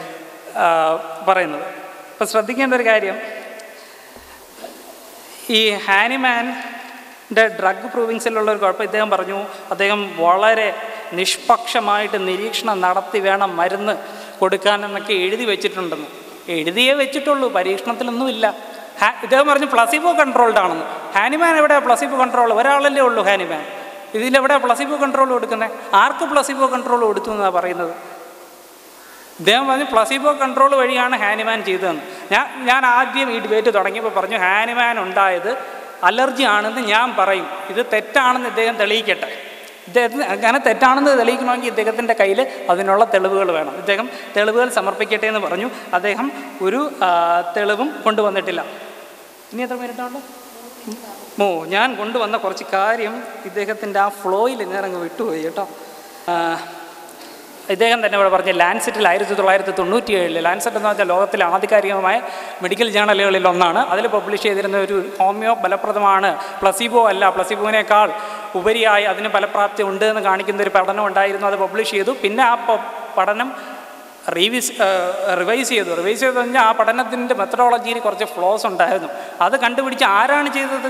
ആ എഴുതിയ ആൾ തന്നെയാണ് വീണ്ടും പബ്ലിഷ് ചെയ്യുന്നത്, എനിക്ക് തെറ്റ് പറ്റിയെന്ന് പറഞ്ഞുകൊണ്ട്. അല്ലാതെ വേറെ ഹോമിയോക്കെതിരായിട്ടുള്ള ആരും പബ്ലിഷ് ചെയ്തതല്ലത്. ഇനി ഞാൻ പറഞ്ഞ കുറച്ച് കാര്യങ്ങൾ ഓർക്കണം. ഈ പഠനങ്ങൾ ഇദ്ദേഹം കുറേ പഠനങ്ങൾ കൊണ്ട് കാണിക്കുന്നത് എല്ലാം ഫ്ലോഡായിട്ടുള്ള പഠനങ്ങളാണ്. ഇവർ ബേസിക്കലി കള്ള പഠനങ്ങൾ പബ്ലിഷ് ചെയ്തിട്ടാണ് ഈ ഹോമിയോയിൽ ഇതിനൊരു പ്രശസ്തി പിടിച്ചു പറ്റുന്നത്. ഇനി നല്ലൊരു ഉദാഹരണം ഞാൻ പറഞ്ഞുതരാം. 2008 സെപ്റ്റംബറിൽ നടന്ന സംഭവമാണ്, 3-4 മാസം മുന്നേ ആയുള്ളൂ. അത് ഞാൻ പറഞ്ഞല്ലോ, ജേണൽ നേച്ചറാണ് ലോകത്തിലെ ആധികാരികമായിട്ടുള്ള ജേണലുകളിലൊന്ന്. അതിന് ഒരുപാട് വേറെ ജേണലുകളുണ്ട്, സിസ്റ്റർ ജേണലുകളെന്ന് പറയും. അതിലൊരെണ്ണമാണ് സയൻറ്റിഫിക് റിപ്പോർട്ട്സ് എന്ന് പറഞ്ഞാൽ നല്ല ജേണൽ. അതിനകത്ത് ഇന്ത്യയിൽ നിന്ന് ഒരു റിസർച്ച് കൊണ്ടിട്ടു കേട്ടോ. Ultra diluted toxicodendron pubescens attenuates pro-inflammatory cytokines and ROS-mediated neuropathic pain in rat. അതായത് റാറ്റിന് അതിൻ്റെ പെയിൻ മാറ്റാൻ വേണ്ടിയിട്ടുള്ള ഒരു ഹോമിയോപ്പതി സംഭവങ്ങളൊക്കെ വെച്ചിട്ട് ഇതിപ്പോൾ ഫേസ്ബുക്കിൽ ഓടിക്കൊണ്ട് നടക്കുന്ന ഒരു സാധനമാണ്. ഫേസ്ബുക്കിൽ ഓട്ടക്കം മാത്രമേ ഉള്ളൂ, ഇവർക്കതൊന്നും പോയി നോക്കാൻ വേണ്ടിയിട്ടൊരു സമയമില്ല. എങ്ങനെയൊക്കെയോ എഡിറ്റേഴ്സ് അറിയാതെ ഇത് അക്സെപ്റ്റ് ചെയ്ത് പോയി. അവസാനം ഇത് വായിക്കുന്ന ആൾക്കാർക്ക് മനസ്സിലായി ഇത് മൊത്തം കള്ളത്തരമാണ്. അങ്ങനെ അവർ എഡിറ്റേഴ്സിനെ അറിയിച്ചു. എഡിറ്റേഴ്സ് ഇപ്പോൾ അതിലൊരു എഡിറ്റേഴ്സ് നോട്ട് ചേർത്തിട്ടുണ്ട്. അത് നിങ്ങൾ ശ്രദ്ധിച്ച് കേൾക്കുക. Readers are alerted. ഈ ഡാമൊക്കെ നിറയുമ്പോൾ പറയുമല്ലോ റെഡ് അലേർട്ട് എന്ന്, അതുപോലെ readers are alerted that the conclusion of this paper are subject to criticisms that are being considered by the editors. നിങ്ങളെല്ലാവരും ശ്രദ്ധിച്ചുകൊള്ളണം, ഈ പേപ്പർ ഒരുപാട് വിമർശനങ്ങൾക്ക് വിധേയമായതാണ്. ആ വിമർശനങ്ങളൊക്കെ എഡിറ്റേഴ്സ് കൺസിഡർ ചെയ്യുന്നുണ്ട്. Appropriate editorial action will be taken once this matter is resolve. ഈ പ്രശ്നം പരിഹരിക്കുമ്പോൾ ഇതിന് അപ്രോപ്രിയേറ്റ് ആയിട്ടുള്ള ഒരു എഡിറ്റോറിയൽ ആക്ഷൻ എടുക്കുന്നുണ്ടാവും എന്നുള്ളതാണ്. അടുത്ത Indian journal of research in homeopathy എന്ന് പറഞ്ഞാൽ വേസ്റ്റ് സാധനമാണ്. സെൻട്രൽ ഗവൺമെൻറ്റിൻ്റെ ഫണ്ട് കൊണ്ടാണ് ഇതുപോലത്തെ കൂതറ സാധനങ്ങൾ ഇറക്കുന്നത്. Assessment of effectiveness of homeopathic remedies in improving quality of life of chronic urticaria patients in a typical clinical setting എന്ന് പറഞ്ഞ ഒരു പേപ്പർ വന്നു. അതെപ്പോഴാണ് വന്നത്? 2008 വന്നത്. അതിൻ്റെ പ്രത്യേകത ഞാൻ കൺട്രോൾ പോലുമില്ല. 21-ാം നൂറ്റാണ്ടായിട്ടും പഠനത്തിന് കൺട്രോൾ വേണമെന്ന് അറിയില്ലാത്ത ആൾക്കാരാണ് സെൻട്രൽ ഗവൺമെൻറ്റിൻ്റെ കോടിക്കണക്കിന് ഫണ്ട് ഉപയോഗിച്ചുകൊണ്ട് ഇതുപോലത്തെ ഡൂപ്ലി പേപ്പർ ഇറക്കിയിട്ട് ആൾക്കാരെ പറ്റിക്കുന്നത്. അടുത്ത homeopathic treatment for lower urinary tract symptoms in men with benign prostatic hyperplasia and open label randomised multicentric placebo controlled clinical trial. ഇതിൻ്റെ പ്രത്യേകത എന്ന് പറഞ്ഞു കഴിഞ്ഞാൽ ഇത് ഡബിൾ ബ്ലൈൻഡഡ് അല്ല എന്നുള്ളതാണ്, ഓപ്പണായിട്ട്. അതായത് എത്ര പറഞ്ഞു കഴിഞ്ഞാൽ ഇവരുടെ തലയിലേക്ക് ഇത് കയറത്തില്ല, അവരിങ്ങനെ ചെയ്യുമെന്നുള്ള ഒരു വാശിയാണ്. അടുത്ത evaluation of homeopathic treatment in polycystic ovary syndrome, a single blind randomised placebo controlled pilot study. കഴിഞ്ഞു. ഓർഗനോണിൻ്റെ ഏത് അഫോറിസമാണെന്നുള്ളത് കൃഷ്ണപ്രസാദ് പറഞ്ഞിട്ടില്ല. 10ാമത്തെ അഫോറിസത്തിൻ്റെ ഫുട് നോട്ട്, ഇപ്പം 5th edition of the Organon translate ചെയ്ത ഡഡ്ജിയനാണ്. അതിനുശേഷം അദ്ദേഹം മരണത്തിൻ്റെ ശേഷമാണ് 6th എഡിഷൻ ട്രാൻസ്ലേറ്റ് ചെയ്തത് ഇംഗ്ലീഷ് ഭാഷയിലേക്ക്. അപ്പോൾ അതിൽ കൃത്യമായിട്ട് പറയുന്നുണ്ട്, in the 6th edition the word force is replaced by principle. അപ്പോൾ അത് എല്ലാവർക്കും അറിയാവുന്ന കാര്യമാണ്. അപ്പോൾ അത് കൃത്യമായിട്ട് കാര്യങ്ങൾ മനസ്സിലാക്കിയിട്ട് ദയവായി സംസാരിക്കുക. അല്ലാതെ ചുമ്മാ ഇത് ബാലരമയോടൊക്കെ ഊഹിച്ചു കഴിഞ്ഞാൽ അതിനൊക്കെ എന്ത് മറുപടി പറയാനാണ്? പിന്നെ ഹോമിയോപ്പതിയിൽ റിസർച്ചസിനെ കുറിച്ച് ഇദ്ദേഹം പറയുകയുണ്ടായി. യെസ്, തീർച്ചയായിട്ടും വളരെ ലോ ക്വാളിറ്റി റിസർച്ചസ് ആണ് ഹോമിയോപ്പതിയിൽ സംഭവിക്കുന്നത്. കാരണം എന്താണ്? കാരണം റിസർച്ച് പീപ്പിൾ ഇതിലോട്ട് ആകൃഷ്ടരായിട്ട് വരുന്നതേ ഉള്ളൂ. ഇപ്പോൾ IIT മുംബൈയിൽ അത് അവരുടെ ഇഷ്ടപ്രകാരം അവർ ചെയ്ത ഒരു റിസർച്ചാണ്. അതുപോലെ ബേസിക് റിസർച്ചസ് തുലം കുറവാണ് ഹോമിയോപ്പതി വൈദ്യശാസ്ത്രത്തിൽ. പിന്നെ നേരത്തെ പറഞ്ഞതുപോലെ റിസർച്ച് ആറ്റിറ്റ്യൂഡ് നമ്മുടെ നാട്ടിലുള്ളവരെക്കാൾ വെസ്റ്റേൺ രാജ്യങ്ങളിലും ഓസ്ട്രേലിയ അവിടെയൊക്കെയാണ് കൂടുതൽ റിസർച്ച് അപ്രോച്ചിലൂടെ കാര്യങ്ങൾ അവർ കാണുന്നത്. ഇപ്പം ഞാനിവിടെ പറഞ്ഞ പല പഠനങ്ങളും അവിടെ നടത്തിയിട്ടുള്ളതാണ്. അപ്പം അവിടുത്തെ അവസ്ഥ നമുക്കറിയാം. അവിടെ ഹോമിയോപ്പതി ജനങ്ങളുടെ ഒരു ആവശ്യമായിട്ട് പല മോഡേൺ മെഡിസിനിലെ ഡോക്ടർമാരും അവർ ഹോമിയോപ്പതി വൈദ്യശാസ്ത്രം ഇഷ്ടപ്പെട്ട് അല്ലെങ്കിൽ അതിൻ്റെ ഇഫക്റ്റീവ്നെസ് മനസ്സിലാക്കി അതിലേക്ക് വന്ന് അവർ ഡിസൈൻ ചെയ്തിട്ടുള്ള മെത്തഡോളജി അനുസരിച്ചിട്ടാണ് പല റിസർച്ചുകളും പുറത്തേക്ക് വന്നിട്ടുള്ളത്. ഇവിടെ നമ്മൾ കുറച്ചും കൂടി ഒരു റിസർച്ച് അവബോധം വരികയാണെങ്കിലും ഇപ്പം BHMSഉം MDയും ഒക്കെ വെച്ചാൽ ഇവിടെയുള്ള എല്ലാവരും തന്നെ ഹോമിയോപ്പതിക് പ്രാക്ടീഷണേഴ്സാണ്. രോഗികളുടെ രോഗത്തിന് മരുന്ന് കൊടുക്കുക എന്നുള്ളതാണ് പ്രഥമമായ അവരുടെ എയിം. അപ്പം അതിനിടയ്ക്ക് ചെറിയ രീതിയിലുള്ള റിസർച്ച് ചെയ്യുക എന്നല്ലാതെ ഒരു ഫുൾ ടൈം റിസർച്ചസിന് വേണ്ടിയിട്ട് ഹോമിയോപ്പതിക്ക് അതിനുള്ള ഫണ്ടിങ്ങോ അതിനുള്ള സംവിധാനമോ അത് വളരെ വിരളമാണ്. അപ്പോൾ ഇത്രയ്ക്കും ശാസ്ത്ര അവബോധമുള്ള ഈ ഒരു വേദിയിലും എനിക്ക് വെക്കാനുള്ളൊരു റിക്വസ്റ്റ് അതാണ്. ഞങ്ങളെപ്പോലെയുള്ള ശാസ്ത്ര അവബോധമുള്ള അതിൽ ഇപ്പം അദ്ദേഹം PhD ചെയ്യുകയാണ്, അതിൻ്റെ ഇൻറ്റേണാണ്. അപ്പം അതുപോലെ ഒരുപാട് നല്ല ശാസ്ത്ര അവബോധമുള്ള റിസർച്ച് സ്കോളേഴ്സ് ഇവിടെയുണ്ട്. അപ്പം നിങ്ങൾ ഇതിനെക്കുറിച്ച് ഒരു you have that in your mind. പിന്നെ ഫണ്ടിങ്ങിൻ്റെ ഒരു പ്രശ്നമുണ്ട്.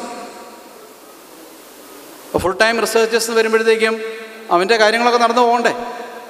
പ്രാക്ടീസൊക്കെ മാറ്റി വെച്ച് നമ്മൾ റിസർച്ചിലേക്ക് പോകുമ്പോഴത്തേക്കും ഹനുമാനെ പോലെ അത്രയ്ക്കും ഒരു വലിയൊരു മനുഷ്യ സ്നേഹിയാവാൻ മാത്രം അത്രയ്ക്ക് ആയിട്ടില്ല. ഒരു പക്ഷേങ്കിൽ വേണ്ടി വന്നാൽ ചിലപ്പം ചെയ്യേണ്ടി വന്നേക്കാം. അപ്പം അതുകൊണ്ടൊരു സപ്പോർട്ടീവായിട്ടുള്ള സയൻസിൻ്റെ ഇതിപ്പം 2010 മുതൽ അതിന് ഒരു the morning has just dawn, സൂര്യകിരണങ്ങൾ തുടങ്ങിയിട്ടേ ഉള്ളൂ. അപ്പോൾ ആധുനിക സംവിധാനങ്ങൾ വെച്ച് ഇപ്പോൾ സാമുവൽ ഹാനിമാൻ ചെയ്തത് എന്താണ്?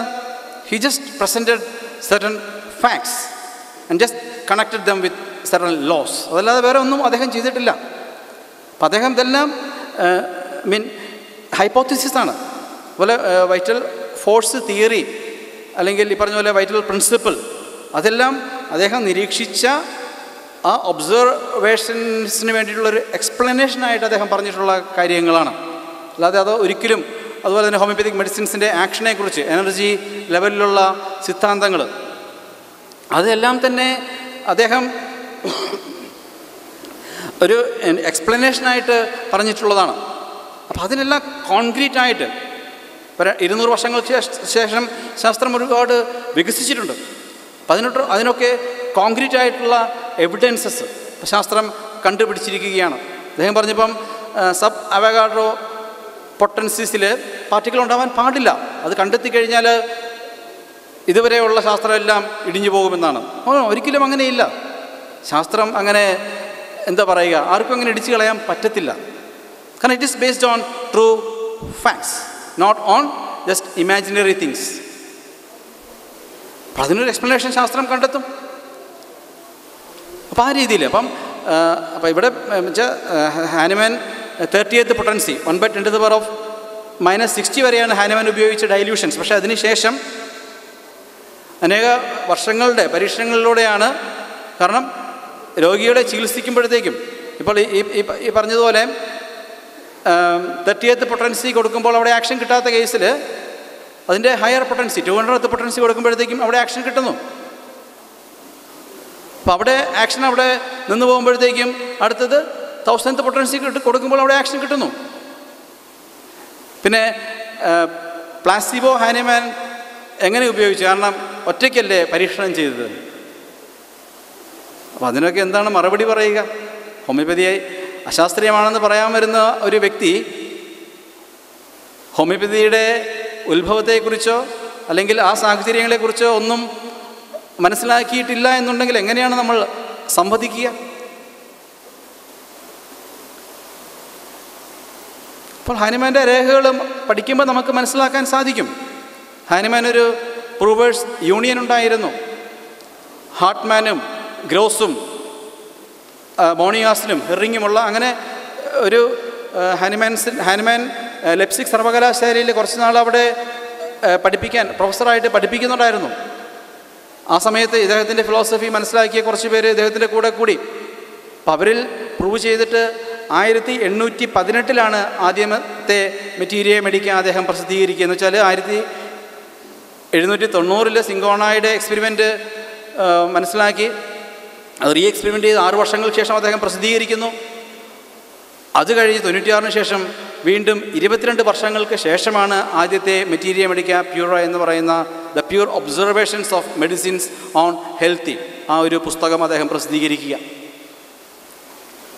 അപ്പോൾ ഒരു പ്രൊഫേഴ്സ് അപ്പോൾ അവിടെ ഈ പറഞ്ഞതുപോലെ ഈ പ്രൂവിങ് ചെയ്യുന്ന ആൾ സിംറ്റംസ് പറയുന്നതിന് മുൻപ് അവർക്കൊരു ഓത്ത് ടേക്കിംഗ് ഉണ്ട്. അപ്പോൾ കോടതിയിലും സത്യം ചെയ്തിട്ട് തന്നെയാണ് അവർ പറയുക, അത് കോടതി വിശ്വസിക്കുകയാണ്. ഇപ്പോൾ പക്ഷേ കുറച്ചും കൂടെ സയൻറ്റിഫിക് ആയിട്ട് ആളുടെ DNA ഉണ്ടെങ്കിൽ മാച്ച് ചെയ്തിട്ട് നേരിട്ടുള്ള ദൃക്സാക്ഷി പോരാ, അതല്ലാതെ കൃത്യമായ തെളിവുകൾ വേണമെന്ന് ആ ഒരു രീതിയിലോട്ട് കാര്യങ്ങൾ വരികയാണ്.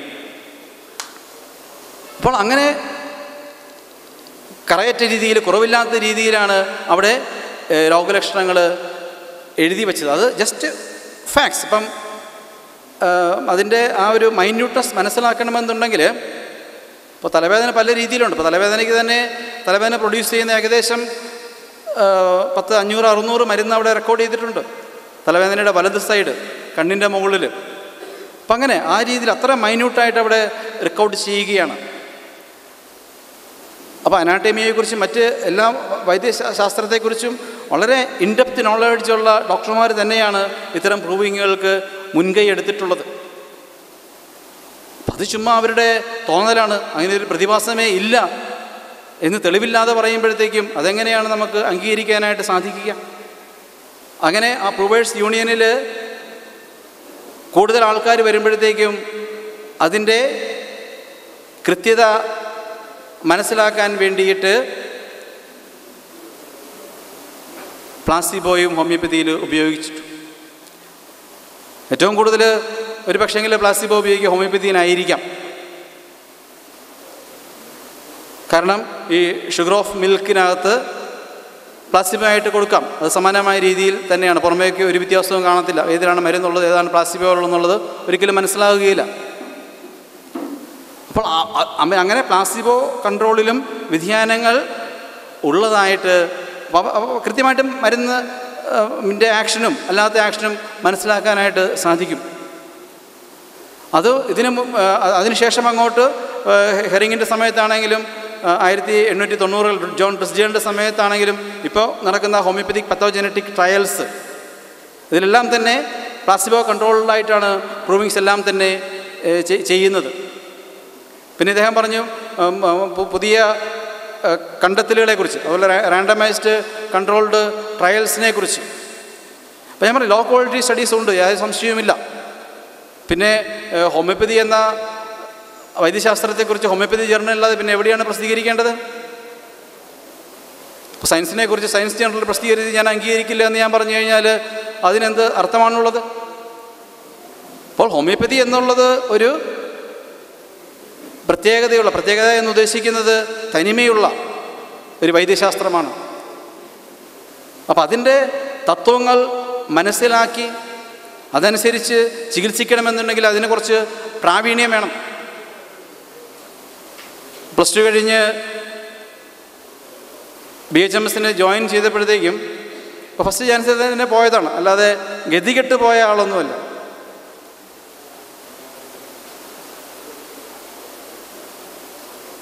അപ്പോൾ ശാസ്ത്രത്തിൻ്റെ എക്സ്പ്ലനേഷൻ വെച്ചിട്ട് ഹോമിയോപ്പതി മനസ്സിലാക്കാൻ വളരെ ബുദ്ധിമുട്ട് തോന്നി. പക്ഷേ ചില കാര്യങ്ങൾ കണ്ടപ്പോഴത്തേക്കും ഇതിലെന്തോ ഉണ്ട് എന്ന് അംഗീകരിക്കാതെ മുന്നോട്ട് പോകാൻ പറ്റാത്ത അവസ്ഥ വന്നപ്പോഴത്തേക്കും ഇൻഡെപ്തായിട്ട് വായിച്ച് പഠിച്ച് മനസ്സിലാക്കി. അങ്ങനെയാണ് ഹോമിയോപ്പതി മനസ്സിലായത്. ഇപ്പം 22 വർഷങ്ങൾ, ഇപ്പം 92 പോയിട്ട് ഹോമിയോപ്പതി കോളേജിൽ ജോയിൻ ചെയ്തതാണ്. അപ്പോൾ ഈ 26 വർഷത്തെ ഹോമിയോപ്പതിയോടുള്ള ബന്ധം വെച്ചിട്ടാണ് ഇത്രയും കാര്യങ്ങൾ എനിക്ക് നിങ്ങളോട് പറയാനായിട്ട് സാധിക്കുക. അപ്പോൾ ഒരുപാട് ഇൻഡെപ്തായിട്ട് ഒരുപാട് കാര്യങ്ങളുണ്ട്. ചുമ്മാ പുറമേ നിന്ന് നോക്കി ഹനുമാൻ്റെ തോന്നലാണ്, അതിലൊന്നും ഒരു കഥയില്ല, ഇത് വിശ്വാസ ചികിത്സയാണെന്ന് ഹനുമാൻ എഴുതി വെച്ചിട്ടുണ്ട്. No, this is 100% scientific. ഇപ്പോൾ ഒരു കോഴിയുടെ മുട്ട വിരിഞ്ഞാൽ എന്താ ഉണ്ടാവുക? കോഴിയാണ്. ആ കോഴി വളർന്ന് ഒരിക്കലും ഒരു ആടായി മാറില്ല, അല്ലെങ്കിൽ പശുവായിട്ട് മാറില്ല എന്ന് പറയുന്ന പോലെ സർ ഫ്രാൻസിസ് ബേക്കൻ്റെ ശാസ്ത്രീയ അടിത്തറയോടുകൂടി കൃത്യമായ നിരീക്ഷണങ്ങളുടെ അടിസ്ഥാനത്തിൽ ഡോക്ടർ സാമുവൽ ഹനീമാൻ വളരെ കഷ്ടപ്പെട്ട് പ്രതികൂല സാഹചര്യങ്ങളോട് പടവെട്ടി അദ്ദേഹം ഉണ്ടാക്കിയ ഈ വൈദ്യശാസ്ത്രം അതതിൻ്റെ ഉത്ഭവം മുതൽ തന്നെ 100% ശാസ്ത്രീയമാണ്. ഹോമിയോപ്പതിയാണ് യഥാർത്ഥ ശാസ്ത്രീയ മെഡിസിൻ. യഥാർത്ഥ ചികിത്സാ മെത്തേഡ് ഉണ്ടെങ്കിൽ it acts to the principle of similia. ഇപ്പോൾ മോഡേൺ മെഡിസിനും ഏതാണ്ട് ആ ഒരു ദിശയിലേക്ക് നീങ്ങിക്കൊണ്ടിരിക്കുകയാണ്. അതിനൊരു ചെറിയ ഉദാഹരണം തന്നെയാണ് ഇപ്പോൾ ഉപയോഗിക്കുന്ന ഈ വാക്സിനേഷൻ. ഹോമിയോപ്പതിക്കാർ വാക്സിനേഷന് എതിരാണെന്നൊക്കെ ഭയങ്കര പ്രചരണങ്ങളുണ്ട്. പക്ഷേങ്കിൽ അത് സത്യം അറിയാത്തത് കൊണ്ടാണ്. സാമുവൽ ഹനീമാൻ വാക്സിനേഷൻ ഏറ്റവും കൂടുതൽ അനുകൂലിച്ച വ്യക്തിയാണ്. The scourge of smallpox was eradicated because of the vaccine of Jenner. അദ്ദേഹം രേഖപ്പെടുത്തിയത് അതിനെ അപ്രിഷ്യേറ്റ് ചെയ്ത് തന്നെയാണ് 5ാമത്തെ എഡിഷനിലും 6ാമത്തെ എഡിഷനിലും ഹനീമാൻ നോട്ടുകൾ കുറിച്ചിട്ടുള്ളത്. അപ്പോൾ വാക്സിൻ പ്രിൻസിപ്പിൾ എന്താണ്? രോഗമുണ്ടാക്കുന്ന അതേ വസ്തു തന്നെ ചെറിയ മാത്രയിൽ വ്യക്തികൾക്ക് കൊടുക്കുകയാണ്. അപ്പോൾ ഈ വാക്സിൻ്റെ ഇപ്പോൾ അത് ഇഞ്ചക്ഷനിലൂടെ പാരൻഡറായിട്ടും ഇൻട്രാമസ്കുലറായിട്ടും ഒക്കെയാണ് വാക്സിനേഷൻ കൊടുക്കുക. ഫ്ലൂ വാക്സിൻ അത് മൂക്കിലൂടെയാണ് കൊടുക്കുന്നത്. അപ്പോൾ അതും ഈ ഹോമിയോപ്പതിക് മെത്തഡോളജി അനുസരിച്ച് നാനോ മെഡിസിനിലൂടെ വാക്സിൻ ഡെവലപ്പ് ചെയ്യുന്ന ടെക്നോളജി, അതിനെക്കുറിച്ചുള്ള റിസർച്ചസ് നടന്നുകൊണ്ടിരിക്കുകയാണ്. അപ്പോൾ മനുഷ്യ ശരീരമെന്നത് 100% എല്ലാം നമുക്ക് മനസ്സിലാക്കിയെന്ന് നമുക്ക് അവകാശപ്പെടാൻ സാധിക്കുമോ?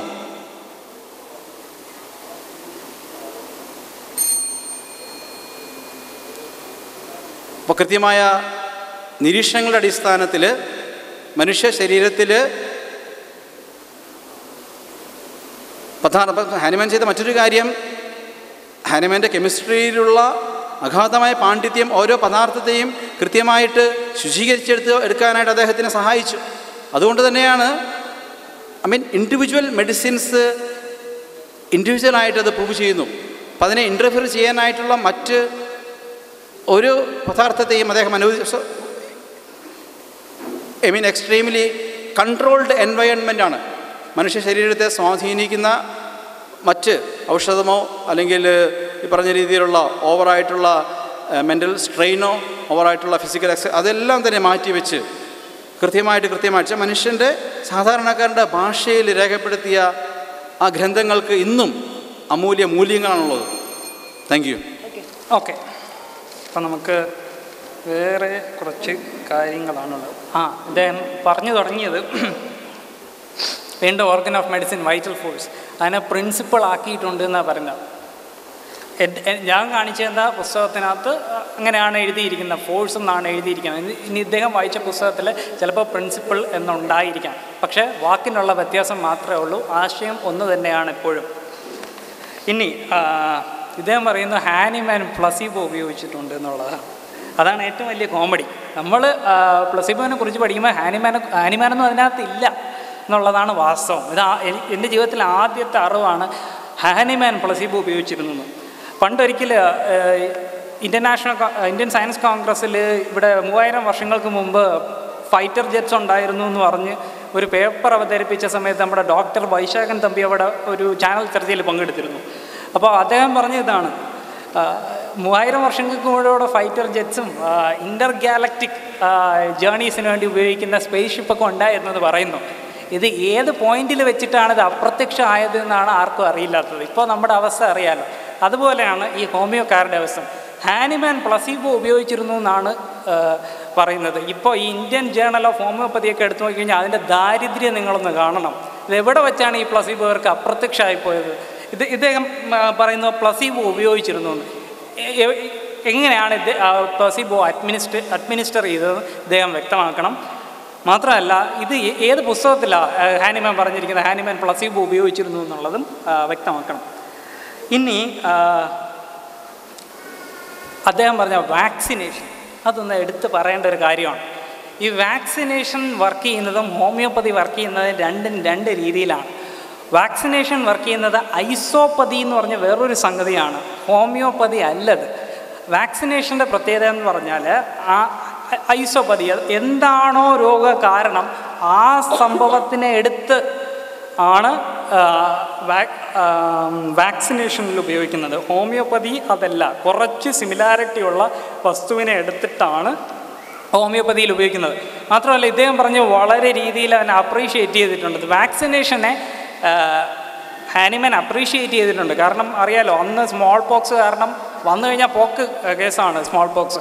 അതിനെതിരെ വാക്സിനേഷൻ കണ്ടെത്തിയപ്പോൾ ഹാനിമാൻ ഭയങ്കര സന്തോഷമായി. പക്ഷേ ഹാനിമാൻ ഈ ഐസോപ്പതി കൂടുതൽ വിശ്വസിച്ചിരുന്ന ആൾക്കാരനെ ഓർഗൻ ഓഫ് മെഡിസിനകത്ത് തെറി പറയുന്നതുണ്ട്.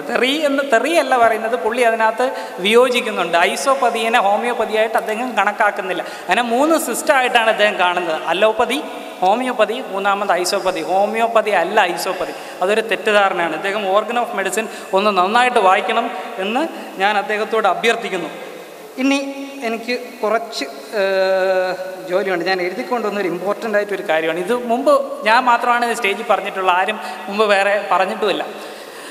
അതായത് ആൻറ്റിബയോട്ടിക് റെസിസ്റ്റൻസ് എന്ന് പറഞ്ഞ സംഭവം ഉണ്ടല്ലോ. നമ്മൾ 1930-ലാണെന്ന് തോന്നുന്നു, 30-കളിൽ അലക്സാണ്ടർ ഫ്ലെമിംഗ് അബദ്ധവശാ പെനിസിലിൻ കണ്ടുപിടിക്കുന്നു. അത് പിന്നെ വൈഡായിട്ട് വേൾഡ് വാറിൽ ഉപയോഗിക്കുന്നത്, സെക്കൻഡ് വേൾഡ് വാറിൽ ഉപയോഗിക്കുന്നത്, ലക്ഷക്കണക്കിന് പട്ടാളക്കാരുടെ ജീവൻ രക്ഷിച്ച ഒരു മരുന്നാണ് പെനിസിലിൻ. അങ്ങനെ ഒരുപാട് കെയർലെസ് ആയിട്ട് ഉപയോഗിച്ചത് കൊണ്ടായിരിക്കാം 1950-കളായപ്പോഴേക്കും പെനിസിലിൻ വർക്ക് ചെയ്യാതായി. പിന്നെ സ്റ്റെഫൈലോകോക്കസ് ഓറിയസ് എന്ന് പറഞ്ഞാൽ ഈ സർജറി ചെയ്ത ഭാഗത്ത് ഒരു ഇൻഫെക്ഷൻ വരാറുണ്ട്. അതിന് കാരണമായിട്ടുള്ള ഈ ബാക്ടീരിയ ഇപ്പോൾ യൂണിവേഴ്സലി റെസിസ്റ്റൻ്റ് ആണ്. അവർ പെനിസിലിനുമായിട്ടൊന്ന് റെസ്പോണ്ട് ചെയ്യുന്നില്ല, പെനിസിലിനുമായിട്ട് റെസ്പോണ്ട് ചെയ്യുന്നില്ല, ആംപിസിലിനുമായിട്ട് റെസ്പോണ്ട് ചെയ്യുന്നില്ല. അതുകൊണ്ട് മെഥിസിലിൻ എന്ന് പറഞ്ഞ് വേറൊരു ആൻറ്റിബയോട്ടിക് ഉണ്ടെന്ന്. മെഥിസിലിനും 1960-70 കാലഘട്ടം ആയപ്പോൾ നിന്നു. അതിനെതിരെയും ആൻറ്റിബയോട്ടിക് റെസിസ്റ്റൻസ് വന്നു. പിന്നെ സെഫാലോസ്പോറിൻസ് കൊണ്ടുവന്നു, കാർബപീനിയംസ് കൊണ്ടുവന്നു, എറിത്രോമൈസിൻ കൊണ്ടുവന്നു, ടെട്രാസൈക്ലിൻ കൊണ്ടുവന്നു, സ്ട്രെപ്റ്റോമൈസിൻ കൊണ്ടുവന്നു, സൾഫണമൈറ്റ്സ് കൊണ്ടുവന്നു, ഫ്ലൂറോക്വിനോലോൺസ് കൊണ്ടുവന്നു. നിങ്ങളുടെ ജീവിതത്തിൽ ഒരിക്കലെങ്കിലും നിങ്ങൾ കേട്ടിട്ടുണ്ടോ ഒരു ഹോമിയോപ്പതി മരുന്ന് കാരണം റെസിസ്റ്റൻ്റ് ആയ ഒരു ബാക്ടീരിയയെ കുറിച്ചിട്ട്? ഉണ്ടെങ്കിൽ അദ്ദേഹം ഇവിടെ പറയും. അല്ലെങ്കിൽ എൻ്റെ ചോദ്യം ഇതാണ്.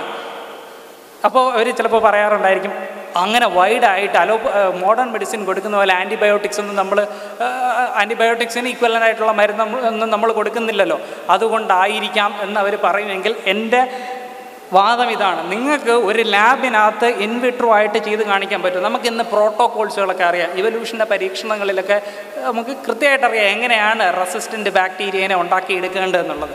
പ്രോട്ടോകോൾസ് തരാം, ചെയ്ത് കാണിക്കാൻ പറ്റും. ഒരു ഹോമിയോ മരുന്ന് ഉപയോഗിച്ചുകൊണ്ട് ഒരു ആൻറ്റിബയോട്ടിക് റെസിസ്റ്റൻസ് നിങ്ങൾക്ക് ഉണ്ടാക്കിയെടുക്കാൻ സാധിക്കുമോ എന്നുള്ളതാണ് ചോദ്യം. ഇല്ല. ഇനി ഇദ്ദേഹം പറഞ്ഞ ഒരു കാര്യം, ഇദ്ദേഹം തന്നെ സമ്മതിക്കുന്നുണ്ട് ഒരുപാട് ലോ ക്വാളിറ്റി പഠനങ്ങളുണ്ട് എന്നുള്ളത്. അതിൽ ഏറ്റവും ദുരന്തം എന്ന് പറഞ്ഞാൽ ഇന്ത്യൻ ജേണൽ ഓഫ് ഹോമിയോപ്പതിയാണ്. മാത്രമല്ല എന്നിട്ട് അദ്ദേഹം അതിനെ ന്യായീകരിക്കുന്നതെന്ന് പറഞ്ഞു കഴിഞ്ഞാൽ ഡോക്ടർമാരല്ലേ റിസർച്ച് ചെയ്യുന്നത്, അവർക്ക് വേറെ ഒരുപാട് ജോലിയുണ്ട്, പിന്നെ വേറെ ഫണ്ടിങ്ങിൻ്റെ ഇഷ്യൂ അങ്ങനെയൊക്കെ ഉണ്ട്, അതുകൊണ്ടാണ് ഹയർ ക്വാളിറ്റി പേപ്പറുകളൊന്നും ഇറക്കാൻ പറ്റാത്തതെന്നുള്ളതാണ്. നിങ്ങൾ മനസ്സിലാക്കുക, ഈ ഹോമിയോപ്പതി റിസർച്ചിൽ നമ്മുടെ മോഡേൺ ബയോടെക്നോളജിയിൽ കാണുന്ന പോലെ ക്രിസ്പർ കാസ്നൈനും ടാലൻസും സിംഗ് ഫിംഗർ ന്യൂക്ലിയോസസ് ഒന്നും ഇല്ല. സാധാരണ ക്ലിനിക്കൽ കൺട്രോൾഡ് ട്രയലുകളാണ്. അത് ബേസിക്കലി ബ്രെയിനും കുറച്ച് ശ്രദ്ധയും സ്റ്റാറ്റിസ്റ്റിക്സും ഉണ്ടെങ്കിൽ ചെയ്യിക്കാൻ പറ്റുന്ന ഒരു കാര്യമാണത്. അതിന് കൂടുതലായിട്ട് ഫണ്ടിങ്ങിൻ്റെ ഒന്നും ആവശ്യമില്ല. മാത്രമല്ല, ഡോക്ടർമാർ മാത്രമല്ല ഹോമിയോപ്പതിയിൽ റിസർച്ച് ചെയ്യുന്ന, വേറെ ഹോമിയോപ്പതി റിസർച്ച് സെൻറ്റേഴ്സ് ഉണ്ട്. പിന്നെ ഈ പബ്ലിഷ് ചെയ്തിരിക്കുന്ന ഓൾറെഡി റിസൾട്ട്സിനെ പിന്നെ മെറ്റാ അനാലിസിസ് ചെയ്യുന്നവരുമൊക്കെ ഉണ്ട്.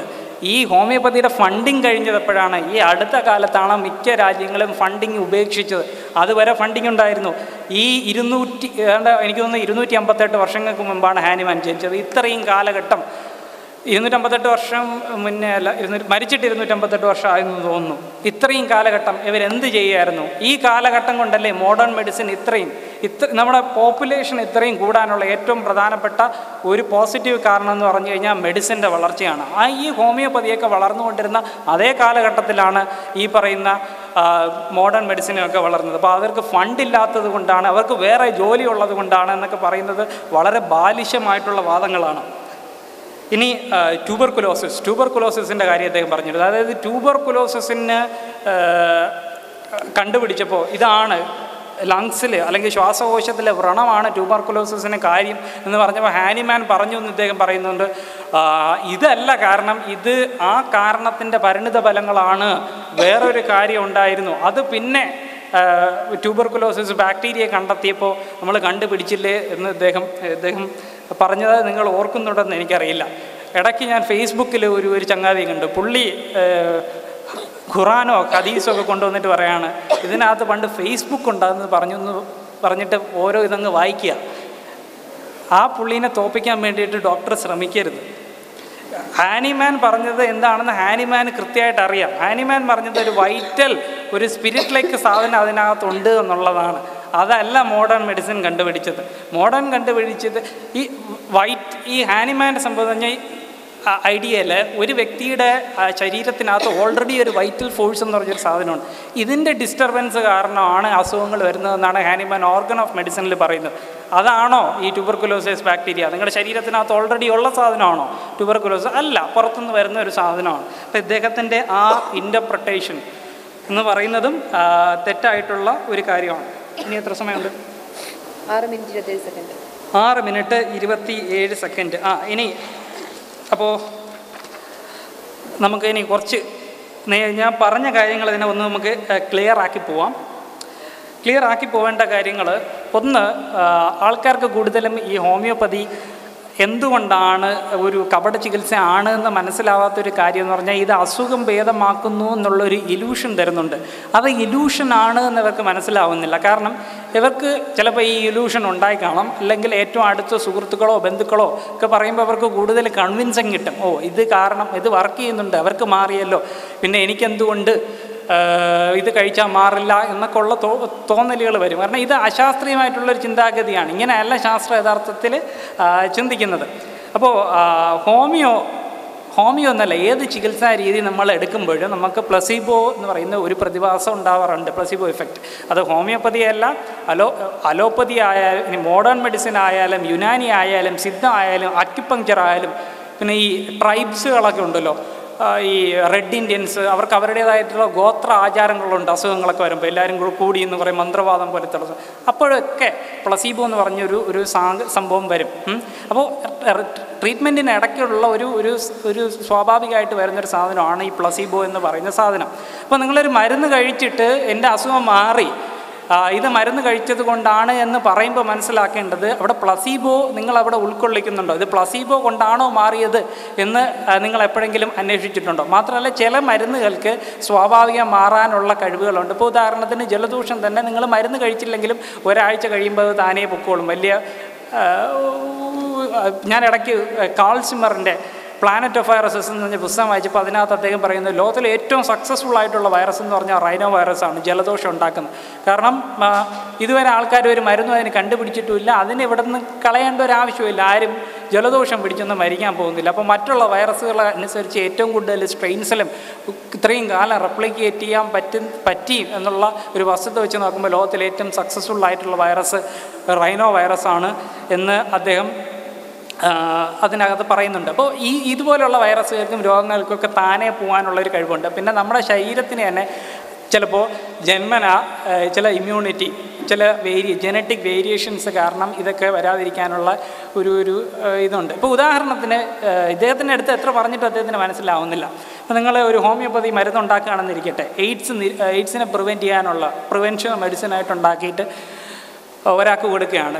കൊടുത്ത ആളിനെ കുറിച്ച് നിങ്ങളൊന്നും അന്വേഷിച്ചില്ല. അദ്ദേഹം ജന്മന HIV റെസിസ്റ്റൻ്റാണ്. അങ്ങനത്തെ കുറേ ആൾക്കാരുണ്ട് ആഫ്രിക്കയിലൊക്കെ, അവർക്കൊന്നും HIV രോഗം എയ്ഡ്സ് രോഗം വരത്തില്ല. അവർക്കാണ് ഈ മരുന്ന് കൊണ്ട് കൊടുത്തത്. അപ്പോൾ ആ വ്യക്തിക്കും അറിയില്ല ഞാൻ HIV റെസിസ്റ്റൻ്റ് ആണ് എന്നുള്ളത്. അപ്പോൾ പുള്ളി മരുന്ന് കഴിക്കുന്നു, എന്നിട്ട് പറയുന്ന എനിക്ക് കുഴപ്പമൊന്നുമില്ല, ഹോമിയോപ്പതി ഈസ് വർക്കിംഗ്. അപ്പോൾ എന്താണ് ഇവിടെ ബേസിക്കലി നിങ്ങൾക്കത് തിരിച്ചറിയണ്ടേ? അത് ഞാൻ ആദ്യമേ പറഞ്ഞു, നിങ്ങൾക്കത് പാലും വെള്ളമായിട്ട് തിരിച്ചറിയണ്ടേ. ഇത് അലർജി കൊണ്ടാണോ വരുന്നത് സിംറ്റംസ്, അല്ലെങ്കിൽ മാറുന്നത് രോഗത്തിന് തനിയെ മാറാനുള്ള കഴിവ് കൊണ്ടാണോ, അതോ പ്ലസീബോ കൊണ്ടാണോ, അതോ ഈ മരുന്ന് കൊണ്ടാണോ എന്ന് നിങ്ങൾക്ക് അറിയേണ്ടതെന്ന് ചോദിച്ചപ്പോൾ ഹാനിമാൻ പണ്ട് അങ്ങനെ പറഞ്ഞിരുന്നു, ഹാനിമാൻ അങ്ങനെ എഴുതി, അത് തെളിവല്ലാന്ന് നിങ്ങൾക്ക് എങ്ങനെ പറയാൻ സാധിക്കും എന്നൊക്കെയാണ് അദ്ദേഹം വീണ്ടും വീണ്ടും വീണ്ടും പറഞ്ഞുകൊണ്ടിരിക്കുന്നത്. എന്തായാലും ഞാൻ ചോദിച്ച 3 ചോദ്യങ്ങൾക്ക് അദ്ദേഹം ഉത്തരം പറഞ്ഞിട്ടില്ല. സിമിലിബസ് ക്യുറൻറ്റം എന്ന് പറയുന്നത് ശാസ്ത്രീയമായിട്ട് ഇന്ന് തെളിയിക്കപ്പെട്ടിട്ടില്ലാത്തൊരു സാധനമാണ്. ശാസ്ത്രീയമായിട്ട് സയൻസ് അതിനെ എടുത്തിട്ടേ ഇല്ല. പിന്നെ ലോ ഓഫ് സ്മോൾ ഡോസേജ് എന്ന് പറഞ്ഞൊരു സാധനം, ഡോസ് കുറച്ചുകൊണ്ടിരിക്കുമ്പോൾ അതിൻ്റെ സൈഡ് ഇഫക്റ്റ് കുറയും, പക്ഷേ മരുന്നിൻ്റെ വീര്യം കുറയില്ല എന്ന് പറയുന്നത് അതിൻ്റെ തെളിവ് എന്താണ് എന്ന് അദ്ദേഹത്തിന് അതിനും തെളിവില്ല. എന്തെങ്കിലും പറയണമല്ലോ. ഇദ്ദേഹം ചുമ്മാ അങ്ങ് എഴുതി വിടുകയാണ് ഈ ഹാനിമാൻ. അപ്പോൾ എന്തെങ്കിലും അങ്ങനെ എഴുതുമ്പോൾ എന്തെങ്കിലും ഒരു ഇത് വേണമല്ലോ. ഇദ്ദേഹം പറയുന്നു ഫ്രാൻസിസ് ബേക്കൻ്റെ സയൻറ്റിഫിക് മെത്തേഡ് വെച്ചിട്ടാണ് ചെയ്തതെന്ന്. ഇതിൻ്റെ മെത്തേഡ് എന്തായിരുന്നു ഇദ്ദേഹം ഇതിന് വേണ്ടിയിട്ട് ചെയ്തതെന്ന് ചോദിച്ചിട്ട് അദ്ദേഹത്തിന് ഉത്തരമില്ല. ഇനി ഇതിനിടയ്ക്ക് IIT ബോംബെയുടെ കാര്യം ഞാൻ പറഞ്ഞു. ഓക്കെ, ഓൾമോസ്റ്റ് ഞാൻ എല്ലാ കാര്യങ്ങളും പറഞ്ഞിട്ടുണ്ട് എന്നാണ് തോന്നുന്നത്. എത്ര സമയം ഉണ്ടെങ്കിൽ 2 മിനിറ്റ്. ഓക്കെ, അപ്പോൾ നമുക്ക് അടുത്ത ചോദ്യത്തിലേക്ക് പോകാം. മൂന്നാമത്തെ റൗണ്ട് എന്ന് പറയുന്നത് ക്വസ്റ്റ്യൻ ആൻസർ സെഷനാണ്. ധാരാളം ക്വസ്റ്റ്യൻസ് ലഭിച്ചിട്ടുണ്ട്. ഞാൻ മുമ്പേ നോക്കിയത് റിപ്പീറ്റഡ് ആയിട്ട് വന്നിട്ടുള്ള ക്വസ്റ്റ്യൻസ് ഞാൻ താഴേക്ക് വെച്ചാണ്, ഞാൻ ഒരു ക്വസ്റ്റ്യൻസ് ഒഴിവാക്കിയിട്ടില്ല. ഇത് ഡോക്ടർക്കുള്ള ക്വസ്റ്റ്യൻസാണ്, ഇത് കൃഷ്ണപ്രസാദിനുള്ള ക്വസ്റ്റ്യൻസാണ്. നമ്മൾ നേരത്തെ ടോസ് ഇട്ട പ്രകാരം ആദ്യം പോകേണ്ട ഡോക്ടറാണ്. ശ്രദ്ധിക്കുക, നിങ്ങൾക്ക് ആകെ ലഭിക്കുന്ന സമയം എന്ന് പറയുന്നത് 20 മിനിറ്റ് മാത്രമാണ്. ഡോക്ടർ അതിൽ 10 മിനിറ്റ് വീതമായിരിക്കും 2 റൗണ്ടായിട്ട് ഉണ്ടാവുക. ആദ്യം ഡോക്ടർക്ക് പോകാം. വളരെ പെട്ടെന്ന് മാക്സിമം ക്വസ്റ്റ്യൻ, ആ താഴേക്കുള്ള ക്വസ്റ്റ്യൻസ് റിപ്പീറ്റഡ് ആയിട്ട് വന്നിട്ടുള്ള ഒരു 5-6 എണ്ണം താഴേക്ക് വെച്ചിട്ടുണ്ട് മാത്രമേ ഉള്ളൂ. അപ്പോൾ ഡോക്ടർ ക്വസ്റ്റ്യൻ ആൻസർ സെഷനിലേക്ക് കടക്കുകയാണ്. ഇനി കൃഷ്ണപ്രസാദ് ചോദിച്ച കാര്യത്തിന് മറുപടി പറഞ്ഞുകൊണ്ട് തുടങ്ങാം. ഹാനിമാൻ ആൻഡ് പ്ലാസിബോ ഇവിടെ ഒരു പേപ്പർ തന്നെ ജർമ്മനിയിൽ 2014 പ്രസിദ്ധീകരിച്ചിട്ടുണ്ട്. അതിൽ ഇങ്ങനെയാണ് എഴുതുന്നത്: Samuel Hahnemann, known today as the founder of homeopathy, was as far as we know the first physician who administrate placebo എന്ന് ഇതിനകത്ത് രേഖപ്പെടുത്തിയിട്ടുണ്ട്. പ്രൂഫാണത് കൃത്യമായിട്ട്. മുരുകൻ്റെ ചോദ്യമാണ്: നേർപ്പിച്ച ഹോമിയോ മരുന്ന് കഴിച്ച് ആത്മഹത്യ ചെയ്യുവാൻ സാധിക്കുമോ?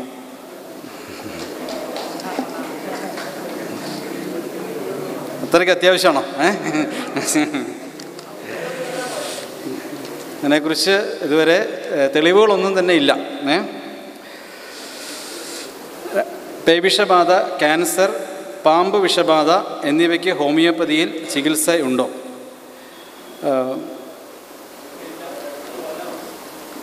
ക്യാൻസർ ഇതിന് ചികിത്സ നിലവിലുണ്ട്. പാമ്പ് വിഷബാധ, പേവിഷബാധ അപ്പോൾ ഇത് ഇപ്പം ഈ സമയത്ത് ആധുനിക വൈദ്യശാസ്ത്രത്തിൽ വളരെ നല്ല രീതിയിൽ അത് ചെയ്യുന്നുണ്ട്. അപ്പോൾ അതുകൊണ്ട് ഹോമിയോപ്പതി മരുന്ന് ആ രീതിയിൽ ഉപയോഗിക്കേണ്ട ആവശ്യമില്ല. ഇപ്പം ഒരു കാര്യം മനസ്സിലാക്കുക, ഒരു ഡോക്ടറുടെ ദൗത്യമെന്ന് പറഞ്ഞാൽ ഇപ്പോൾ ഈ കാലഘട്ടത്തിൽ വൈദ്യശാസ്ത്രത്തിൽ ഉള്ള എല്ലാ ഡെവലപ്മെൻറ്റ്സും മനസ്സിലാക്കി നമ്മുടെ അടുത്ത് വന്ന രോഗിക്ക് which is the best option അത് സജസ്റ്റ് ചെയ്യാനായിട്ട് അദ്ദേഹം ബാധ്യസ്ഥനാണ്. എല്ലാ രോഗങ്ങളും ഹോമിയോപ്പതി മരുന്ന് കൊണ്ട് മാറ്റാൻ സാധിക്കുമെന്ന് ആരും തന്നെ അവകാശപ്പെടുകയില്ല. Homeopathy has its own scope and limitations. അത് കൃത്യമായിട്ട് മനസ്സിലാക്കിയിട്ട് തന്നെയാണ് എല്ലാ ഹോമിയോപ്പതി ഡോക്ടർമാരും ചികിത്സിക്കുന്നത്. താങ്കൾക്ക് ഹാർട്ട് അറ്റാക്ക് വരികയും 4 ബ്ലോക്ക് ഉണ്ട് എന്ന് കണ്ടെത്തിയാൽ താങ്കൾ ഹൃദ്രോഗത്തിന് ഹോമിയോപ്പതി ചികിത്സ നടത്താൻ തയ്യാറാകുമോ? അത്രയ്ക്ക് മണ്ടനല്ല ഞാൻ.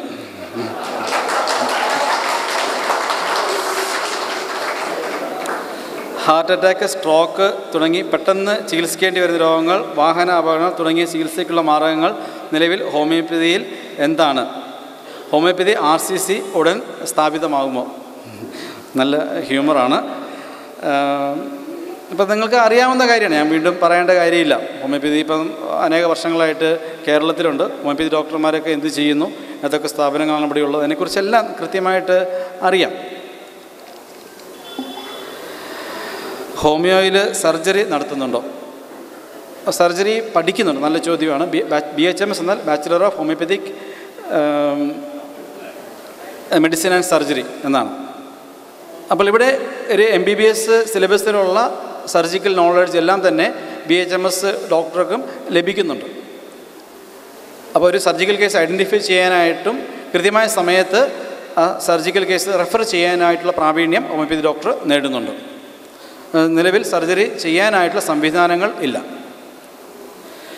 എന്തുകൊണ്ടാണ് 108 ആംബുലൻസിൽ അത്യാസന്നരായ രോഗികളെ ഹോമിയോപ്പതി ഹോസ്പിറ്റലിലേക്ക് കൊണ്ടുപോകുന്നില്ല? അത് 108കാരനോട് ചോദിക്കണം. താങ്കളുടെ ഒരു ബന്ധുവിനെയോ സുഹൃത്തിനെയോ ഗർഭാവസ്ഥയിൽ ഒരു അപകട സാധ്യത ഉണ്ടായി എന്ന് കരുതുക. താങ്കൾ ഏത് ചികിത്സാരീതി ഉപയോഗിക്കും? ഹോമിയോപ്പതി ഓർ ആധുനിക വൈദ്യം?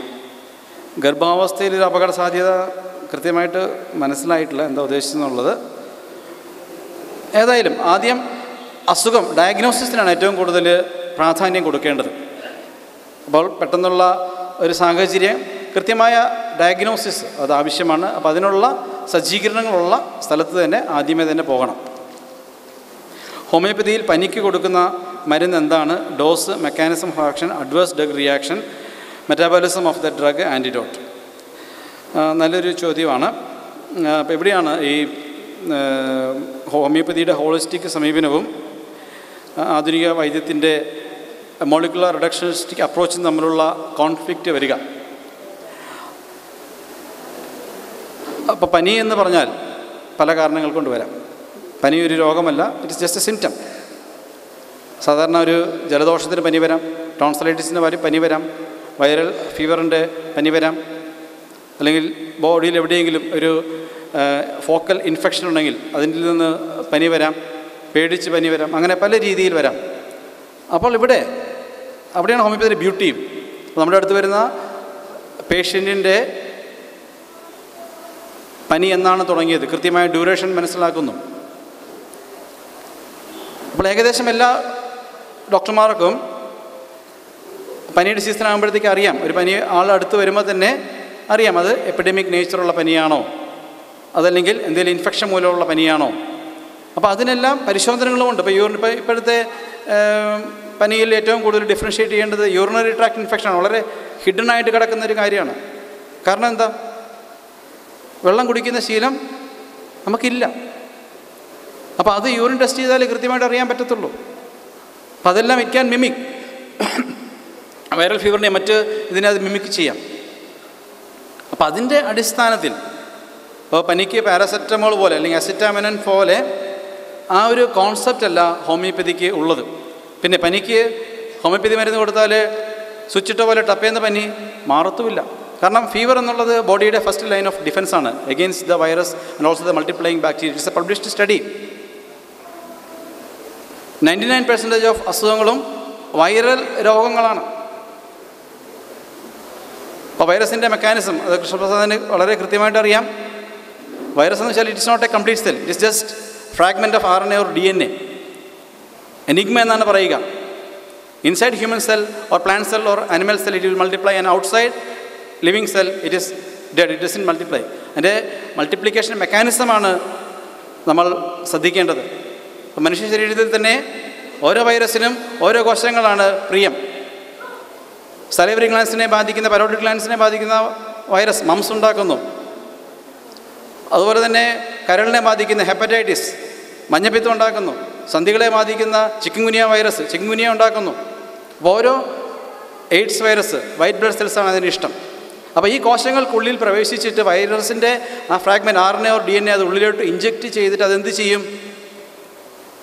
നമ്മുടെ കോശങ്ങൾക്കുള്ളിലുള്ള RNA DNA കംപ്ലീറ്റ് വൈറസ് പാർട്ടിക്കിളായിട്ട് അത് ഡീകോഡ് ചെയ്ത് അത് എക്സ്പ്ലോഡ് ചെയ്യും. Within minutes thousands of virus particle ഇപ്പോൾ കമ്പ്യൂട്ടറിൽ വൈറസിൻ്റെ മെക്കാനിസം പറഞ്ഞതുപോലെ തന്നെ ഓട്ടോമാറ്റിക് പ്രോഗ്രാംസ് ഉണ്ടാക്കി കമ്പ്യൂട്ടർ ജാം ആക്കുന്നത് പോലെ. So the cell ruptures. ഇവിടെ പബ്ലിഷ് ചെയ്തൊരു സ്റ്റഡിയുണ്ട്. Fever controls the replication of virus. കാരണം വൈറസ് എന്ന് വെച്ചാൽ ഫ്രാഗ്മെൻറ്റ് ഓഫ്, അതൊരു പ്രോട്ടീനാണ്. ടെമ്പറേച്ചർ കൂടുമ്പോഴത്തേക്കും എഗ് ആൽബുമിനിസ് പ്രോട്ടീൻ, ടെമ്പറേച്ചർ കൂടുമ്പോൾ എഗ് ആൽബുമിൻ എന്താ പറ്റുക? കട്ടിയാവും. അപ്പോൾ ബുദ്ധിയുള്ള വൈറസ് എന്ത് ചെയ്യും? ടെമ്പറേച്ചർ കൂടുമ്പോൾ മൾട്ടിപ്ലൈ ചെയ്യത്തില്ല, അത് കുറച്ച് സ്ഥലത്തേക്ക് കൺഫൈൻഡായി.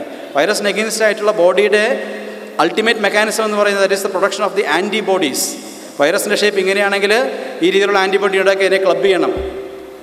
ഉദാഹരണത്തിന് ചിക്കൻ ബോക്സ് എന്നൊരു വ്യക്തിക്ക് ലൈഫ് ടൈം ആൻറ്റിബോഡി ഉള്ളതുകൊണ്ട് വീണ്ടും വൈറസ് കയറിയാലും രോഗം ഉണ്ടാകുകയില്ല. So that is the culmination. അപ്പോൾ പനി ഒരു it is just A symptom.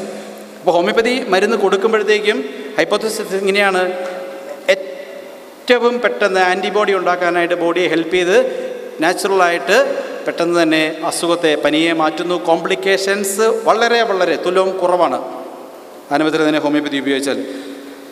Cetirizine സാധാരണ മനുഷ്യൻ കഴിച്ചാൽ എന്തുകൊണ്ട് അലർജി തുമ്മൽ വരുന്നില്ല? ഹോമിയോപ്പതിയിൽ മരുന്ന് എന്തിനാണ് ഡൈല്യൂട്ട്? അപ്പോൾ അത് മനസ്സിലായി. അപ്പോൾ സെട്രസിൻ്റെ ഡയറക്ഷൻ ആൻറ്റി ഹിസ്റ്റമിനാണ് അതിൻ്റെ സെക്കൻഡ് റിയാക്ഷൻ. ഇപ്പോൾ സെട്രസിൻ കഴിച്ച് തുമ്മൽ കുറച്ച് നാളത്തേക്ക് ഇല്ലാതിരുന്നിട്ട് സെട്രസിൻ നിർത്തിക്കഴിഞ്ഞാൽ ചിലപ്പോൾ 1-2 ആഴ്ച അല്ലെങ്കിൽ 1 മാസം 2 മാസം കഴിയുമ്പോഴത്തേക്കും എടുത്തിട്ട് തുമ്മലായിരിക്കും. പിന്നെ ആദ്യത്തെ ഡോസ് പോരാ. So that is a second reaction. Okay. ഹോമിയോപ്പതിയിൽ മരുന്ന് എന്തിനാണ് ഡൈല്യൂട്ട് ചെയ്യുന്നത്? ഡൈല്യൂട്ട് ചെയ്യുമ്പോൾ അത് പറയാം. ഹോമിയോ മരുന്ന് ഉണ്ടാക്കുന്നത് മരുന്ന് കമ്പനികളോ എങ്കിൽ ചില കമ്പനികളുടെ പേര് പറയാമോ, അല്ലെങ്കിൽ ആരാണ് എവിടെയാണ് ഉണ്ടാക്കുന്നത്? ഹോമിയോ മരുന്ന് ഇപ്പം കേരളത്തിലെ ഹോംകോ, കേരള സർക്കാർ തന്നെ ഉണ്ടാക്കുന്നുണ്ട്. അതുപോലെ ബാക്സൺ, അതുപോലെ സിംലിയ ആലുവയിലുണ്ട്. അതുപോലെ ബോയ്റോൺ ഫ്രാൻസിലെ കമ്പനിയാണ്. ഷാബെ ജർമ്മനിയിലെ കമ്പനിയാണ്. അങ്ങനെ ഇഷ്ടം പോലെ മരുന്നുകളുണ്ട്. ടൈട്രേഷൻ്റെ പേര് എങ്ങനെയാണ്? മരുന്നിൻ്റെ ഞാൻ പറയുന്നത് സ്പിരിറ്റിലേക്ക് വരുമ്പോൾ ഏതെങ്കിലും അതീത ശക്തിയാണോ, അല്ലെങ്കിൽ അത് ഭൗതിക വിശദീകരണം?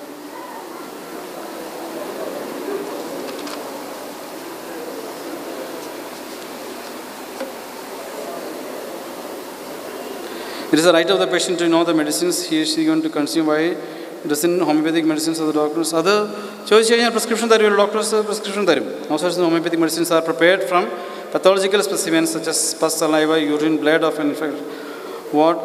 അത് നോ സോഴ്സ് അത് വെച്ചാൽ ത്രൂ പ്രൂവിങ്. അപ്പോൾ അത് അതേ രീതിയിൽ ഉപയോഗിക്കുന്നില്ല, അത് ഇനർട്ട് ഫോമിലാണ് ഉപയോഗിക്കുക.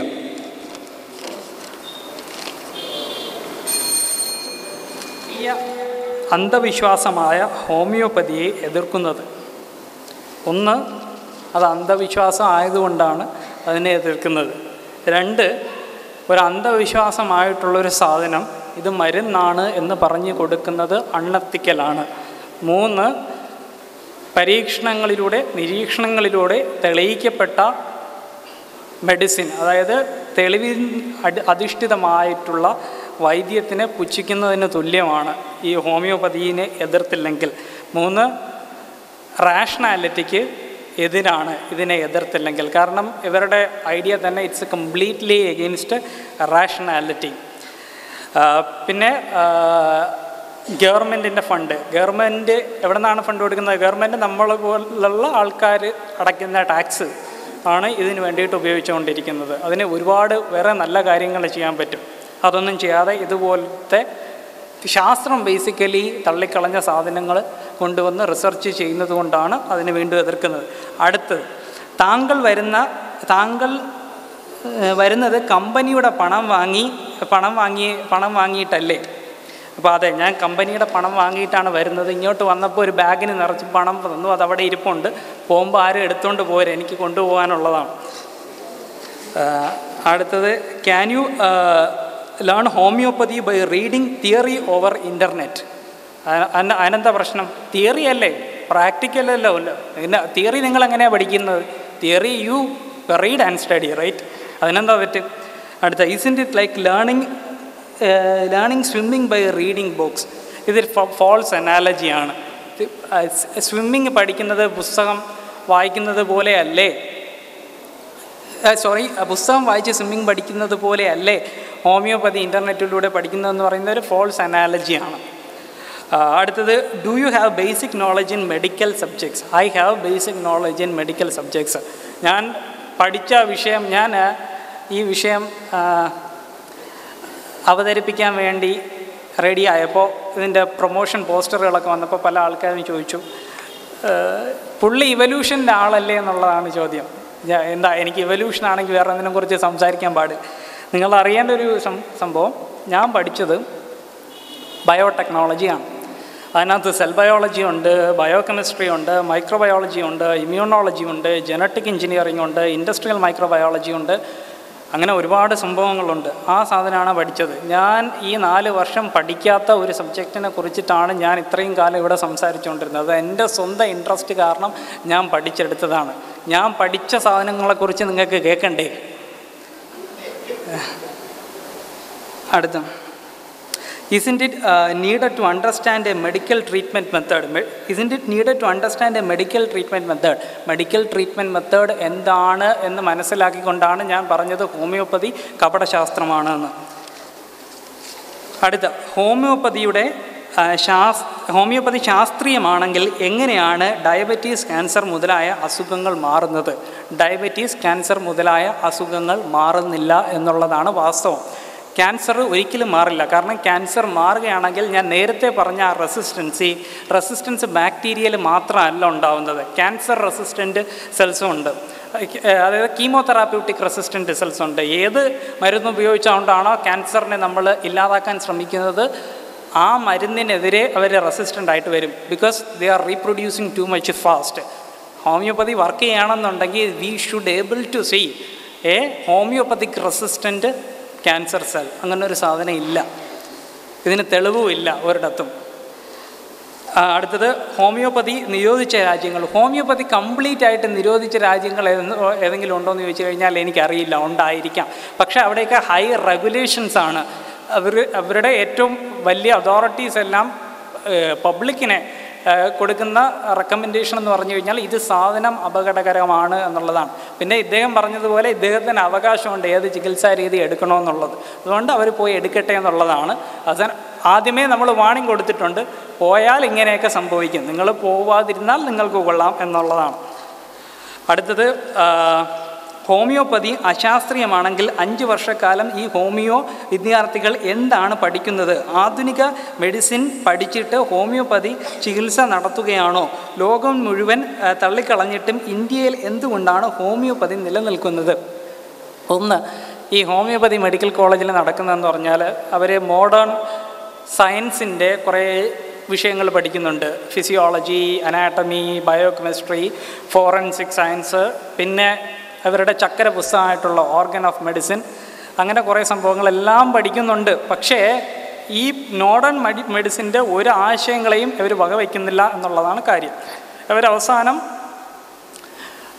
ഹോമിയോപ്പതിയുടെ പ്രിൻസിപ്പിൾസാണ് അപ്ലൈ ചെയ്തുകൊണ്ടിരിക്കുന്നത്. ഇത് തന്നെയാണെന്ന് തോന്നുന്നു ആയുർവേദത്തിൽ നടക്കുന്നത്. അവർ ഈ മോഡേൺ മെഡിസിൻ്റെ കാര്യങ്ങളെല്ലാം പഠിക്കുന്നു. ഒരാൾ പറഞ്ഞവർ മോളിക്കുലാർ ബയോളജി വരെ പഠിക്കുന്നു എന്നാണ്. എന്നിട്ട് എന്താ ഉപയോഗം? പക്ഷേ ഇതൊന്നും അല്ലല്ലോ പറയുന്നത്, ഇതിനെല്ലാം വിരുദ്ധമായിട്ടല്ലേ പറഞ്ഞുകൊണ്ടിരിക്കുന്നത്. പിന്നെ ആധുനിക മെഡിസിൻ പഠിച്ചിട്ട് ഹോമിയോപ്പതി ചികിത്സ നടത്തുകയാണോ? അതാണ് വാസ്തവം. ലോകം മുഴുവൻ തള്ളിക്കളഞ്ഞിട്ടും ഇന്ത്യയിൽ എന്തുകൊണ്ട് ഹോമിയോപ്പതി നിലനിൽക്കുന്നു?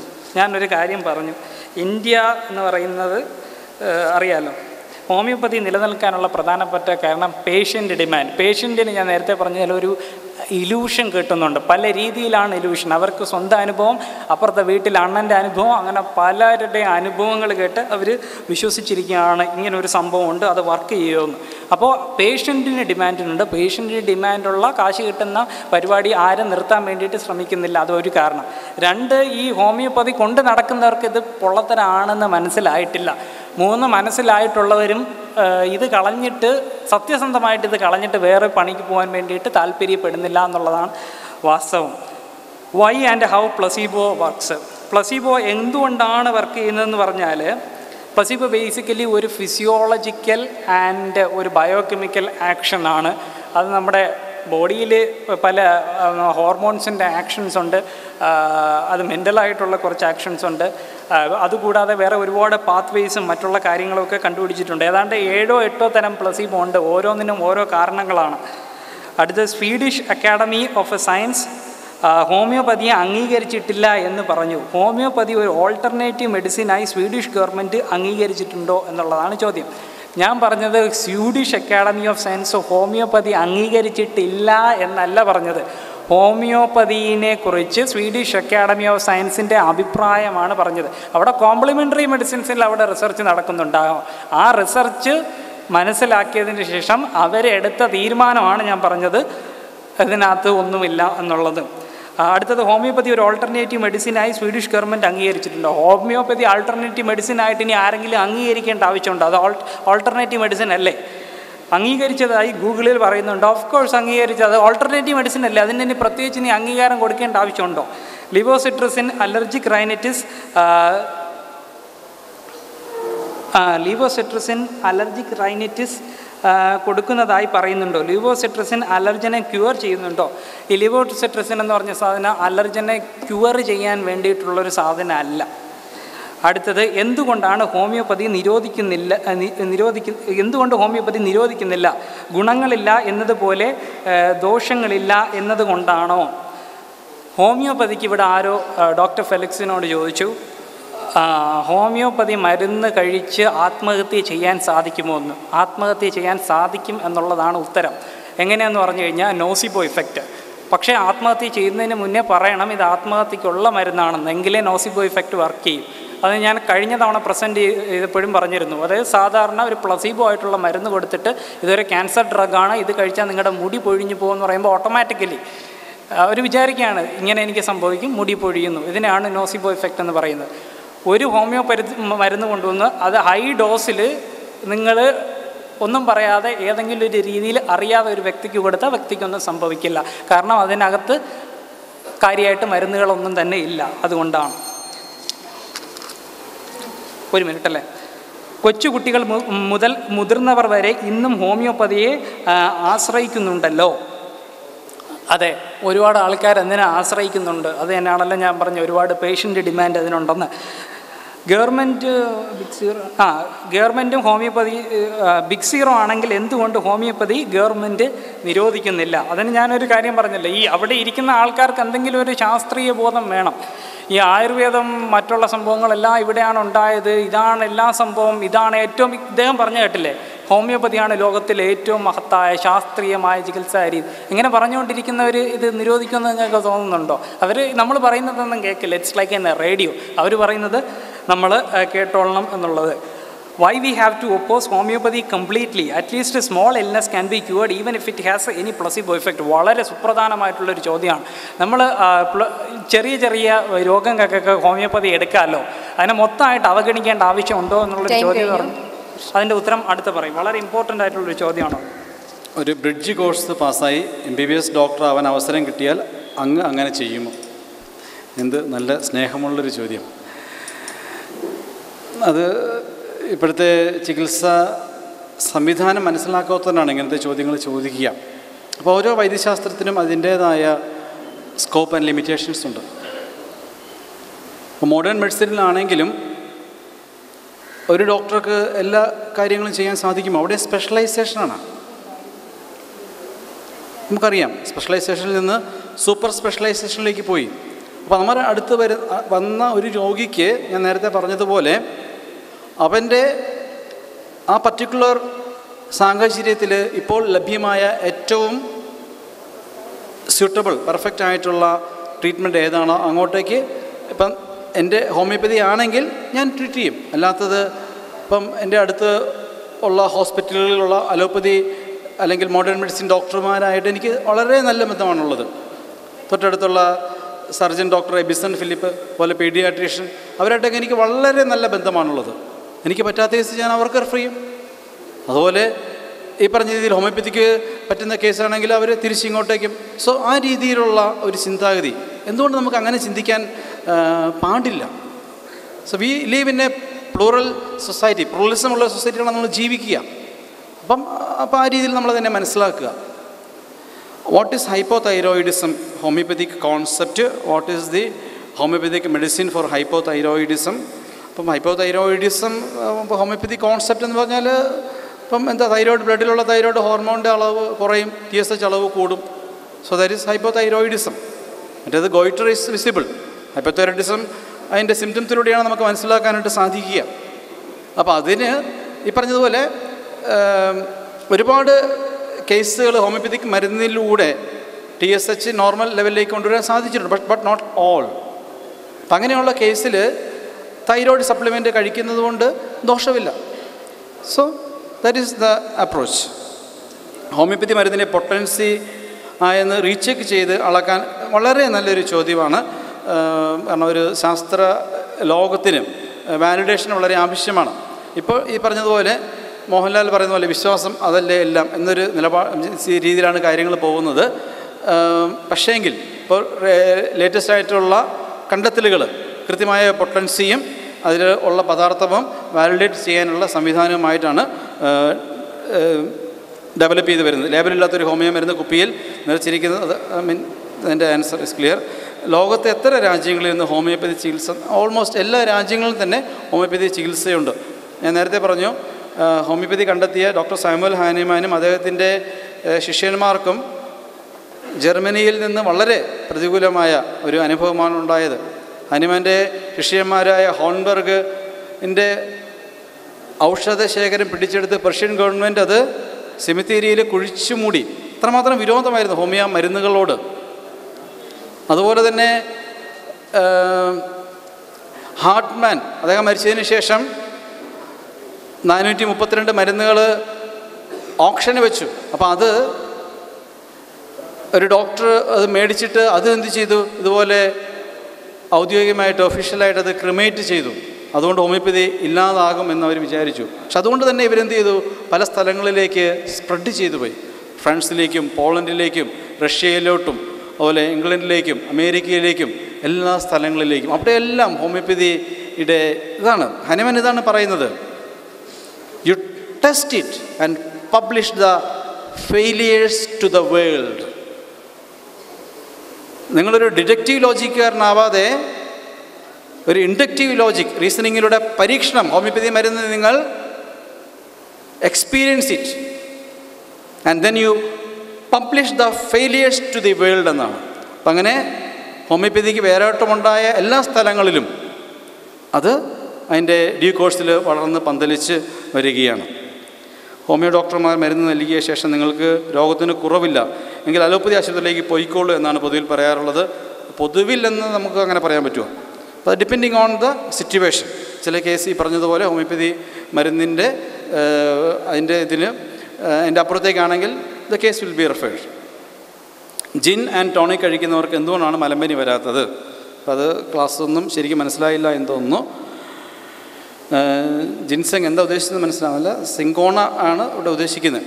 പെരീവിയൻ ബാർക്ക് എന്ന് പറയും. ഹാനിമാൻ ഡൈല്യൂഷൻ ആൻഡ് ഷേക്കിംഗ് വേണമെന്ന് പറയുന്ന മരുന്ന് പിന്നെയും ഷേക്ക് ആയാൽ അപകടം ഉണ്ടാകുമെന്ന് പറയുന്നുവെങ്കിൽ എങ്ങനെയാണ് ഹോമിയോ മരുന്ന്? അപ്പോൾ അതൊരു തെറ്റായൊരു കോൺസെപ്റ്റ് ആയിരുന്നു. That was cleared by Hahnemann. All water ends up in sea which have all medicines find on. അപ്പോൾ ഇത് ഹാനിമാൻ്റെ സമയത്ത് തന്നെ ചോദിച്ച ചോദ്യങ്ങളാണ്. ഇപ്പോൾ നമ്മളിപ്പം പുഴയിൽ വെള്ളം ഒഴുകിപ്പോകുന്ന പോലെ ഒന്നുമല്ല. വളരെ കൺട്രോൾഡ് ആയിട്ടുള്ള എൻവയോൺമെൻറ്റിലാണ് ഹോമിയോപ്പതി മരുന്ന് ഉണ്ടാക്കുന്നത്. കടലിൽ പോയി കഴിഞ്ഞാൽ ഇപ്പം അങ്ങനെ പേടിച്ച് കഴിഞ്ഞാൽ നിങ്ങൾ എന്താ പറയുക? No answer. സയൻസ് ഒരേ സമയം രണ്ട് തരത്തിൽ പ്രയോഗത്തിൽ വരുത്താൻ സാധിക്കുമോ? നല്ല ചോദ്യം. സയൻസ് അപ്പം അവിടെയാണ്. അപ്പം that is because of the difference in approach. അവിടെ ഹോളിസ്റ്റിക് അപ്രോച്ച്, അല്ലെങ്കിൽ എല്ലാം കൂടെ സമഗ്രമായ സമീപനവും, മറ്റേത് മോളിക്കുലർ റിഡക്ഷൻസ്. അപ്പോൾ അത് താൽക്കാലികമായ ശമനം മാത്രമേ അവിടെ വരുന്നുള്ളൂ. അവിടെ രണ്ടാമത് ബോഡിയുടെ അഡാപ്റ്റീവ് മെക്കാനിസം വരുമ്പോഴത്തേക്കും again higher doses of the initial medicine is needed. അപ്പോൾ ആ ബോഡിയുടെ മെക്കാനിസം, അഡാപ്റ്റീവ് മെക്കാനിസം, അതിനെക്കുറിച്ചെല്ലാം കൂടുതൽ പഠനങ്ങൾ നടന്നുകൊണ്ടിരിക്കുകയാണ്. സോ ദ ഫൈനൽ വേർഡിക്റ്റ് വരാനിരിക്കുന്നതേ ഉള്ളൂ. ഹോമിയോപ്പതി ഏതെല്ലാം രോഗങ്ങൾക്ക് പ്രതിവിധി കണ്ടെത്തിയിട്ടുണ്ട്? ഹൃദ്രോഗം, ക്യാൻസർ, അസുഖങ്ങൾ, കരൾ രോഗം എന്നിവയ്ക്ക് ഹോമിയോപ്പതിയിൽ. അപ്പം അങ്ങനെ ഇപ്പം ഏതെങ്കിലും രോഗത്തിന് 100% പ്രതിവിധിയായിട്ട് അങ്ങനെ നമുക്ക് പറയാൻ പറ്റുമോ? ഇപ്പം ആൻറ്റിബയോട്ടിക്സ് വന്നു, ബാക്ടീരിയൽ ഇൻഫെക്ഷൻസിനെയെല്ലാം വളരെ നല്ല രീതിയിൽ ക്ലിയർ ചെയ്യാൻ പറ്റി. എല്ലാവരും നമ്മളൊക്കെ വളരെ സന്തോഷിച്ചിരിക്കുകയാണ്. അപ്പോഴാണ് ഈ പറഞ്ഞതുപോലെ ആൻറ്റിബയോട്ടിക് റെസിസ്റ്റൻസും സൂപ്പർ ബഗ്ഗുകളൊക്കെ വരുന്നത്. അപ്പോൾ എന്ന് പറയുന്നത് പോലെ അപ്പോൾ അതെല്ലാം ഒരു റിലേറ്റീവായിട്ടുള്ള സംഭവങ്ങളാണ്. ശസ്ത്രക്രിയ നടത്തി രോഗമില്ലായ്മ ചെയ്യുന്ന രീതി ഹോമിയോപ്പതിയിൽ അതിനെക്കുറിച്ച് നേരത്തെ പറഞ്ഞു. ഇപ്പോൾ സർജിക്കൽ, അപ്പോൾ അത് ഹാനിമാൻ തന്നെ പറയുന്നുണ്ട്, സർജറിയുടെ പർവ്യൂവിലുള്ള ഒരു കാര്യം it is to be referred to a surgeon. അവരൊന്നും ഹാനിമാൻ ഒരിക്കലും എതിരല്ല. ആധുനിക വൈദ്യശാസ്ത്രം, ഹാനിമാൻ ഞാൻ ഉദ്ദേശിക്കുന്ന ഹോമിയോപ്പതി വൈദ്യശാസ്ത്രം ഒരിക്കലും, ഹാനിമാൻ അന്ന് മുതൽ ഇങ്ങോട്ടുള്ള എല്ലാ ഹോമിയോപ്പതി ഡോക്ടർമാരുടെയും നിലപാട് അത് തന്നെയാണ്. ആധുനിക വൈദ്യശാസ്ത്ര ഫലപ്രദമായ ചികിത്സാ സമ്പ്രദായമായിരിക്കെ ഹോമിയോപ്പതിയുടെ പ്രസക്തി എന്താണ്? ഇവിടെ ഫലപ്രദം എന്ന് ഉദ്ദേശിക്കുന്നത്, അപ്പോൾ അത് ആധുനിക വൈദ്യശാസ്ത്രത്തിൻ്റെ പരിമിതികൾ നിങ്ങൾ കണ്ടില്ലെന്ന് നടിക്കുമ്പോഴത്തേക്കും അതിനെന്താണ് പറയാൻ സാധിക്കുക? താലിഡോമൈഡ്, അതുപോലെ മറ്റേ ബേസിക് റിസർച്ച് ഫേസ് 1 ഫേസ് 2 എല്ലാം കഴിഞ്ഞ് വന്ന മരുന്നാണ് താലിഡോമൈഡ്. അത് ബ്രിട്ടനിൽ യൂസ് ചെയ്യപ്പോഴത്തേക്ക് എന്താ സംഭവിച്ചത്? മോർണിംഗ് സിക്നസ്, ഗർഭാവസ്ഥയിലുള്ള ഓക്കാനത്തിന് വേണ്ടിയുള്ള മരുന്നായിട്ടാണ് ഗർഭിണികൾക്ക് കൊടുത്തത്. അതിൻ്റെ പരിണിത ഫലം എന്തായിരുന്നു? That was A disaster. അതിനുശേഷമാണ് ഈ DBRCT അങ്ങനത്തെ പോലെ ഡബിൾ ബൈൻഡ് സ്റ്റഡീസ് അതിനെല്ലാം നിഷ്കർഷിച്ചുകൊണ്ട് നിയമങ്ങൾ വന്നത്. അപ്പോൾ ആധുനിക വൈദ്യശാസ്ത്രത്തിൻ്റെ തെറാപ്യൂട്ടിക് മെത്തേഡിന് ഒരുപാട് പരിമിതികളുണ്ട്. അതെന്താ നിങ്ങൾ കണ്ടില്ലെന്ന് നടിക്കുന്നത്? സോ വി ആർ ലിവിങ് എന്താ പറയുക ഇൻ എ വേൾഡ് വേർ എല്ലാവരും ഓർഗാനിക് ആകുക, കെമിക്കൽസിൽ നിന്നും എല്ലാം നമ്മൾ രക്ഷപ്പെട്ടു പോകുമ്പോഴത്തേക്കും മനുഷ്യ ശരീരത്തിലെ കെമിക്കൽ ഡിപ്പെൻഡൻസിയിലേക്ക് നയിക്കുന്നത് നിങ്ങൾ അത്രയ്ക്ക് ഇഷ്ടപ്പെടുന്നോ? I don't know how you think. രോഗനിർണയം നടത്താൻ ഉപയോഗിക്കുന്ന ഹോമിയോ മാർഗങ്ങൾ എന്തെല്ലാം? ഹോമിയോയിൽ കെമിക്കൽ എന്നാൽ എന്തെങ്കിലും അപ്പം അതിനെക്കുറിച്ചൊക്കെ പറഞ്ഞതാണ്. ഇപ്പോൾ ഹോമിയോപ്പതിയുടെ മെത്തഡോളജി പ്രാക്ടീസ് ചെയ്യുമ്പോഴത്തേക്കും the doctor become more sensitive. Hahnemann പറഞ്ഞത് the physician is the best prover എന്നാണ്. ഡ്രഗ് പ്രൂവിങ് നടത്തുന്ന ഒരു ഡോക്ടറെ സംബന്ധിച്ച് കൃത്യമായിട്ട് മനുഷ്യരിലെ ഭാവവ്യത്യാസങ്ങൾ, അവനിലുള്ള രോഗമുണ്ടാക്കുന്ന ബുദ്ധിമുട്ടുകൾ വളരെ കൃത്യമായിട്ട് മനസ്സിലാക്കാനായിട്ട് ആ വ്യക്തിക്ക് സാധിക്കുന്നു. അപ്പം അവൻ്റെ കഴിവുകൾ ദിനംപ്രതി വർദ്ധിക്കുകയാണ്, അവൻ്റെ എക്സ്പീരിയൻസ് കൂടുകയാണ്. നമ്മളൊരു ഇൻസ്ട്രുമെൻറ്റിനെ ആശ്രയിച്ച് അത് ഒബ്സൊല്യൂട്ട് ആകുമ്പോഴത്തേക്കും നമ്മുടെ എക്സ്പീരിയൻസിന് അർത്ഥമില്ലാതെ പോകുന്ന അവസ്ഥയിലേക്ക് വരുന്നില്ല. The physician becomes more competent. ഇപ്പോൾ രോഗി അടുത്ത് വന്ന് കാര്യങ്ങൾ പറയുമ്പോഴത്തേക്കും നല്ലൊരു ഡയഗ്നോസ്റ്റിഷ്യന്, നല്ലൊരു ഹോമിയോപ്പതിക് ഡയഗ്നോസ്റ്റിഷ്യന് വളരെ പെട്ടെന്ന് തന്നെ ഡയഗ്നോസിസ് ചെയ്യാനായിട്ട് സാധിക്കും. അതിന് സപ്പോർട്ടീവായിട്ട് മറ്റ് ബ്ലഡ് ടെസ്റ്റും യൂറിൻ ടെസ്റ്റും അൾട്രാസൗണ്ടോ എക്സ്റേയോ MRIയോ എന്ത് ടെക്നോളജി, എന്ത് ടെസ്റ്റ് വേണമെങ്കിലും ചെയ്യുവാനായിട്ടുള്ള സംവിധാനങ്ങളും നമുക്ക് നിലവിലുണ്ട്.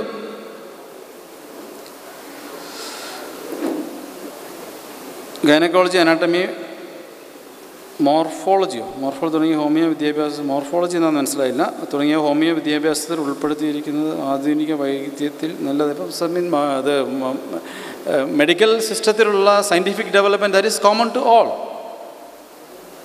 അപ്പോൾ അത് that was okay. Thank you. സംഗതിയാണ്, അതായത് ചെറിയ അസുഖങ്ങൾക്കൊക്കെ ഹോമിയോപ്പതി കൊടുക്കാമോ? അതിന് പ്ലസിബോ ഇഫക്റ്റ് മാത്രമല്ലേ ഉള്ളൂ. സോ ചെറിയ അസുഖങ്ങൾക്കൊക്കെ കൊടുക്കുക എന്നുള്ളത് ഞാൻ പറഞ്ഞല്ലോ, ഡോക്ടർ ഫെലിക്സിനെ നമ്മൾ പരിചയപ്പെടുന്നത് ടെലിഗ്രാം ഗ്രൂപ്പിൽ വെച്ചാണ്. ടെലിഗ്രാം ഗ്രൂപ്പിലായിട്ടും നമ്മുടെ അഡ്മിൻ ഗ്രൂപ്പിനായിട്ടും വാട്സപ്പ് ഗ്രൂപ്പിലൊക്കെ ആയിട്ട് ഒരുപാട് തവണ ചർച്ച ചെയ്തിട്ടുള്ള വിഷയമാണ് ഈ ഹോമിയോപ്പതി. അപ്പോൾ ഒരാൾ വന്ന് പറഞ്ഞൊരു സംഗതി ഉണ്ടായിരുന്നു.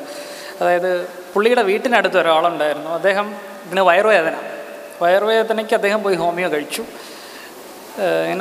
ഇങ്ങനെ തുടർന്നു കൊണ്ടേയിരുന്നു, ഏതാണ്ട് 1.5 വർഷം വരെ പോയി. 1.5 വർഷം കഴിഞ്ഞപ്പോഴായിരുന്നു അറിഞ്ഞത് ഇൻറ്റസ്റ്റൈനൽ ക്യാൻസർ ആയിരുന്നു എന്നുള്ളത്. Now he is in death bed എന്നാണ് പുള്ളി പറയുന്നത്. അപ്പോൾ ഒരു അസുഖം വരുമ്പോൾ first you need to identify whether it's an okay disease or a dangerous disease എന്നുള്ളത്. അത് തന്നെയാണ് പല റെഗുലേറ്ററി അതോറിറ്റീസുകളും പറഞ്ഞത്. അതായത് കുഴപ്പമാവാൻ സാധ്യതയുള്ള അസുഖങ്ങൾക്ക് ഇതെടുക്കാൻ പോകുന്നത് വളരെ അപകടകരമാണ് എന്നുള്ളത്.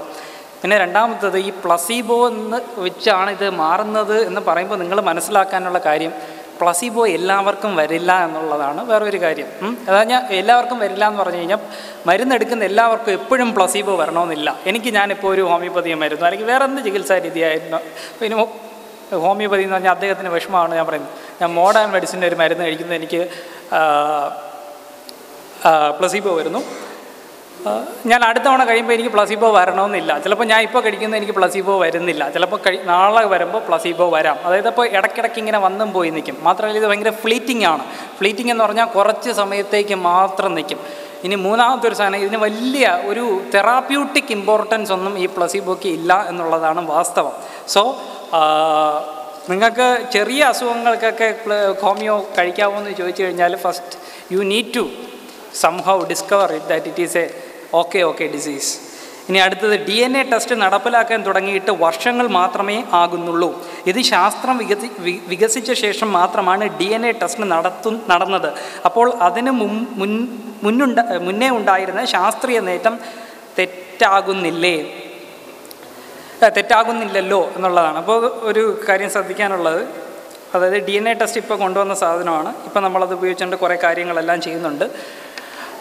അപ്പോൾ മുമ്പ് ശരിയായിരുന്ന സാധനങ്ങളൊന്നും ഇത് വരുന്നത് കൊണ്ട് തെറ്റാവുന്നില്ല. പക്ഷേ മുമ്പ് തെറ്റായിരുന്ന ഒരുപാട് സാധനങ്ങൾ DNA വന്നതോടുകൂടി തെറ്റായി. ഉദാഹരണത്തിന് അന്ന് നിലവിലുണ്ടായിരുന്ന ഒരു ഐഡിയ, അതായത് പ്രോട്ടീൻസുകളാണ് ഈ ജനിതക പദാർത്ഥം എന്നാണ് കരുതിയിരുന്നത്. അത് DNA വന്നതോടുകൂടി അത് തെറ്റാണെന്ന് തെളിയിച്ചു. അപ്പോൾ തെറ്റായിരുന്ന കാര്യങ്ങളൊക്കെ DNA വന്നപ്പോൾ തെറ്റായി. ശരിയായിരുന്ന സംഭവങ്ങൾക്കൊന്നും അതിന് മാറാൻ പോകുന്നുമില്ല. അതുപോലെ ഹോമിയോപ്പതി ശാസ്ത്രീയമാണെന്ന് തിരിച്ചറിയാൻ വർഷങ്ങൾ ഇനിയും വേണ്ടി വന്നേക്കാം. അപ്പോൾ ഇന്ന് താങ്കൾ പറഞ്ഞ ആർഗ്യുമെൻറ്റ്സ് ഇൻവാലിഡ് ആവില്ലേ? ഇത് സാധാരണ ആൾക്കാർ ചോദിക്കുന്ന ഒരു ചോദ്യമാണ്. ഞാൻ ഈ ഡിബേറ്റിൽ ഉടനീളം പറഞ്ഞത്, ഈ ഹോമിയോപ്പതി ഹാനിമാൻ ഉണ്ടാക്കുന്ന സമയത്ത് കുറേ അബദ്ധ നിരീക്ഷണങ്ങളിലൂടെയാണ് ഹോമിയോ ഉണ്ടാക്കപ്പെട്ടത്. അത് തെറ്റായിട്ടുള്ള നിരീക്ഷണങ്ങളാണ്. അതിനെ നിങ്ങൾ മോടി പിടിപ്പിച്ച് പെയിൻ്റ് അടിച്ച് മാലയൊക്കെ ഇട്ടെടുത്തത് കൊണ്ട് അതൊരിക്കലും ശരിയാവില്ല. അതിൻ്റെ അടിസ്ഥാനം തന്നെ അത് തെറ്റാണ് എന്നുള്ളതാണ്. പിന്നെ അതെങ്ങനെയാണ് ഭാവിയിൽ ശരിയാവാൻ പോകുന്നത് എന്നുള്ളതാണ് വേറൊരു കാര്യം. പാരസെറ്റാമോൾ കഴിച്ചാൽ അസുഖം മാറ്റപ്പെടുന്നുണ്ടോ? എങ്കിൽ പനി പോലുള്ള അസുഖങ്ങൾക്ക് മറ്റ് ചികിത്സ ആവശ്യമില്ലല്ലോ. ഒരു കാര്യം മനസ്സിലാക്കുക, പനി എന്ന് പറയുന്നത് ബേസിക്കലി ഒരു അസുഖമല്ല, അതൊരു അസുഖത്തിൻ്റെ ലക്ഷണമാണ്. ബേസിക്കലി ഈ ഇൻഫെക്ഷ്യസ് ഡിസീസുകളൊക്കെ വരുമ്പോൾ നമ്മുടെ ബോഡിയിൽ ഒരുപാട് ഇമ്മ്യൂൺ റിയാക്ഷൻസ് നടക്കും. ആ റിയാക്ഷൻസിന് തന്നെ കൂടുതൽ ഭംഗിയാക്കാൻ വേണ്ടിയിട്ട് ബോഡിക്ക് ഉള്ള ഒരു സഹജമായിട്ടുള്ള കഴിവാണ് ബോഡി ടെമ്പറേച്ചർ കൂട്ടുക എന്നുള്ളത്. അങ്ങനെ ബോഡി ടെമ്പറേച്ചർ കൂടുമ്പോൾ വരുന്നൊരു സാധനമാണ് ഈ പനി എന്ന് പറഞ്ഞാൽ. അതൊരു അസുഖത്തിൻ്റെ ഒരു ലക്ഷണമാണ്. പാരസെറ്റാമോൾ നിങ്ങൾക്ക് തരുന്നത് പനി എന്ന് പറയുന്ന സംഭവം ആ ലക്ഷണം മാറ്റാൻ വേണ്ടിയിട്ടാണ്, അല്ലാതെ പനിയുടെ കാരണം മാറ്റാൻ വേണ്ടിയിട്ടല്ല. എന്തുകൊണ്ടാണ് പനി മാറ്റപ്പെടേണ്ടതെന്ന് ചോദിച്ചു കഴിഞ്ഞാൽ, പനി ഒരുപാട് കൂടിപ്പോയി കഴിഞ്ഞാൽ നിങ്ങളുടെ ശരീരത്തിൽ കുറേ എൻസൈംസ് എന്ന് പറഞ്ഞൊരു സാധനമുണ്ട്. അത് ഭയങ്കര ടെമ്പറേച്ചർ സെൻസിറ്റീവാണ്. അത് അപ്പോഴേ വടിയാവും. അത് വടിയായി കഴിഞ്ഞാൽ നിങ്ങൾ ഡെഡ്, നിങ്ങൾ മരിക്കും. അതുകൊണ്ട് ടെമ്പറേച്ചർ കൂടി പോവാതിരിക്കാൻ വേണ്ടിയിട്ടാണ് പാരസെറ്റാമോൾ തരുന്നത്. അല്ലാതെ അതിൻ്റെ ആ അസുഖത്തിന് കാരണം മാറ്റാൻ വേണ്ടിയിട്ടല്ല പാരസെറ്റാമോൾ തരുന്നത്. മോഡേൺ മെഡിസിനിലെ കഫ് സിറപ്പിന് എന്ത് ശാസ്ത്രീയതയാണുള്ളത്? അതിലെ ഘടകം ചുമയ്ക്കുന്ന പ്രവണതയെ തടസ്സപ്പെടുത്തുമ്പോൾ കഫം കുറയ്ക്കുകയല്ലേ ചെയ്യുന്നത്? കഫം തുപ്പി പുറത്ത് കളയാനുള്ളതല്ലേ? ഈ ചോദ്യമാണ് എൻ്റെ അമ്മ ഇടയ്ക്കിടയ്ക്ക് പറയാറുണ്ട്. പുള്ളിക്കാരി പോയി ഈ ഹോമിയോ ആയുർവേദം അതെല്ലാം കുടിക്കും. എന്നിട്ട് ഇടയ്ക്ക് എന്നോട് പറഞ്ഞതാണ്, ഞാൻ ആയുർവേദ മരുന്ന് കഴിച്ചുകൊണ്ടിരുന്നപ്പോൾ ഞാൻ എന്നും കഫം തുപ്പിക്കളയായിരുന്നു. പക്ഷേ ഇപ്പോൾ ആൻറ്റിബയോട്ടിക് കഴിഞ്ഞപ്പോൾ ഒരു കഫവും പോകുന്നില്ല. ഇവരെല്ലാം കൂടെ ഇതിനെ ഉണക്കി വെച്ചിരിക്കുകയാണെന്ന്. നിങ്ങൾ മനസ്സിലാക്കാനുള്ളൊരു കാര്യം, ഈ കഫം എന്ന് പറഞ്ഞാൽ എന്താണ് ബേസിക്കലി എന്നറിയാം? നിങ്ങളുടെ വൈറ്റ് ബ്ലഡ് സെൽസാണ്, ഡെഡ് വൈറ്റ് ബ്ലഡ് സെൽസാണ്. അത് മരിക്കാനുണ്ടായ കാര്യം something is wrong inside your lungs or throat. എന്തൊക്കെയോ രോഗാണുക്കളുണ്ട്. ആ രോഗാണുക്കളുടെ ഫലമായി ആ യുദ്ധത്തിൽ മരിച്ച സെല്ലുകളുടെ അവശിഷ്ടമാണ് ഇതായിട്ട് പോകുന്നത്. അപ്പോൾ നിങ്ങളൊരു മരുന്ന് കഴിച്ച് നിങ്ങളുടെ കഫം നിൽക്കുകയാണ്. അപ്പോൾ നിങ്ങൾക്ക് ഇനി എന്താണ് വേണ്ടത്? ഇത് കഫം നിർത്താതെ ഇങ്ങനെ ആക്രമം അഴിച്ചുവിട്ടുകൊണ്ടേയിരിക്കണം. ടൈഫോയിഡ് ഉണ്ടായാൽ മൊത്തം അണുക്കളെ കൊല്ലാനുള്ള ആൻറ്റിബയോട്ടിക് കൊടുത്താൽ ഒരു ദിവസം കൊണ്ട് രോഗം മാറേണ്ടതല്ലേ? ടൈഫോയിഡ് ഉണ്ടായാൽ മൊത്തം അണുക്കളെ കൊല്ലാനുള്ള ആൻറ്റിബയോട്ടിക് കൊടുത്താൽ ഒരു ദിവസം കൊണ്ട് രോഗം മാറേണ്ടതല്ലേ? ഇതൊക്കെ ഒരു ചോദ്യമാണ് ബേസിക്കലി. ഒരു ദിവസം കൊണ്ടൊന്നും അസുഖം മാറില്ല. ബോഡിക്ക് ആ പഴയ സ്റ്റേറ്റിലേക്ക് വരാൻ വേണ്ടിയിട്ട് ഒരു സമയമുണ്ട്. എല്ലാ അണുക്കളെയും വേണ്ടിയിട്ട് കൊല്ലാൻ വേണ്ടിയിട്ടുള്ളൊരു ഡോസിലേക്ക് മരുന്ന് കൊടുക്കാൻ പറ്റില്ല. ആ മരുന്നിന് അതിൻ്റേതായിട്ടുള്ള ഇഫക്ട്സ് ഉണ്ട്. അങ്ങനെ ഒരുപാട് പ്രശ്നങ്ങൾ ഉണ്ട്. പെട്ടെന്നൊന്നും അസുഖം മാറില്ല. അടുത്തത്, ഹോമിയോ മരുന്ന് കഴിച്ചാൽ ഒരാഴ്ച കൊണ്ട് രോഗം മാറും. എന്നാൽ മരുന്ന് കഴിച്ചില്ലെങ്കിൽ രോഗം മാറാൻ 7 ദിവസം മതി. ഇതുപോലെ ഹോമിയോപ്പതി ശാസ്ത്രീയമല്ലേ എന്നുള്ളതാണ്. ഇതുപോലെയൊക്കെയാണ് ഹോമിയോപ്പതി ശാസ്ത്രീയമായിട്ടുള്ളത്. ഞാനപ്പോൾ എല്ലാ ചോദ്യങ്ങൾക്കും ഉത്തരം പറഞ്ഞിട്ടുണ്ട്. ഓക്കെ, ഇങ്ങനെ ഇടയ്ക്കിടയ്ക്ക് സംഭവിക്കാറുണ്ട്. കുറച്ച് ചോദ്യങ്ങൾ ചോർന്നു പോകും.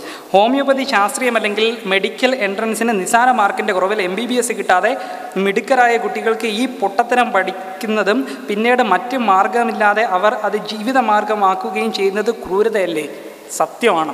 അതായത് നിങ്ങൾ +1 +2 ഒക്കെ പഠിക്കുന്ന കാലത്ത് കൂടുതലായിട്ട് സയൻറ്റിഫിക് മെത്തേഡിനെ കുറിച്ചൊന്നും അറിയാൻ വഴിയില്ല. നമ്മൾ അങ്ങനത്തെ ഒരു സമൂഹത്തിലാണല്ലോ വളർന്നു വരുന്നത്. നമ്മുടെ ഭയങ്കര റാഷണൽ ആയിട്ടുള്ളൊരു സമൂഹമൊന്നുമല്ല. അങ്ങനെ ആയിരുന്നുവെങ്കിൽ ഞാനിവിടെ ഇരുന്ന് സംസാരിക്കേണ്ട ആവശ്യമൊന്നുമില്ല. അപ്പോൾ ഡോക്ടർ ആവണമെന്നുള്ളത് ഒരു കൊതി കുട്ടിക്കുണ്ടാവാം. അല്ലെങ്കിൽ വീട്ടുകാരുടെ, അതാണ് പ്രധാനപ്പെട്ട കാര്യം. വീട്ടുകാരിങ്ങനെ പ്രസ് ചെയ്തുകൊണ്ടിരിക്കും. അപ്പുറത്തവൻ MBBSന് ചേർന്ന് നീ ഇത്തവണ ഹോമിയോക്കെങ്കിലും പോകണം. അങ്ങനെ പുള്ളിക്കാരനെ എങ്ങനെയെങ്കിലുമൊക്കെ തള്ളിവിടും. ചിലപ്പോൾ എന്തോ അവൻ ഹോമിയോയ്ക്ക് അടിമയാവും. അതായത് ഈ ഹോമിയോയുടെ ആശയങ്ങളെല്ലാം മനസ്സിനകത്ത് കയറ്റി ഡിഫെൻഡ് ചെയ്ത് നടക്കും. ചില ആൾക്കാർ കുറച്ച് കാലം കഴിയുമ്പോൾ ഇത് മനസ്സിലാക്കുക തെറ്റാണെന്ന് മനസ്സിലാക്കി കഴിഞ്ഞാൽ നിങ്ങൾക്ക് തന്നെ ഒരു കുറ്റബോധം തോന്നും. കാരണം ഞാൻ പറഞ്ഞില്ല, ഇത് അൺഎത്തിക്കലാണ്.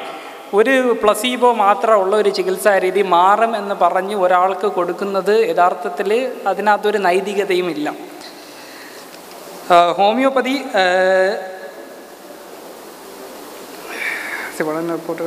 ഹോമിയോപ്പതി അസംബന്ധമായി വിദേശ രാജ്യങ്ങളുടെ ഏജൻസികൾ നടത്തിയ പഠന റിപ്പോർട്ടുകളെ താങ്കൾ അംഗീകരിക്കുന്നു.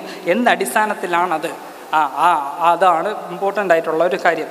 അതായത് ഈ അതോറിറ്റീസ് എല്ലാം പ്രസിദ്ധീകരിച്ച പഠനങ്ങളെല്ലാം നല്ല ഹൈ ക്വാളിറ്റി റിസർച്ചുകളാണ്. മാത്രമല്ല ഇതിനുപയോഗിച്ചിരിക്കുന്ന പഠനങ്ങളിലെല്ലാം സാമ്പിൾ നമ്പർ എന്ന് പറയുന്നത് വളരെ കൂടുതലാണ്. ഇപ്പോഴും നമുക്ക് വളരെ കൂടുതലുള്ള സാമ്പിൾ റിസൾട്ടുകളാണ് കൂടുതൽ കൺവിൻസിങ് ആയിട്ട് തോന്നുന്നത്. എന്നാൽ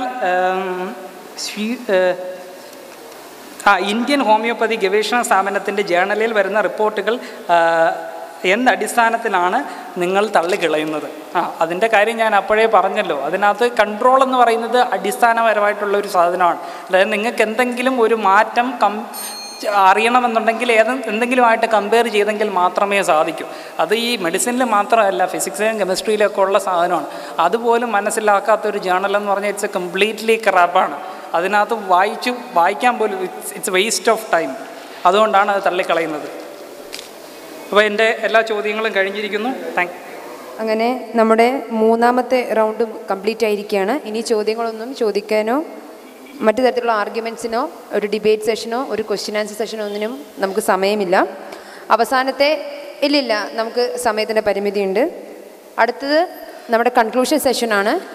ഇതിൽ 2 പേർക്കും 5 മിനിറ്റ് വീതമാണ് ലഭിക്കുക. പുതിയ ആർഗ്യുമെൻറ്റ്സ് ഉന്നയിക്കാൻ പാടില്ല. ഇത്രയും നേരം പറഞ്ഞതിൽ നിങ്ങൾക്ക് അവസാനമായി കൺക്ലൂഡ് ചെയ്യാനുള്ള കുറച്ച് കാര്യങ്ങൾ 5 മിനിറ്റിൽ ഒതുക്കിക്കൊണ്ട് സംസാരിക്കാം. 1 സെക്കൻഡ് പോലും അധികമായി അനുവദിക്കുന്നതല്ല.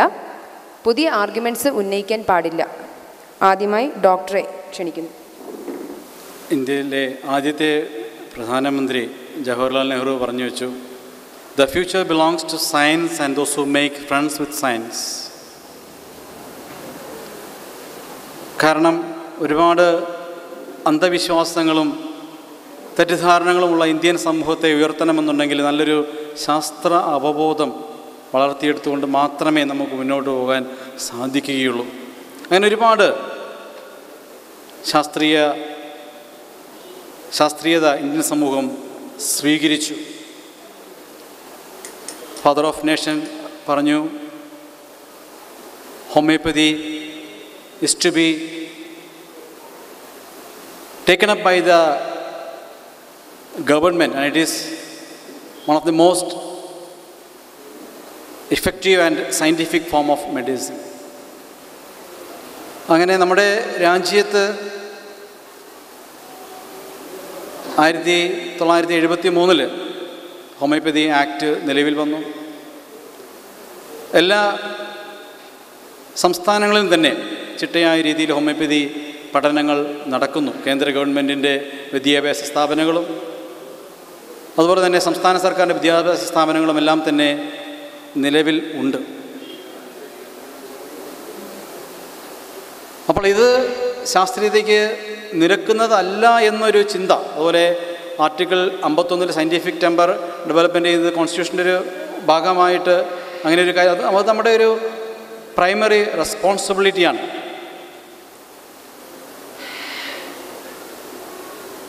ഇത്രയും ഈ 60 വർഷക്കാലം തോന്നാത്തൊരു സംഭവം എങ്ങനെ പെട്ടെന്ന് ഹോമിയോപ്പതി അശാസ്ത്രീയമാണെന്നുള്ളൊരു എന്താ പറയുക, ഒരു വെളിപ്പെടുത്തൽ പോലെ. അതിൻ്റെ കാരണം ഇപ്പോഴാണ് മനസ്സിലായത്. കാരണം വിദേശത്ത് നടത്തിയ പല പഠനങ്ങളും ഇത് അശാസ്ത്രീയമാണെന്ന് പറഞ്ഞു. അതുകൊണ്ട് ഇവിടെയും ഇത് അശാസ്ത്രീയമാണ്. അവിടെയാണ് നമ്മൾ വിദേശ സംവിധാനങ്ങളുള്ള നമ്മളെ വിധേയത്വം എന്തുമാത്രം നമ്മുടെ സ്വതന്ത്ര ചിന്തയെ അടിമപ്പെടുത്തുന്നത് നമ്മൾ ചിന്തിക്കണം. അപ്പോൾ സ്വതന്ത്രമായിട്ട് നമ്മൾ ഓരോരുത്തരും ഹോമിയോപ്പതിയെ നിങ്ങൾ മനസ്സിലാക്കാൻ ശ്രമിക്കുക. സാമുവൽ ഹാനിമാൻ പറഞ്ഞതുപോലെ do experiment and publish the failures to the world. Homeopathy ശാസ്ത്രത്തെ ശരിയായ രീതിയിൽ മനസ്സിലാക്കിയ ആരും തന്നെ ഇന്നേവരെ ഹോമിയോപ്പതിയെ തള്ളി പറഞ്ഞിട്ടില്ല. ഇതിൻ്റെ ഉത്ഭവം നമ്മൾ മനസ്സിലാക്കി. മോഡേൺ സയൻസിൻ്റെ ഉത്ഭവത്തിന് കാരണക്കാരനായ സർ ഫ്രാൻസിസ് ബേക്കൻ്റെ മെത്തഡോളജിയിൽ വളരെ കൃത്യമായ നിരീക്ഷണ പരീക്ഷണങ്ങളുടെ അടിസ്ഥാനത്തിൽ വളർന്നു വന്നിട്ടുള്ള ഒരു വൈദ്യശാസ്ത്ര ശാഖയാണ് ഹോമിയോപ്പതി. ആദ്യം മുതൽ തന്നെ അത് ശാസ്ത്രീയമാണ്.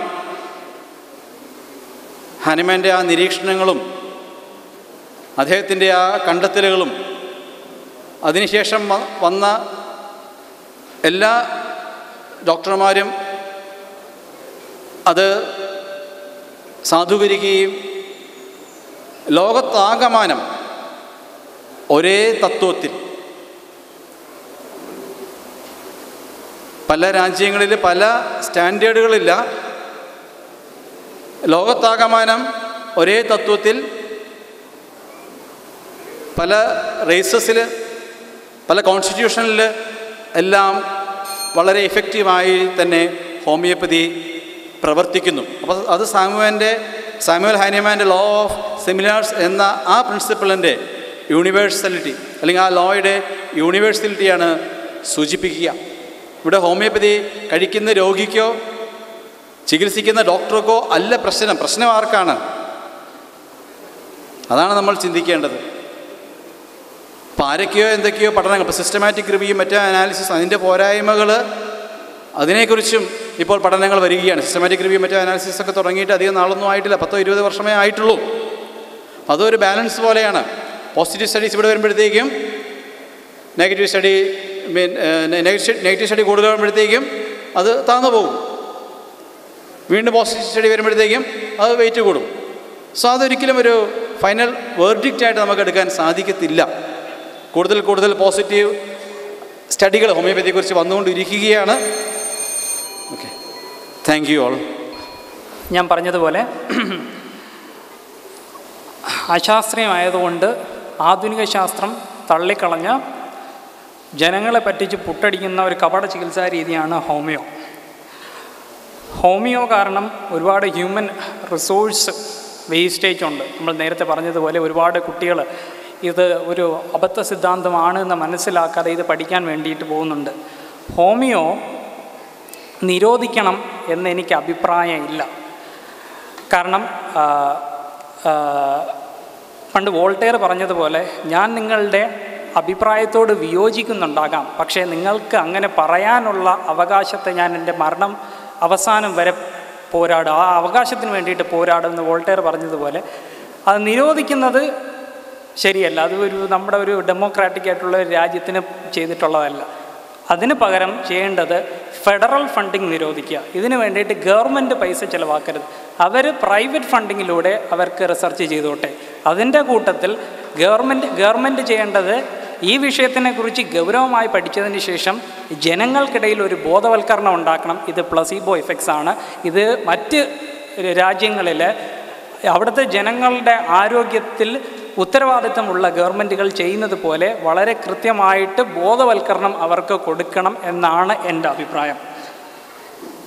ഞാൻ ഈ ഡിബേറ്റിൽ 4-5 കാര്യങ്ങൾ, പ്രധാനപ്പെട്ട 4-5 കാര്യങ്ങൾ പറഞ്ഞിരുന്നു. അതിൻ്റെ തെളിവുകളൊന്നും എനിക്ക് ഇതുവരെയും കിട്ടിയിട്ടില്ല. സെമിലിയ സെമിലിബസ് ക്യുറൻറ്റം എന്ന് പറഞ്ഞ ആ ആശയം ഹാനിമാൻ ചെയ്തു എന്നുള്ളതല്ലാതെ വേറെ ആരും ചെയ്ത് പബ്ലിഷ് ചെയ്തതായിട്ട് എനിക്കൊരു തെളിവും കിട്ടിയിട്ടില്ല.